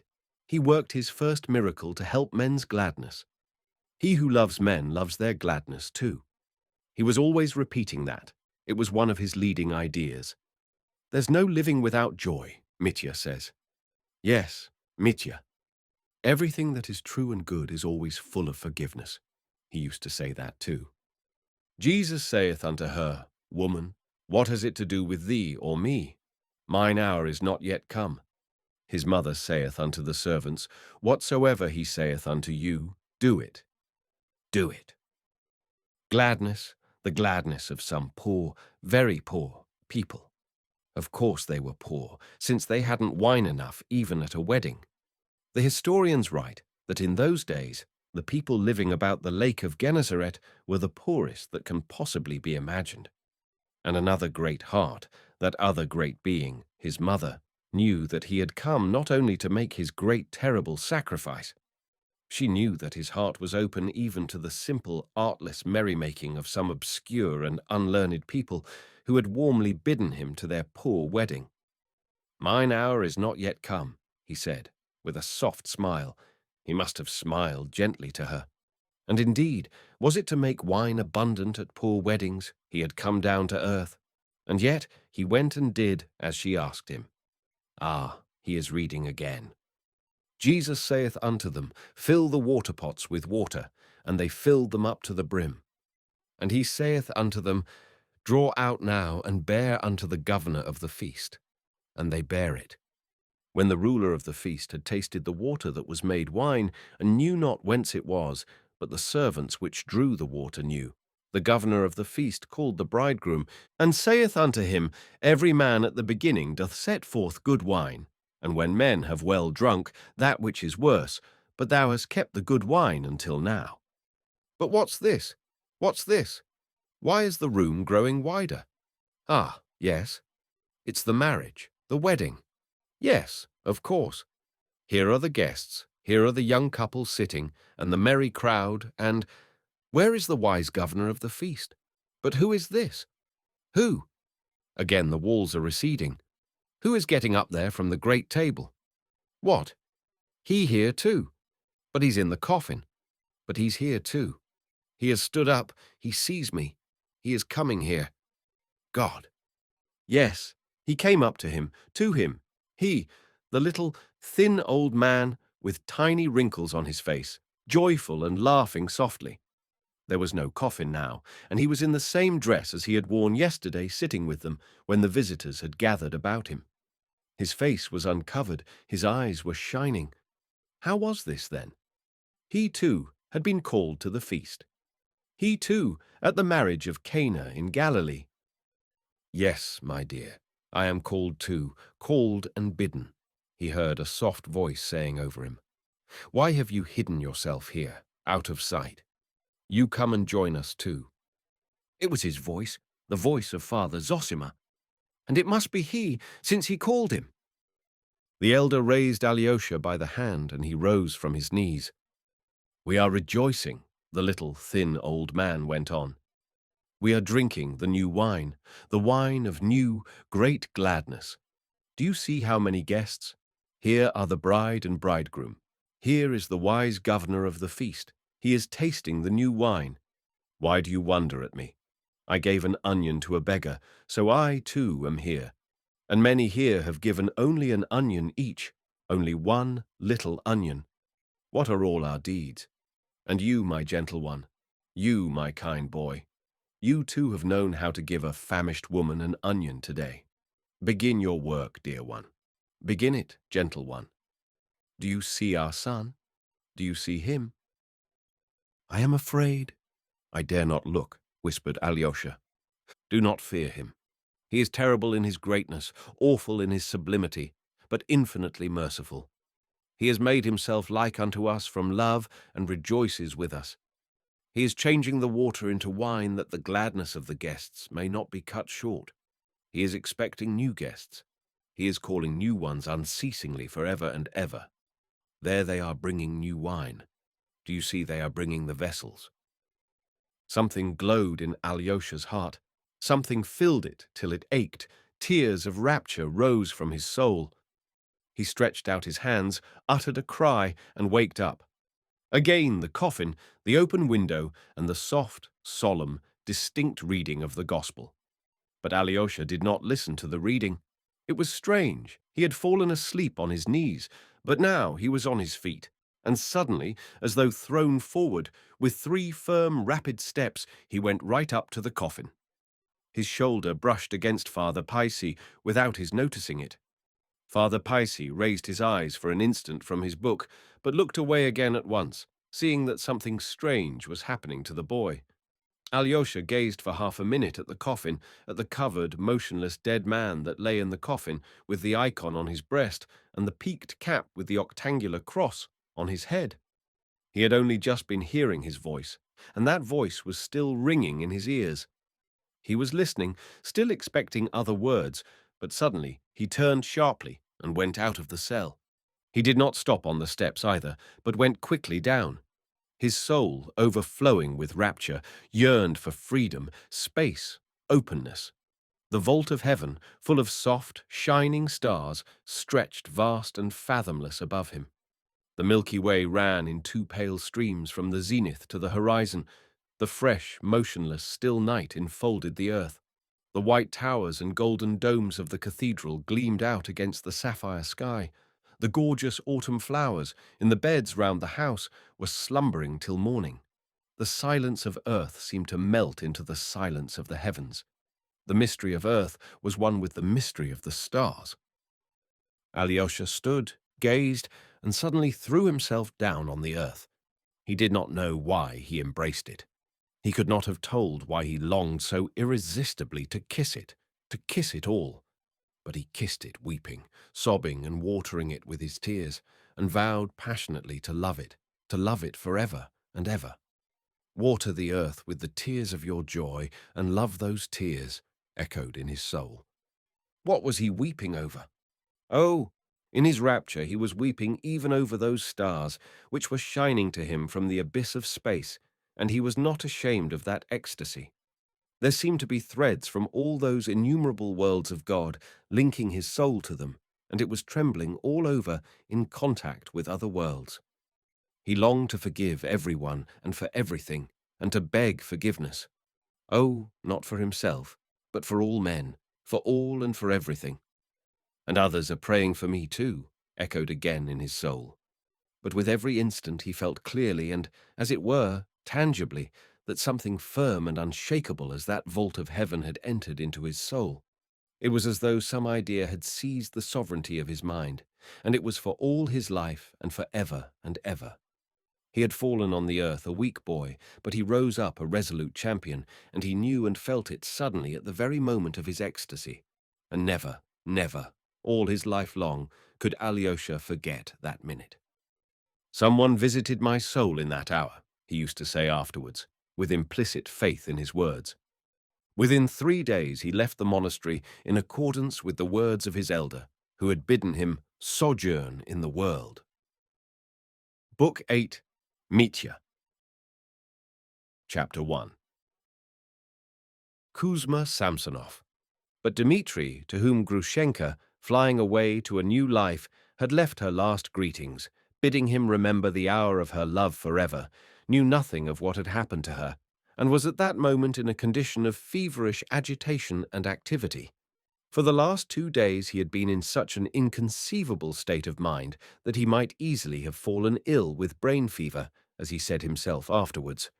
Alyosha had not been able to find him the morning before, and Ivan had not succeeded in meeting him at the tavern on the same day. The people at his lodgings, by his orders, concealed his movements. He had spent those 2 days literally rushing in all directions, struggling with his destiny and trying to save himself, as he expressed it himself afterwards. and for some hours he even made a dash out of the town on urgent business, terrible as it was to him to lose sight of Grushenka for a moment. All this was explained afterwards in detail and confirmed by documentary evidence. But for the present, we will only note the most essential incidents of those 2 terrible days immediately preceding the awful catastrophe that broke so suddenly upon him. Though Grushenka had, it is true, loved him for an hour, genuinely and sincerely, yet she tortured him sometimes cruelly and mercilessly. The worst of it was that he could never tell what she meant to do. To prevail upon her by force or kindness was also impossible. She would yield to nothing. She would only have become angry and turned away from him altogether. He knew that well already. He suspected, quite correctly, that she too was passing through an inward struggle and was in a state of extraordinary indecision, that she was making up her mind to something and unable to determine upon it. And so, not without good reason, he divined, with a sinking heart, that at moments she must simply hate him and his passion. And so, perhaps it was, but what was distressing Grushenka he did not understand. For him, the whole tormenting question lay between him and Fyodor Pavlovitch. Here we must note, by the way, one certain fact. He was firmly persuaded that Fyodor Pavlovitch would offer, or perhaps had offered, Grushenka lawful wedlock, and did not for a moment believe that the old voluptuary hoped to gain his object for 3,000 roubles. Mitya had reached this conclusion from his knowledge of Grushenka and her character. That was how it was that he could believe at times that all Grushenka's uneasiness rose from not knowing which of them to choose, which was most to her advantage. Strange to say, during those days it never occurred to him to think of the approaching return of the officer, that is, of the man who had been such a fatal influence in Grushenka's life, and whose arrival she was expecting with such emotion and dread. It is true that of late Grushenka had been very silent about it. Yet he was perfectly aware of a letter she had received a month ago from her seducer, and had heard of it from her own lips. He partly knew, too, what the letter contained. In a moment of spite, Grushenka had shown him that letter, but to her astonishment he attached hardly any consequence to it. It would be hard to say why this was. Perhaps, weighed down by all the hideous horror of his struggle with his own father for this woman, he was incapable of imagining any danger more terrible, at any rate for the time. He simply did not believe in a suitor who suddenly turned up again after 5 years' disappearance, still less in his speedy arrival. Moreover, in the officer's first letter which had been shown to Mitya, the possibility of his new rival's visit was very vaguely suggested. The letter was very indefinite, high-flown, and full of sentimentality. It must be noted that Grushenka had concealed from him the last lines of the letter, in which his return was alluded to more definitely. He had, besides, noticed at that moment, he remembered afterwards, a certain involuntary proud contempt for this missive from Siberia on Grushenka's face. Grushenka told him nothing of what had passed later between her and this rival, so that by degrees he had completely forgotten the officer's existence. He felt that whatever might come later, whatever turn things might take, his final conflict with Fyodor Pavlovitch was close upon him and must be decided before anything else. With a sinking heart, he was expecting every moment Grushenka's decision, always believing that it would come suddenly, on the impulse of the moment. All of a sudden she would say to him, "Take me, I'm yours forever," and it would all be over. He would seize her and bear her away at once to the ends of the earth. Oh, then he would bear her away at once, as far, far away as possible. To the farthest end of Russia, if not of the earth, then he would marry her and settle down with her incognito so that no one would know anything about them, there, here, or anywhere. Then, oh then, a new life would begin at once. Of this different, reformed and virtuous life, it must be virtuous. He dreamed feverishly at every moment. He thirsted for that reformation and renewal. The filthy morass in which he had sunk of his own free will was too revolting to him, and, like very many men in such cases, he put faith above all in change of place. If only it were not for these people, if only it were not for these circumstances, if only he could fly away from this accursed place, he would be altogether regenerated, would enter on a new path. That was what he believed in and what he was yearning for. But all this could only be on condition of the first, the happy solution of the question. There was another possibility, a different and awful ending. Suddenly she might say to him, "Go away. I have just come to terms with Fyodor Pavlovitch. I am going to marry him and don't want you." And then, but Mitya did not know what would happen then. Up to the last hour he didn't know. That must be said to his credit. He had no definite intentions, had planned no crime. He was simply watching and spying in agony while he prepared himself for the first happy solution of his destiny. He drove away any other idea, in fact. But for that ending a quite different anxiety arose. A new, incidental, but yet fatal and insoluble difficulty presented itself. If she were to say to him, "I'm yours, take me away," how could he take her away? Where had he the means, the money to do it? It was just at this time that all sources of revenue from Fyodor Pavlovitch, doles which had gone on without interruption for so many years, ceased. Grushenka had money, of course, but with regard to this Mitya suddenly evinced extraordinary pride. He wanted to carry her away and begin the new life with her himself, at his own expense, not at hers. He could not conceive of taking her money, and the very idea caused him a pang of intense repulsion. I won't enlarge on this fact or analyze it here, but confine myself to remarking that this was his attitude at the moment. All this may have arisen indirectly and unconsciously from the secret stings of his conscience for the money of Katerina Ivanovna that he had dishonestly appropriated. "I've been a scoundrel to one of them, and I shall be a scoundrel again to the other directly," was his feeling then, as he explained after. "And when Grushenka knows, she won't care for such a scoundrel." Where then was he to get the means? Where was he to get the fateful money? Without it, all would be lost and nothing could be done. And only because I hadn't the money. Oh, the shame of it. To anticipate things, he did perhaps know where to get the money, knew perhaps where it lay at that moment. I will say no more of this here, as it will all be clear later. But his chief trouble, I must explain however obscurely, lay in the fact that to have that sum he knew of, to have the right to take it, he must first restore Katerina Ivanovna's 3,000. If not, I'm a common pickpocket, I'm a scoundrel, and I don't want to begin a new life as a scoundrel, Mitya decided. And so he made up his mind to move heaven and earth to return Katerina Ivanovna that 3,000, and that first of all. The final stage of this decision, so to say, had been reached only during the last hours, that is, after his last interview with Alyosha 2 days before, on the high road, on the evening when Grushenka had insulted Katerina Ivanovna, and Mitya, after hearing Alyosha's account of it, had admitted that he was a scoundrel, and told him to tell Katerina Ivanovna so, if it could be any comfort to her. After parting from his brother on that night, he had felt in his frenzy that it would be better to murder and rob someone than fail to pay my debt to Katya. I'd rather everyone thought me a robber and a murderer. I'd rather go to Siberia than that Katya should have the right to say that I deceived her and stole her money and used her money to run away with Grushenka and begin a new life. That I can't do. So Mitya decided, grinding his teeth, and he might well fancy at times that his brain would give way. But meanwhile he went on struggling. Strange to say, though one would have supposed there was nothing left for him but despair. For what chance had he, with nothing in the world, to raise such a sum? Yet to the very end he persisted in hoping that he would get that 3,000, that the money would somehow come to him of itself, as though it might drop from heaven. That is just how it is with people who, like Dmitri, have never had anything to do with money, except to squander what has come to them by inheritance without any effort of their own, and have no notion how money is obtained.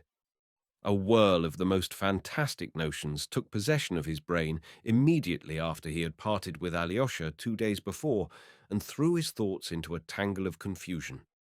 This is how it was he pitched first on a perfectly wild enterprise. And perhaps to men of that kind in such circumstances, the most impossible, fantastic schemes occur first and seem most practical. He suddenly determined to go to Samsonov, the merchant who was Grushenka's protector, and to propose a scheme to him, and by means of it to obtain from him at once the whole of the sum required. Of the commercial value of his scheme he had no doubt, not the slightest, and was only uncertain how Samsonov would look upon his freak, supposing he were to consider it from any but the commercial point of view. Though Mitya knew the merchant by sight, he was not acquainted with him, and had never spoken a word to him. But for some unknown reason he had long entertained the conviction that the old reprobate, who was lying at death's door, would perhaps not at all object now to Grushenka's securing a respectable position and marrying a man to be depended upon. And he believed not only that he would not object, but that this was what he desired, and if opportunity arose, that he would be ready to help. From some rumor, or perhaps from some stray word of Grushenka's, he had gathered further that the old man would perhaps prefer him to Fyodor Pavlovitch for Grushenka. Possibly many of the readers of my novel will feel that in reckoning on such assistance and being ready to take his bride, so to speak, from the hands of her protector, Dmitri showed great coarseness and want of delicacy. I will only observe that Mitya looked upon Grushenka's past as something completely over. He looked on that past with infinite pity, and resolved with all the fervour of his passion that when once Grushenka told him she loved him and would marry him, it would mean the beginning of a new Grushenka and a new Dmitri, free from every vice. They would forgive one another and would begin their lives afresh.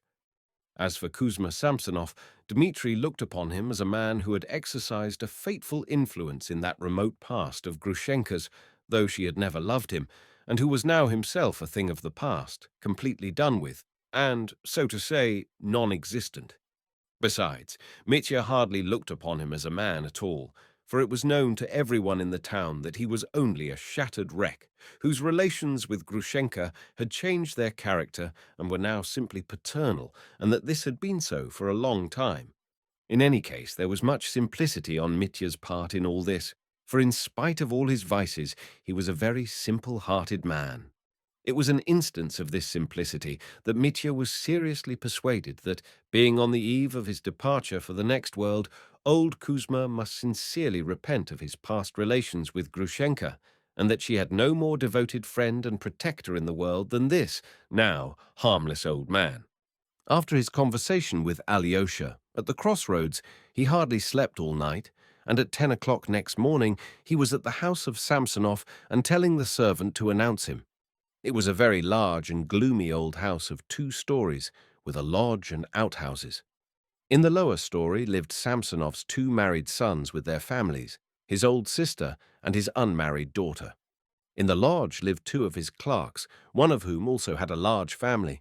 Both the lodge and the lower story were overcrowded, but the old man kept the upper floor to himself and would not even let the daughter live there with him, though she waited upon him, and in spite of her asthma was obliged at certain fixed hours, and at any time he might call her, to run upstairs to him from below.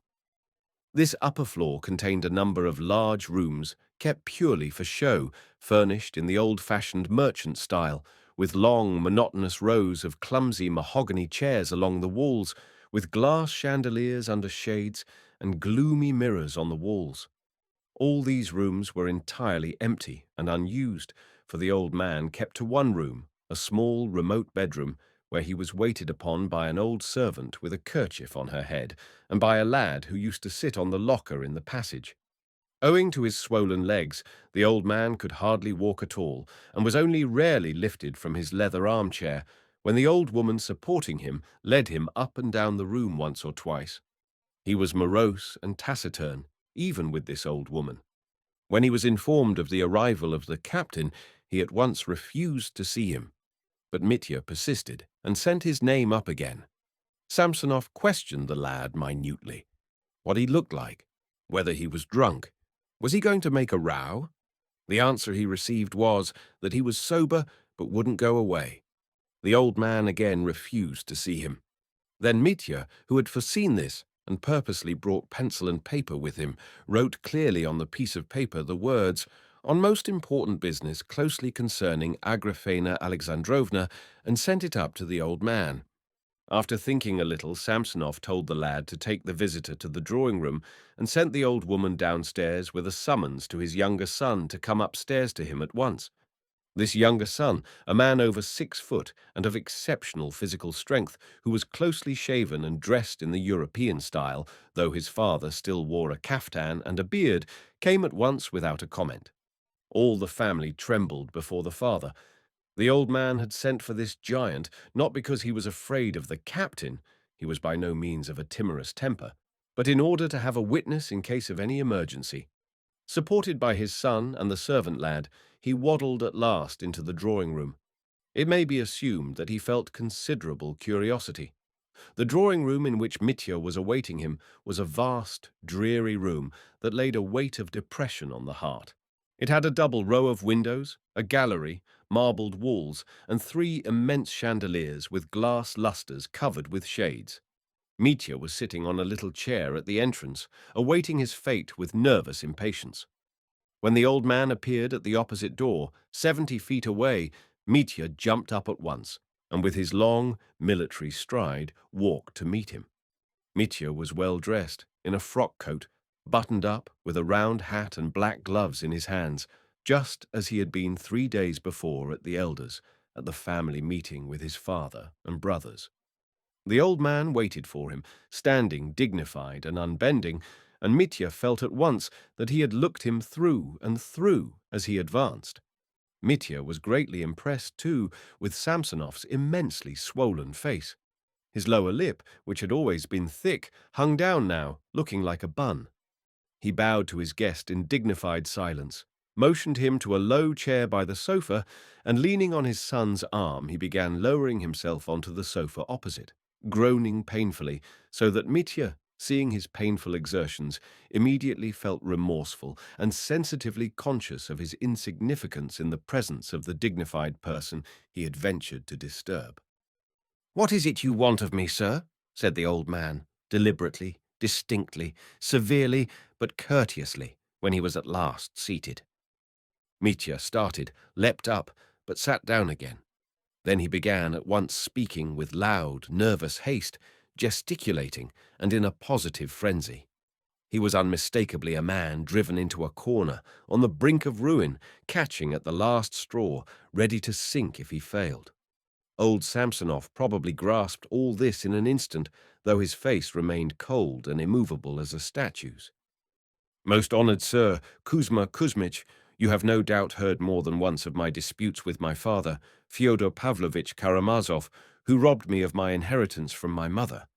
Seeing the whole town is gossiping about it, for here everyone's gossiping of what they shouldn't, and besides, it might have reached you through Grushenka. I beg your pardon, through Agrafena Alexandrovna. Agrafena Alexandrovna, the lady for whom I have the highest respect and esteem." So Mitya began and broke down at the first sentence. We will not reproduce his speech word for word, but will only summarize the gist of it. 3 months ago, he said, he had of express intention, Mitya purposely used these words instead of intentionally, consulted a lawyer in the chief town of the province. A distinguished lawyer, Kuzma Kuzmich Pavel Pavlovich Kornoplodov. You have perhaps heard of him? A man of vast intellect, the mind of a statesman. He knows you too, spoke of you in the highest terms. Mitya broke down again. But these breaks did not deter him. He leapt instantly over the gaps and struggled on and on. This Kornoplodov, after questioning him minutely and inspecting the documents he was able to bring him, Mitya alluded somewhat vaguely to these documents and slurred over the subject with special haste, reported that they certainly might take proceedings concerning the village of Chermashnya, which ought, he said, to have come to him, Mitya, from his mother, and so checkmate the old villain, his father. Because every door was not closed, and justice might still find a loophole. In fact, he might reckon on an additional sum of 6 or even 7,000 rubles from Fyodor Pavlovich, as Chermashnya was worth at least 25,000. He might say 28,000, in fact, 30, Kuzma Kuzmich. And would you believe it, I didn't get 17 from that heartless man. So he, Mitya, had thrown the business up, for the time, knowing nothing about the law, but on coming here was struck dumb by a cross-claim made upon him. Here Mitya went adrift again and again, took a flying leap forward. So will not you, Excellent and honored Kuzma Kuzmich, be willing to take up all my claims against that unnatural monster and pay me a sum down of only 3,000. You see, you cannot, in any case, lose over it. On my honor, I swear that. Quite the contrary, you may make 6 or 7,000 instead of 3. Above all, he wanted this concluded that very day. I'll do the business with you at a notary's, or whatever it is. In fact, I'm ready to do anything. I'll hand over all the deeds, whatever you want, sign anything, and we could draw up the agreement at once. And if it were possible, if it were only possible, that very morning, you could pay me that 3,000, for there isn't a capitalist in this town to compare with you, and so would save me, in fact, for a good, I might say, an honorable action. For I cherish the most honorable feelings for a certain person whom you know well and care for as a father. I would not have come, indeed, if it had not been as a father. And indeed it's a struggle of 3 in this business, for it's fate. That's a fearful thing, Kuzma Kuzmich. A tragedy, Kuzma Kuzmich, a tragedy. And as you've dropped out long ago, it's a tug of war between 2. I'm expressing it awkwardly, perhaps, but I'm not a literary man. You see, I'm on the one side, and that monster on the other. So you must choose. It's either I or the monster. It all lies in your hands. The fate of 3 lives, and the happiness of 2. Excuse me, I'm making a mess of it, but you understand. I see from your venerable eyes that you understand. And if you don't understand, I'm done for. So you see. Mitya broke off his clumsy speech with that, so you see, and jumping up from his seat, awaited the answer to his foolish proposal. At the last phrase he had suddenly become hopelessly aware that it had all fallen flat, above all, that he had been talking utter nonsense. How strange it is! On the way here it seemed all right, and now it's nothing but nonsense. The idea suddenly dawned on his despairing mind. All the while he had been talking, the old man sat motionless, watching him with an icy expression in his eyes. After keeping him for a moment in suspense, Kuzma Kuzmich pronounced at last in the most positive and chilling tone, "Excuse me, we don't undertake such business." Mitya suddenly felt his legs growing weak under him. "What am I to do now, Kuzma Kuzmich?" he muttered, with a pale smile. "I suppose it's all up with me. What do you think?" "Excuse me." Mitya remained standing, staring motionless. He suddenly noticed a movement in the old man's face. He started. "You see, sir, business of that sort's not in our line," said the old man slowly. "There's the court, and the lawyers. It's a perfect misery. But if you like, there is a man here you might apply to." "Good heavens! Who is it?" "You're my salvation, Kuzma Kuzmich," faltered Mitya. "He doesn't live here, and he's not here just now. He is a peasant. He does business in timber. His name is Liegovy. He's been haggling with Fyodor Pavlovitch for the last year, over your copse at Chermashnya. They can't agree on the price. Maybe you've heard? Now he's come back again and is staying with the priest at Ilyinsko, about 12 versts from the Volovya station. He wrote to me, too, about the business of the copse, asking my advice. Fyodor Pavlovitch means to go and see him himself, so if you were to be beforehand with Fyodor Pavlovitch and to make Liegovy the offer you've made me, he might possibly—" "A brilliant idea," Mitya interrupted ecstatically. "He's the very man. It would just suit him. He's haggling with him for it, being asked too much, and here he would have all the documents entitling him to the property itself. Ha, ha, ha!" And Mitya suddenly went off into his short, wooden laugh, startling Samsonov. "How can I thank you, Kuzma Kuzmich?" cried Mitya effusively. "Don't mention it," said Samsonov, inclining his head. "But you don't know. You've saved me. Oh, it was a true presentiment brought me to you. So now to this priest. No need of thanks. I'll make haste and fly there. I'm afraid I've overtaxed your strength. I shall never forget it. It's a Russian says that, Kuzma Kuzmich, a Russian. To be sure." Mitya seized his hand to press it, but there was a malignant gleam in the old man's eye. Mitya drew back his hand, but at once blamed himself for his mistrustfulness. It's because he's tired, he thought. For her sake, Kuzma Kuzmich. You understand that it's for her, he cried, his voice ringing through the room. He bowed, turned sharply round, and with the same long stride walked to the door without looking back. He was trembling with delight. Everything was on the verge of ruin, and my guardian angel saved me, was the thought in his mind. And if such a businessman as Samsonov, a most worthy old man, and what dignity, had suggested this course, then success was assured. He would fly off immediately. I will be back before night. I shall be back at night, and the thing is done. Could the old man have been laughing at me? Exclaimed Mitya as he strode towards his lodging. He could, of course, imagine nothing but that the advice was practical from such a businessman, with an understanding of the business, with an understanding of this Leagavi, curious surname. Or the old man was laughing at him.